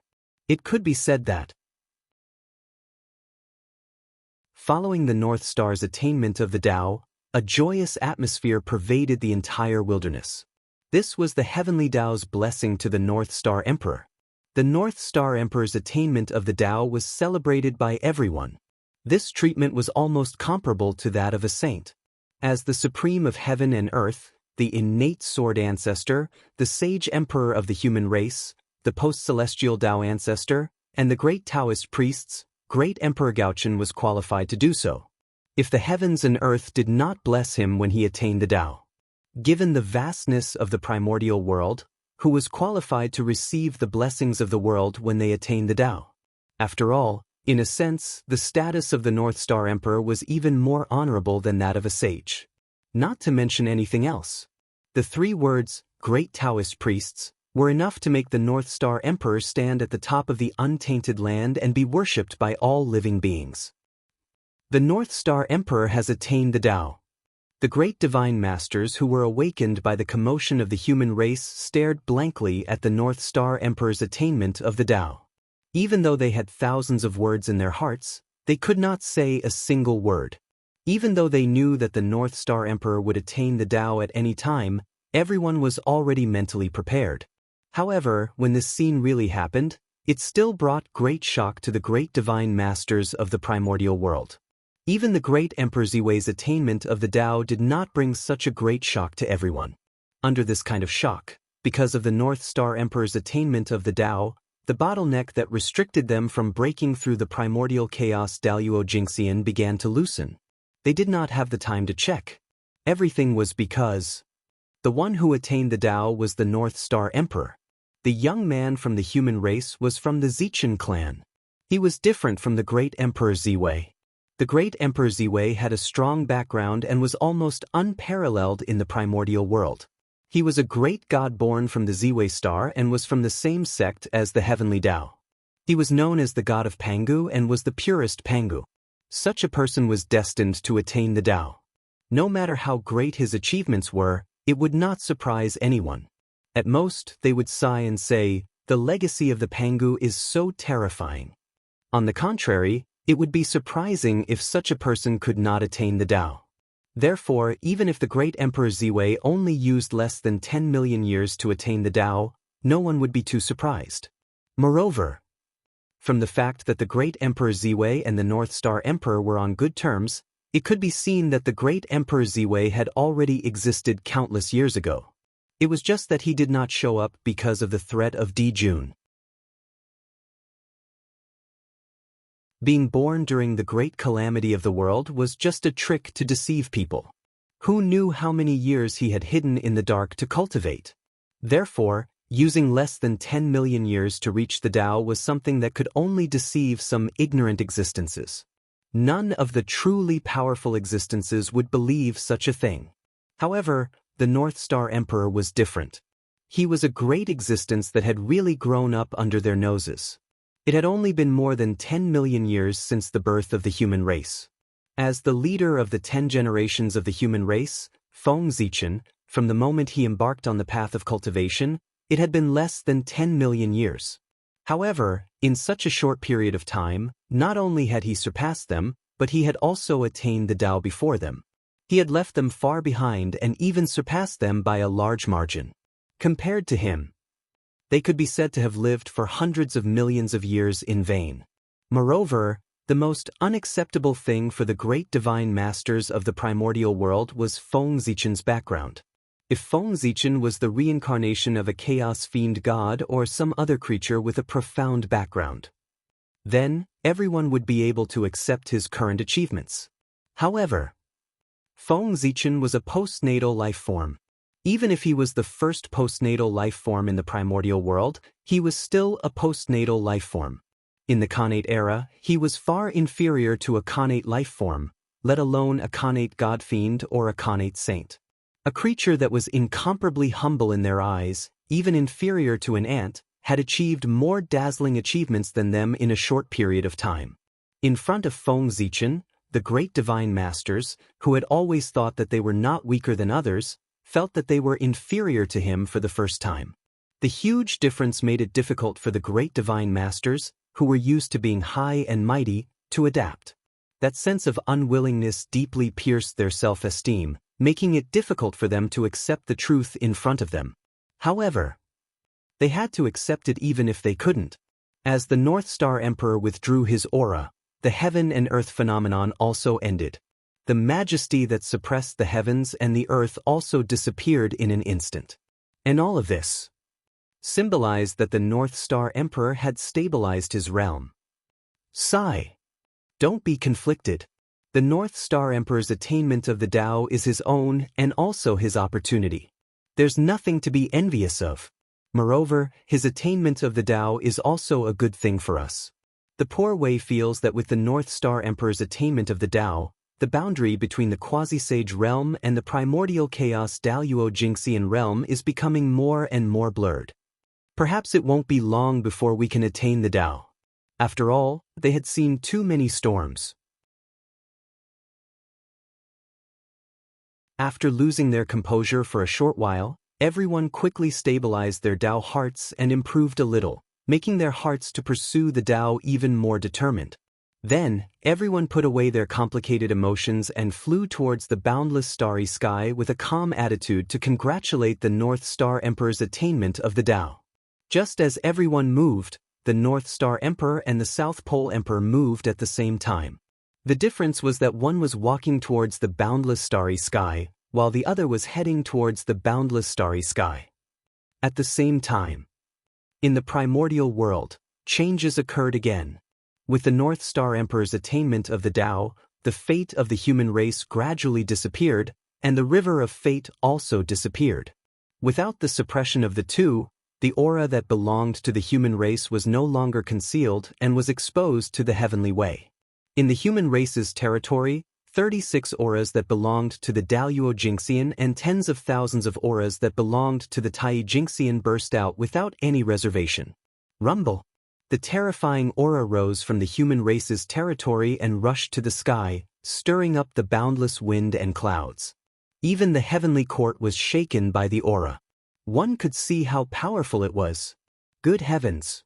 With such a powerful force, it could be said to be comparable to a quasi-sage expert, let alone surpassing the golden immortal realm. The human race's action was no less than challenging the heavenly way. Rumble! In the blink of an eye, the moment the human race's aura was exposed, the sea of laws at the intersection of heaven and earth shook violently as if it was enraged. Boundless laws swept out as if they were going to suppress everything. Clatter! The sound of chains rattling could be heard from the void. Then, in the sea of laws, streaks of divine light descended and turned into divine chains of order that charged toward the human race. Swish, swish, swish, swish, swish, swish. Before the human experts could react, the divine chains of order formed by the divine light had already crossed the boundless void and arrived in the human race's territory. They wrapped around the human experts' bodies and locked them firmly. Then, streaks of divine light flashed. The human experts who were entangled by the divine light had disappeared without a trace. They had been led to the heavenly realm. Not long after, more than half of the human experts had disappeared. However, while some people were slow to react, there were naturally others who reacted quickly. As soon as the river of fate disappeared, some people realized that something was wrong. Almost instinctively, they rushed into the heavenly palace. Thus, under the protection of the heavenly palace, these human experts were not sensed by the divine light and were spared.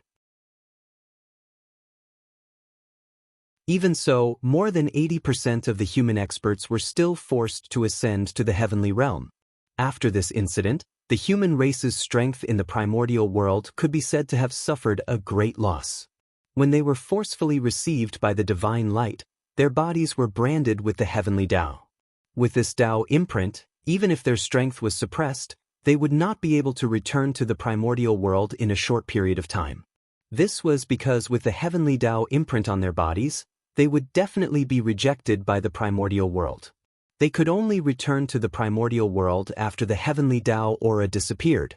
There was another important point. The heavenly Tao aura on the imprint would disappear, but the imprint itself would not disappear. The imprints could be stacked.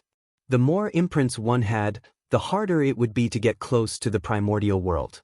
At the same time, when the imprints accumulated to a certain number, it would attract a heavenly tribulation or even a heavenly punishment. This was a method used by the heavenly Tao to counter cultivators. It was to prevent cultivators from frequently exposing their strength in the primordial world. If they wanted to erupt once and leave, they could come back later. That was impossible. The loopholes of the heavenly Tao were not so easy to exploit. Those who dared to exploit the loopholes of the heavenly Tao would definitely pay the price. This was because the heavenly Tao would not reason with you at all. If they found a loophole, they would fill it. As for those who took advantage of the loopholes, they would kill them casually. Therefore, even if there was a passage to the heavenly realm in the heavenly palace, the human experts who were guided away by the divine light could not return through these passages. At least, that was the case for a short period of time. However, they did not have to return. This was because the primordial world would welcome the 6 celestial emperors of the human race, the North Star Emperor. As everyone knew, the true identity of the North Star Emperor was the ancient sacred emperor of the human race, the Zichin clan. Since he would be the celestial emperor, these human experts who had just ascended to the heavenly realm would naturally have the opportunity to show their prowess. Of course, even if the human race on the ground had lost 80% of their strength, they still had the power to suppress the entire primordial world. This was not an exaggeration.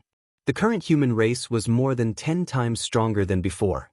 It was not an exaggeration to say that it was 100 times or 1,000 times stronger.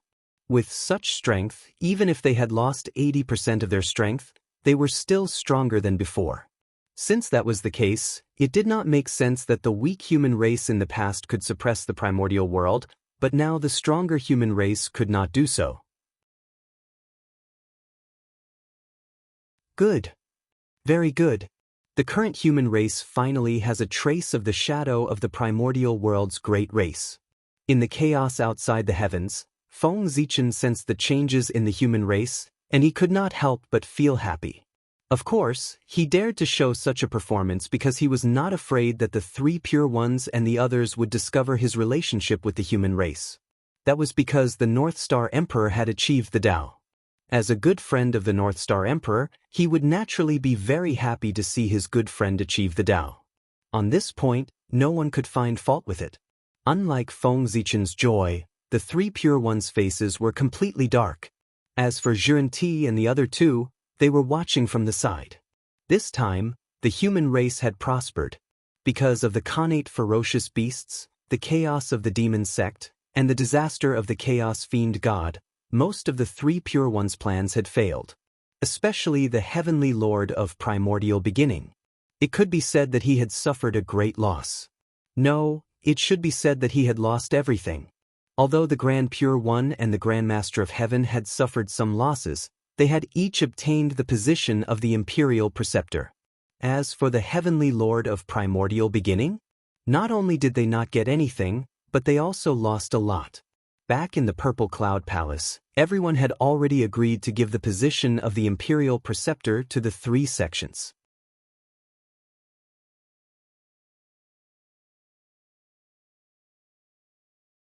Chapter 663. As for why it was 3 sects and not 4? That was naturally because everyone followed the usual practice and excluded the Western sect. The matter in the East. How could he allow the Western barbarians to interfere? After the 3 sects obtained the position of the teacher of the 3 emperors, the Grand Pure One personally descended to the mortal world to teach the emperor of the human race, Fuxi.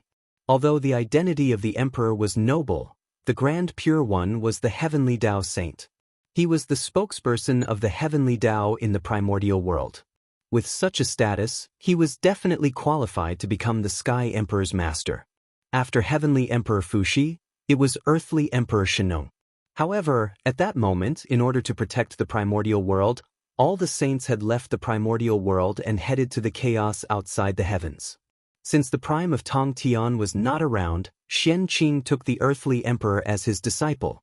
Although the Earthly Sovereign status was much higher than Xian Qing's, the Earthly Sovereign status was much higher. Moreover, Xian Qing was far from being comparable to the Grand Pure One. But in the end, the Earthly Sovereign was also a human. On the other hand, Xian Qing was the immortal master of the human race. He was the teacher of all the immortals of the human race and was worshipped by the entire human race.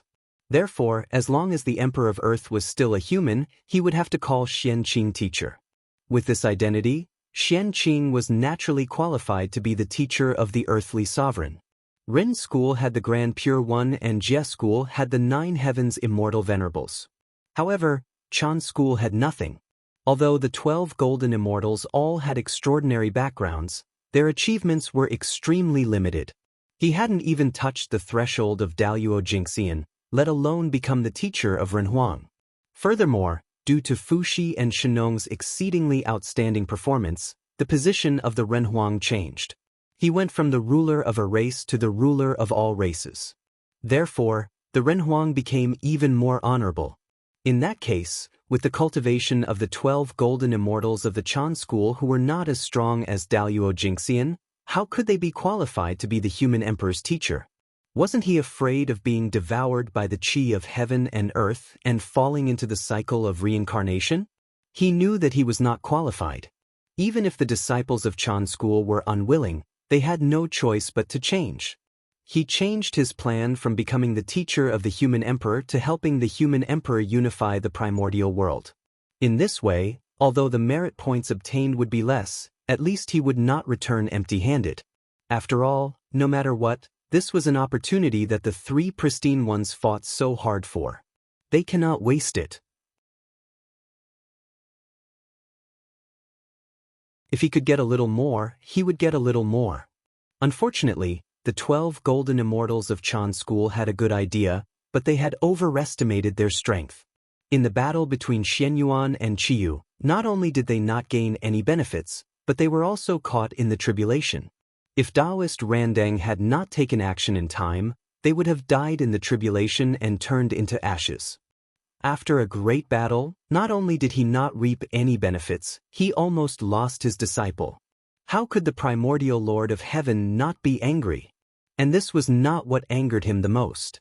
What infuriated him the most was that because of the tribulation aura, the disciples of the Chan school had to go through the tribulation in the future to erase the tribulation aura on their bodies.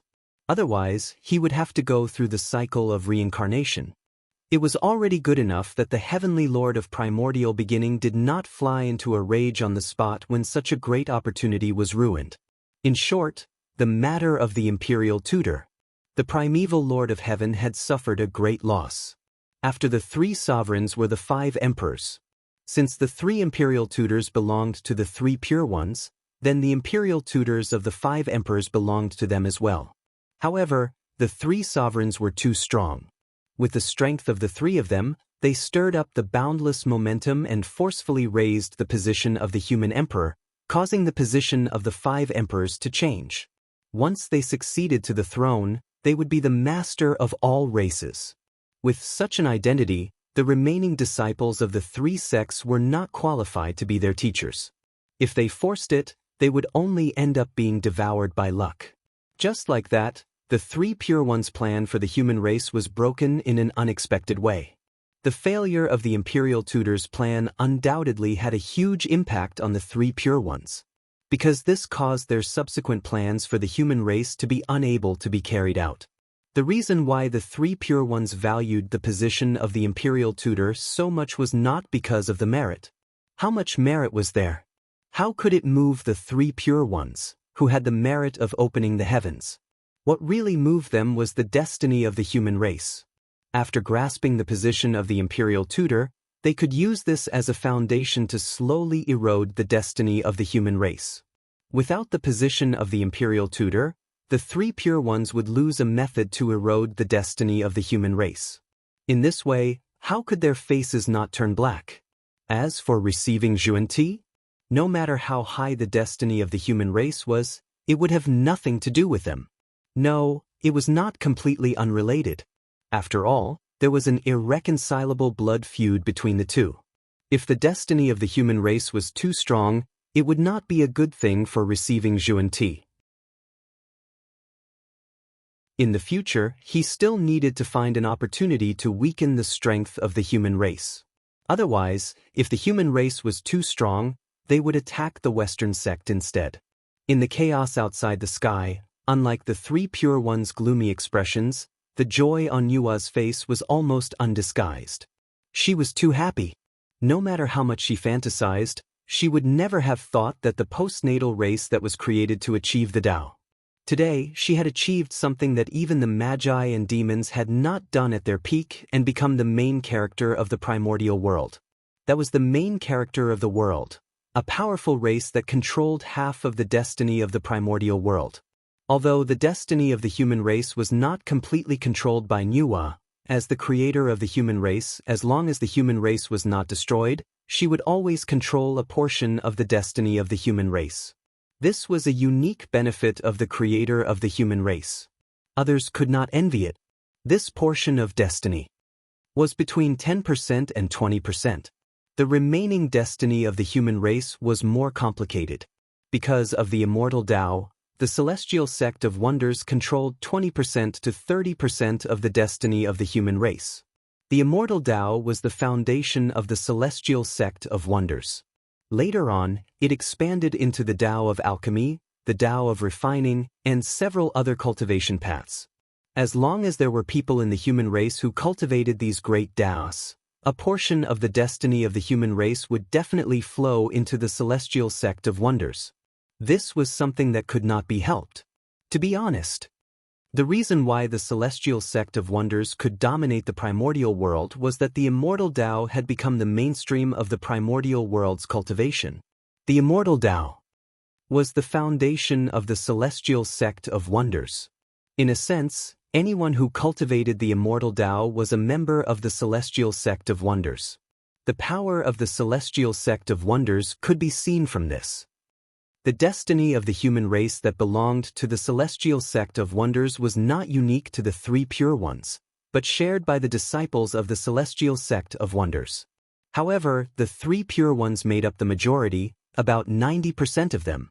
After the celestial sect of wonders, the heavenly court also controlled a portion of the human race's destiny, but it was not much. The heavenly court, as the ruler of the primordial world, his destiny was not born out of thin air. When the heavenly court was formed, all existences in the primordial world, regardless of whether it was a person or an object, as long as they were in the primordial world, they had to part a wisp of destiny and gather in the center of the primordial world. And this was the destiny of the heavenly court, and it was also the symbol of the heavenly court's control of the primordial world. As a member of the primordial world, the human race naturally had a wisp of destiny in the heavenly court. If the heavenly court had it, so did the Een court. After all, countless people died every year in the human race.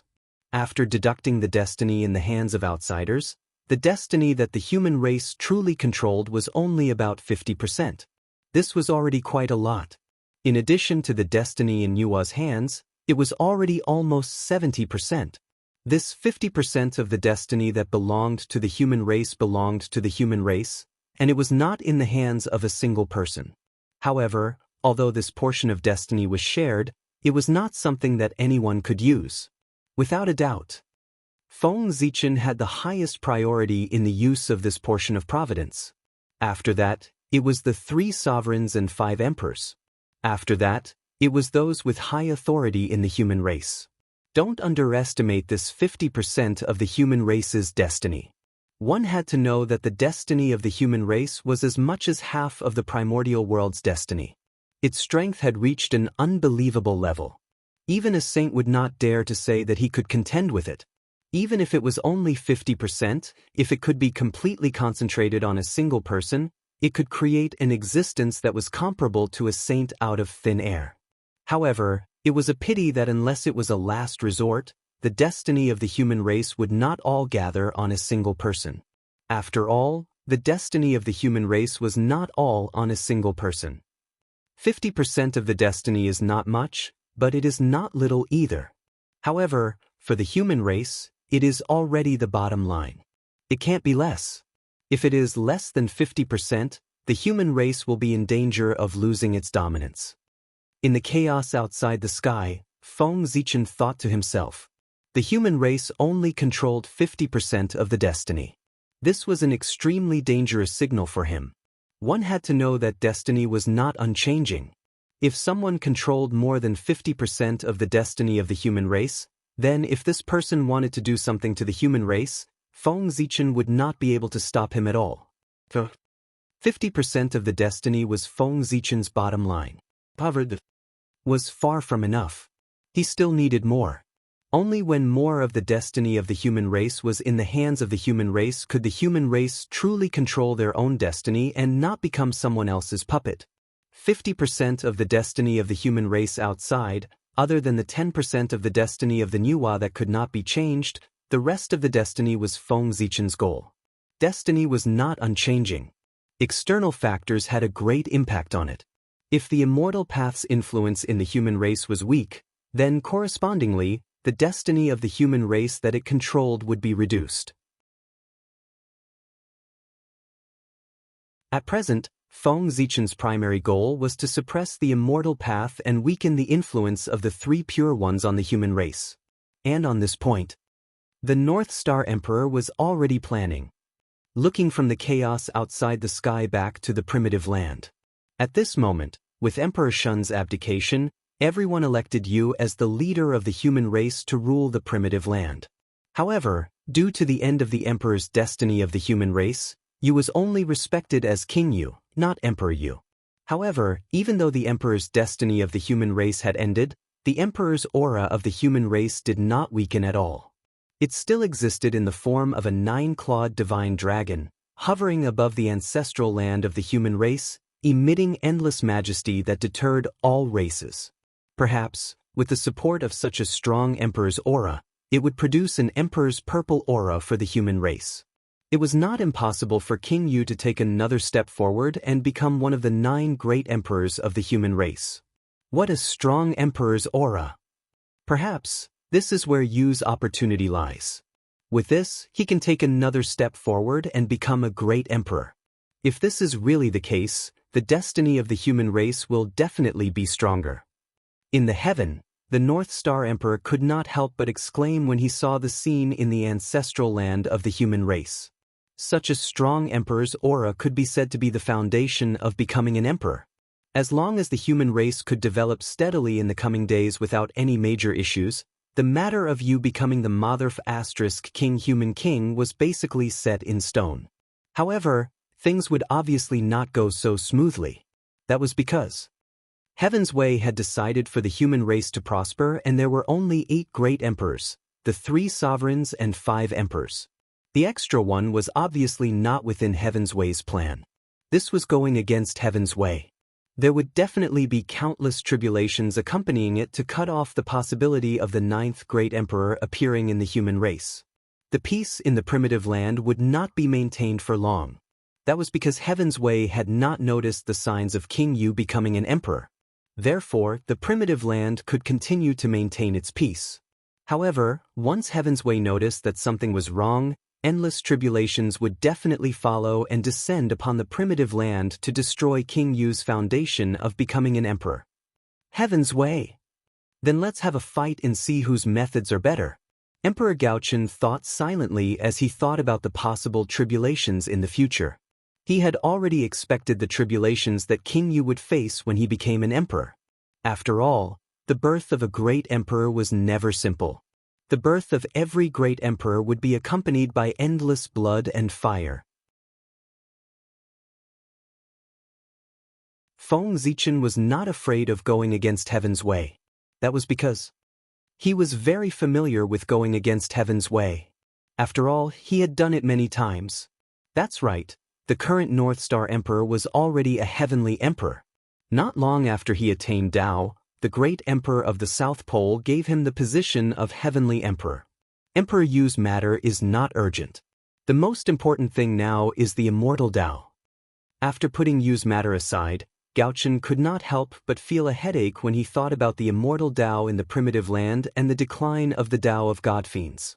As the postnatal era completely descended, what Feng Zichen was worried about finally happened.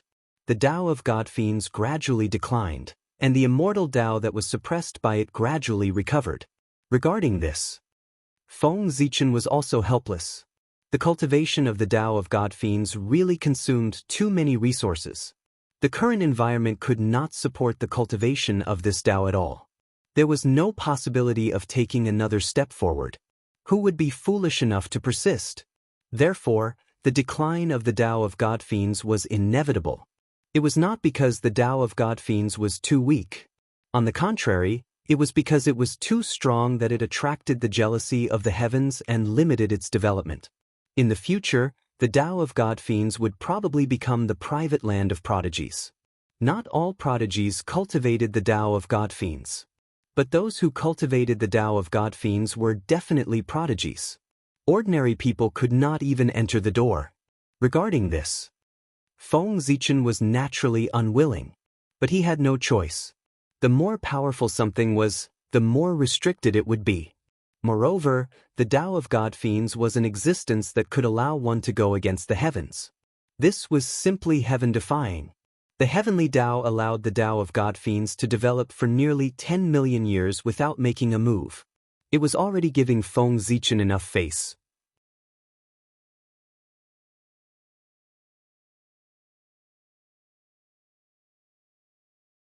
Chapter 664. Sigh. The times have changed. If the Tao of the God-fiend cannot be changed, it is inevitable that it will be abandoned by the times. Forget it. Since I have nothing to do recently, I might as well spend more effort on the Tao of the God-fiend to simplify it and make it like the immortal Tao, suitable for the general public. With that thought, Feng Zichen made a decision in his heart to modify the Tao of the God-fiend. If the threshold of cultivation was too high, it was definitely not a good thing for a Tao path, especially one that was preparing to prosper in the world. If the threshold was too high, it was equivalent to rejecting the majority of living beings. However, if that was the case, what was the use of being able to produce world-shaking experts? If there were too few people, they would not be able to support a Tao. Not to mention competing with other orthodoxies for the providence of heaven and earth. The longevity of a Tao path had nothing to do with whether it was the strongest or not. It had to do with whether it was the most suitable for all living beings. Compared to the Tao of the God-Fiend, the immortal Tao was indeed weaker. However, its threshold was extremely low, and almost everyone could get started. And this was the advantage of the immortal Tao. In this world, there might be times when there were no prodigies born. However, there would never be a lack of ordinary people.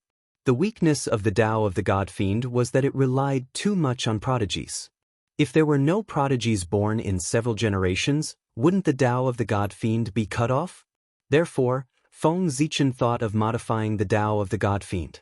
To compete with the immortal Tao, the first thing the Tao of the God-Fiend had to do was to lower the threshold.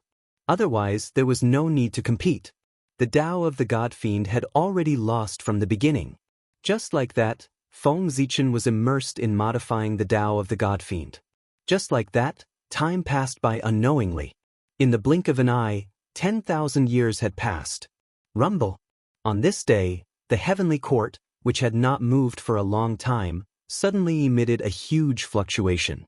A huge phantom of a stone tablet loomed in the sky above the heavenly realm.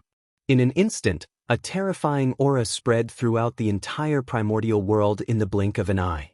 It was like a mountain pressing down on the hearts of all living beings. What happened? Such a commotion naturally alarmed the great beings who were cultivating diligently. Thus, they all raised their heads and looked at the place where the aura erupted. Chi?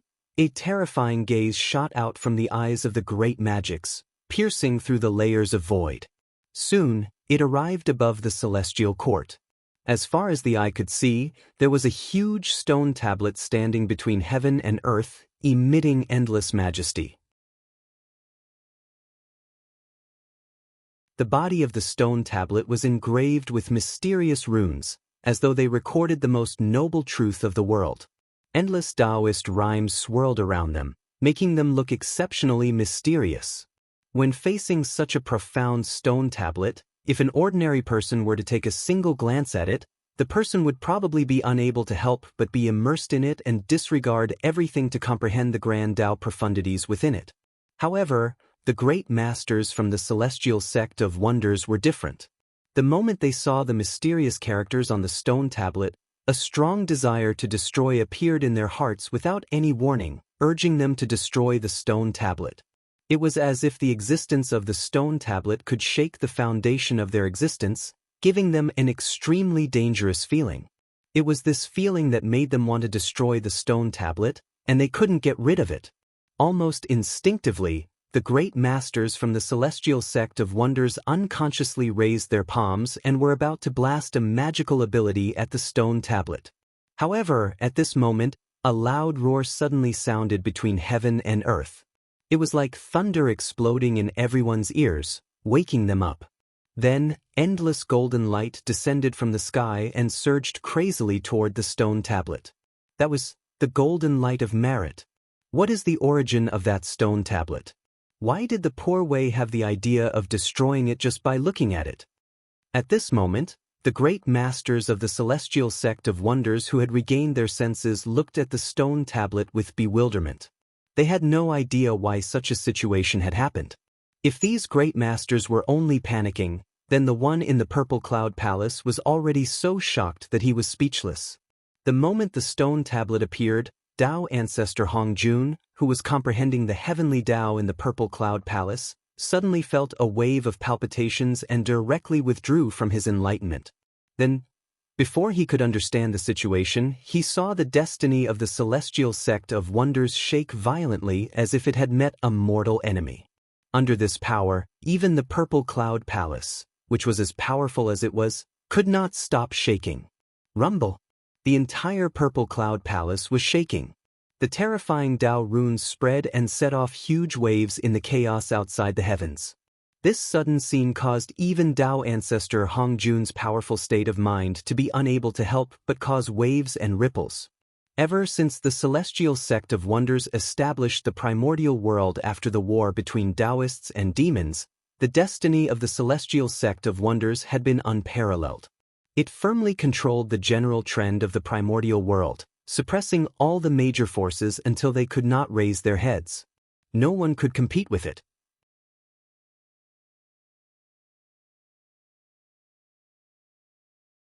It could be said that the Celestial Sect of Wonders was the pillar of the primordial world. Naturally, no one could shake such a powerful existence's destiny.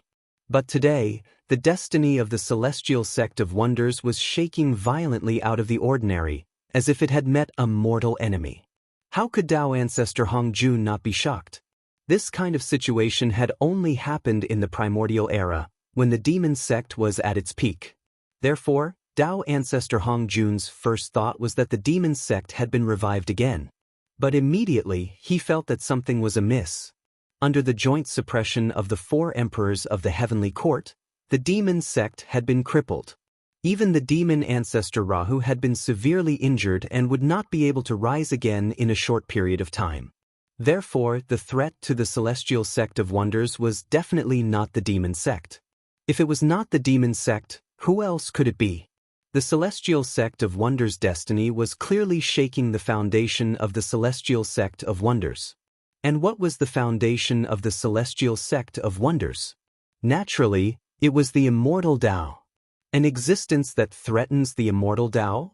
While feeling puzzled, Tao ancestor Hongjun could not help but calculate in his heart. In a trance, he first saw the figure of the North Star. Then he saw a huge stone tablet appear in his hand. It was extremely powerful, shattering endless time and space.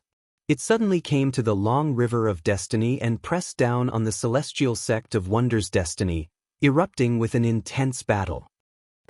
Martial Tao. It's the North Star. Shocked, Tao ancestor Hongjun withdrew from his deduction, but he had already understood the cause and effect.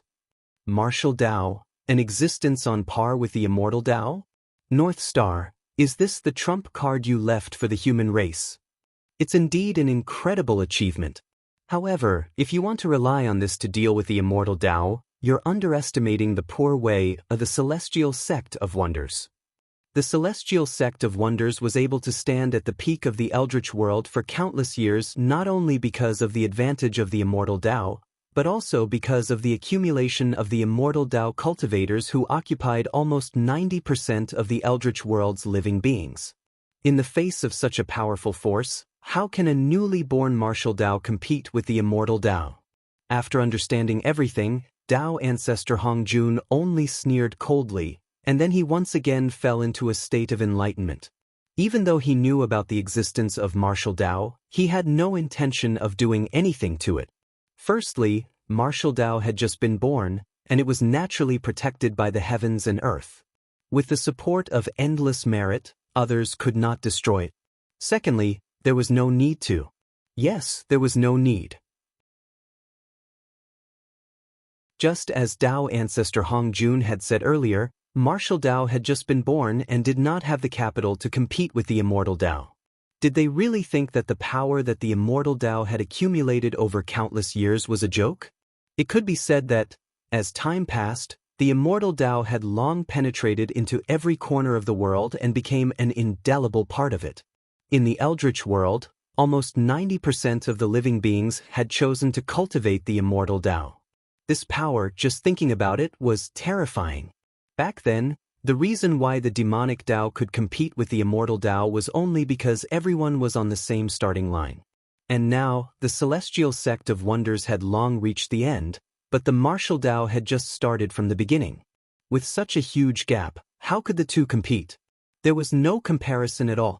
If the immortal Tao was surpassed by the martial Tao under such circumstances, then it could only be said that the experts of the Celestial Sect of Wonders were worse than pigs. They might as well all die of stupidity. In short, regarding the competition with the martial Tao, Tao ancestor Hongjun could not be considered to have interfered. He had already merged the Tao and become a part of the heavenly Tao. Although the luck of the Celestial Sect of Wonders was not something dispensable to him, it was not of much use. Moreover, anything that was beneficial to the Eldritch world, even if it hindered the development of the Celestial Sect of Wonders, he would still support it. This was the price of merging the Tao. He had no choice.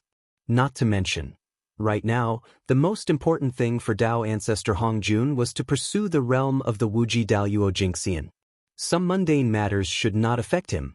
However, even so, Tao ancestor Hongjun did not do nothing. Just as he was cultivating in seclusion again, information about the martial Tao naturally appeared in the sea of consciousness of the second-generation disciples of the celestial sect of wonders. After all, it was the great Tao that he had created himself. Tao ancestor Hongjun had some selfish motives. Very good. In a hall somewhere in the heavenly court, Feng Zichen looked at the stone tablet floating in the air in front of him and could not help but nod his head in satisfaction. This stone tablet was called the Heavenly Tablet of Martial Tao. The mysterious runes recorded on the tablet were the general outline of Martial Tao. And without a doubt, the so-called Martial Tao was a simplified version of the Path of Gods and Demons. Compared to the Path of Gods and Demons, the Martial Tao was undoubtedly much weaker. Not only was its combat strength far inferior, but even its ability to go against the innate heavens was also removed. This formed the Martial Tao in front of him. However, although the Martial Tao was weak, its threshold had dropped too much. It was even lower than the Immortal Tao. Basically, anyone could enter the Martial Tao. There was no aptitude requirement at all. There was just one thing that was not good. It was easy to enter the Martial Tao, but difficult to achieve great success. If one wanted to achieve great success in the Martial Tao, it was much more difficult than achieving great success in the Immortal Tao. However, it did not matter. The Martial Tao was not prepared for those with good talent. The meaning of the Martial Tao was to facilitate those with insufficient aptitude to step onto the path of cultivation. Those with good talent did not need to cultivate the Martial Tao. At the end of the Martial Tao, there was still the path of gods and demons waiting for them. The end of the Martial Tao was the beginning of the Divine Tao. The end of the Martial Tao here did not refer to the Tao. It was when the Martial Tao Foundation establishment reached an extremely perfect realm. There was no way to advance. In this way, one could break the shackles of the Martial Tao and step into the domain of the path of gods and demons. It could be said that the Martial Tao was the foundation of the path of gods and demons. The meaning of its existence, other than helping those with poor talent to step onto the path of cultivation, there was another purpose. That was to select talents for the path of gods and demons. Only those with the most outstanding performance when the Martial Tao Foundation establishment could step onto the path of gods and demons. Although the path of gods and demons and the Martial Tao were two different great Taos, in fact, they were the same great Tao. The difference was, one walked the elite path, the other walked the popular path. The path of gods and demons was Feng Zichen's painstaking effort. How could he give up so easily? Naturally, he had to think of a way to preserve it completely. Even if there was the Martial Tao, he could not cut off the inheritance of the path of gods and demons. Therefore, he had just thought of this way to have the best of both worlds. Not only did he preserve the path of gods and demons, but he also derived a Martial Tao that was more suitable for the human race. The Heavenly Steel of Martial Tao, go. In the heavenly court, Feng Zichen raised his arm slightly and pointed out. Immediately, the heavenly steel of Martial Tao shook. A wave of Martial Tao true will soared into the sky and pierced through the 33 heavens.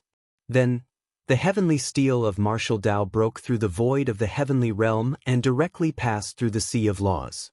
With an incomparable aura, it crashed into the human race's ancestral temple. Rumble! At this moment, the destiny of the human race shook. Almost at the same time, the cultivation method of the martial path appeared in the minds of all the human race cultivators. In just an instant, Martial Tao spread throughout the entire human race.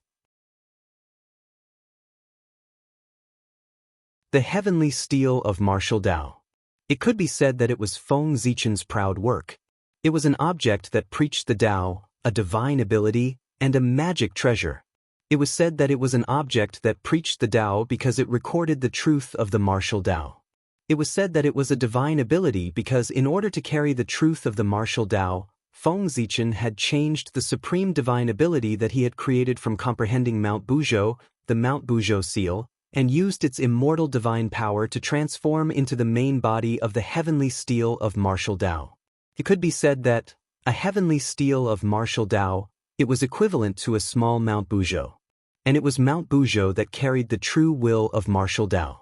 Its power could be imagined. As for calling it a magic treasure, it was because at the moment of the birth of the martial Dao, boundless merit fell from the heavens and all fell into the heavenly steel of martial Dao. Even Feng Zichen's portion was injected into it. For this, with the help of merit, the heavenly steel of martial Dao was able to turn into reality. It became a top-notch postnatal merit supreme treasure. Moreover, the limit of the heavenly steel of martial Dao was not limited to this. As an object that preached the Dao, the heavenly steel of martial Dao carried the martial Dao. For this reason, it would definitely be worshipped by the human race in the future. In this way, the heavenly steel of martial Dao would not lack incense and willpower in the future.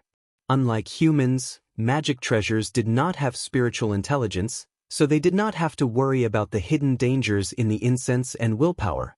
Therefore, with the support of the incense and willpower, even if the heavenly steel of martial Dao could not transform into a primordial treasure. However, its power would also become stronger and stronger. Sooner or later, it would reach the level of a primordial treasure. In that case, the human race would have another primordial treasure, and these would be the human race's capital to fight against the celestial sect of wonders in the future. After the birth of martial Dao, the luck of the human race has increased a lot. However, none of this is important. What's important is that with the birth of martial Dao, the human race will have the capital to fight against the immortal path. We won't become the puppets of the celestial sect of wonders. Looking at the changes in the human race, Feng Zichen's face revealed an unfathomable expression. Of course, he could also think of what Dao ancestor Hongjun could think of. But what he thought was even further than Dao ancestor Hongjun. The times were always changing. Therefore, in the primordial world, there was no cultivation path that could guarantee that they could always adapt to the times and not be abandoned by the times because they were backward. Therefore, even if it was as strong as the immortal path, there would be a day when it would be abandoned by the times. And at that time, it would be the opportunity for the martial Dao. You're tuning in to the Passion Pages YouTube channel. We're so grateful for your support, and don't forget to subscribe to join us on this incredible journey through captivating stories. Your generosity through donations truly makes a world of difference, as it's the primary source of revenue that allows me to expand and enhance this channel for you. Thank you from the bottom of my heart for being a part of this adventure.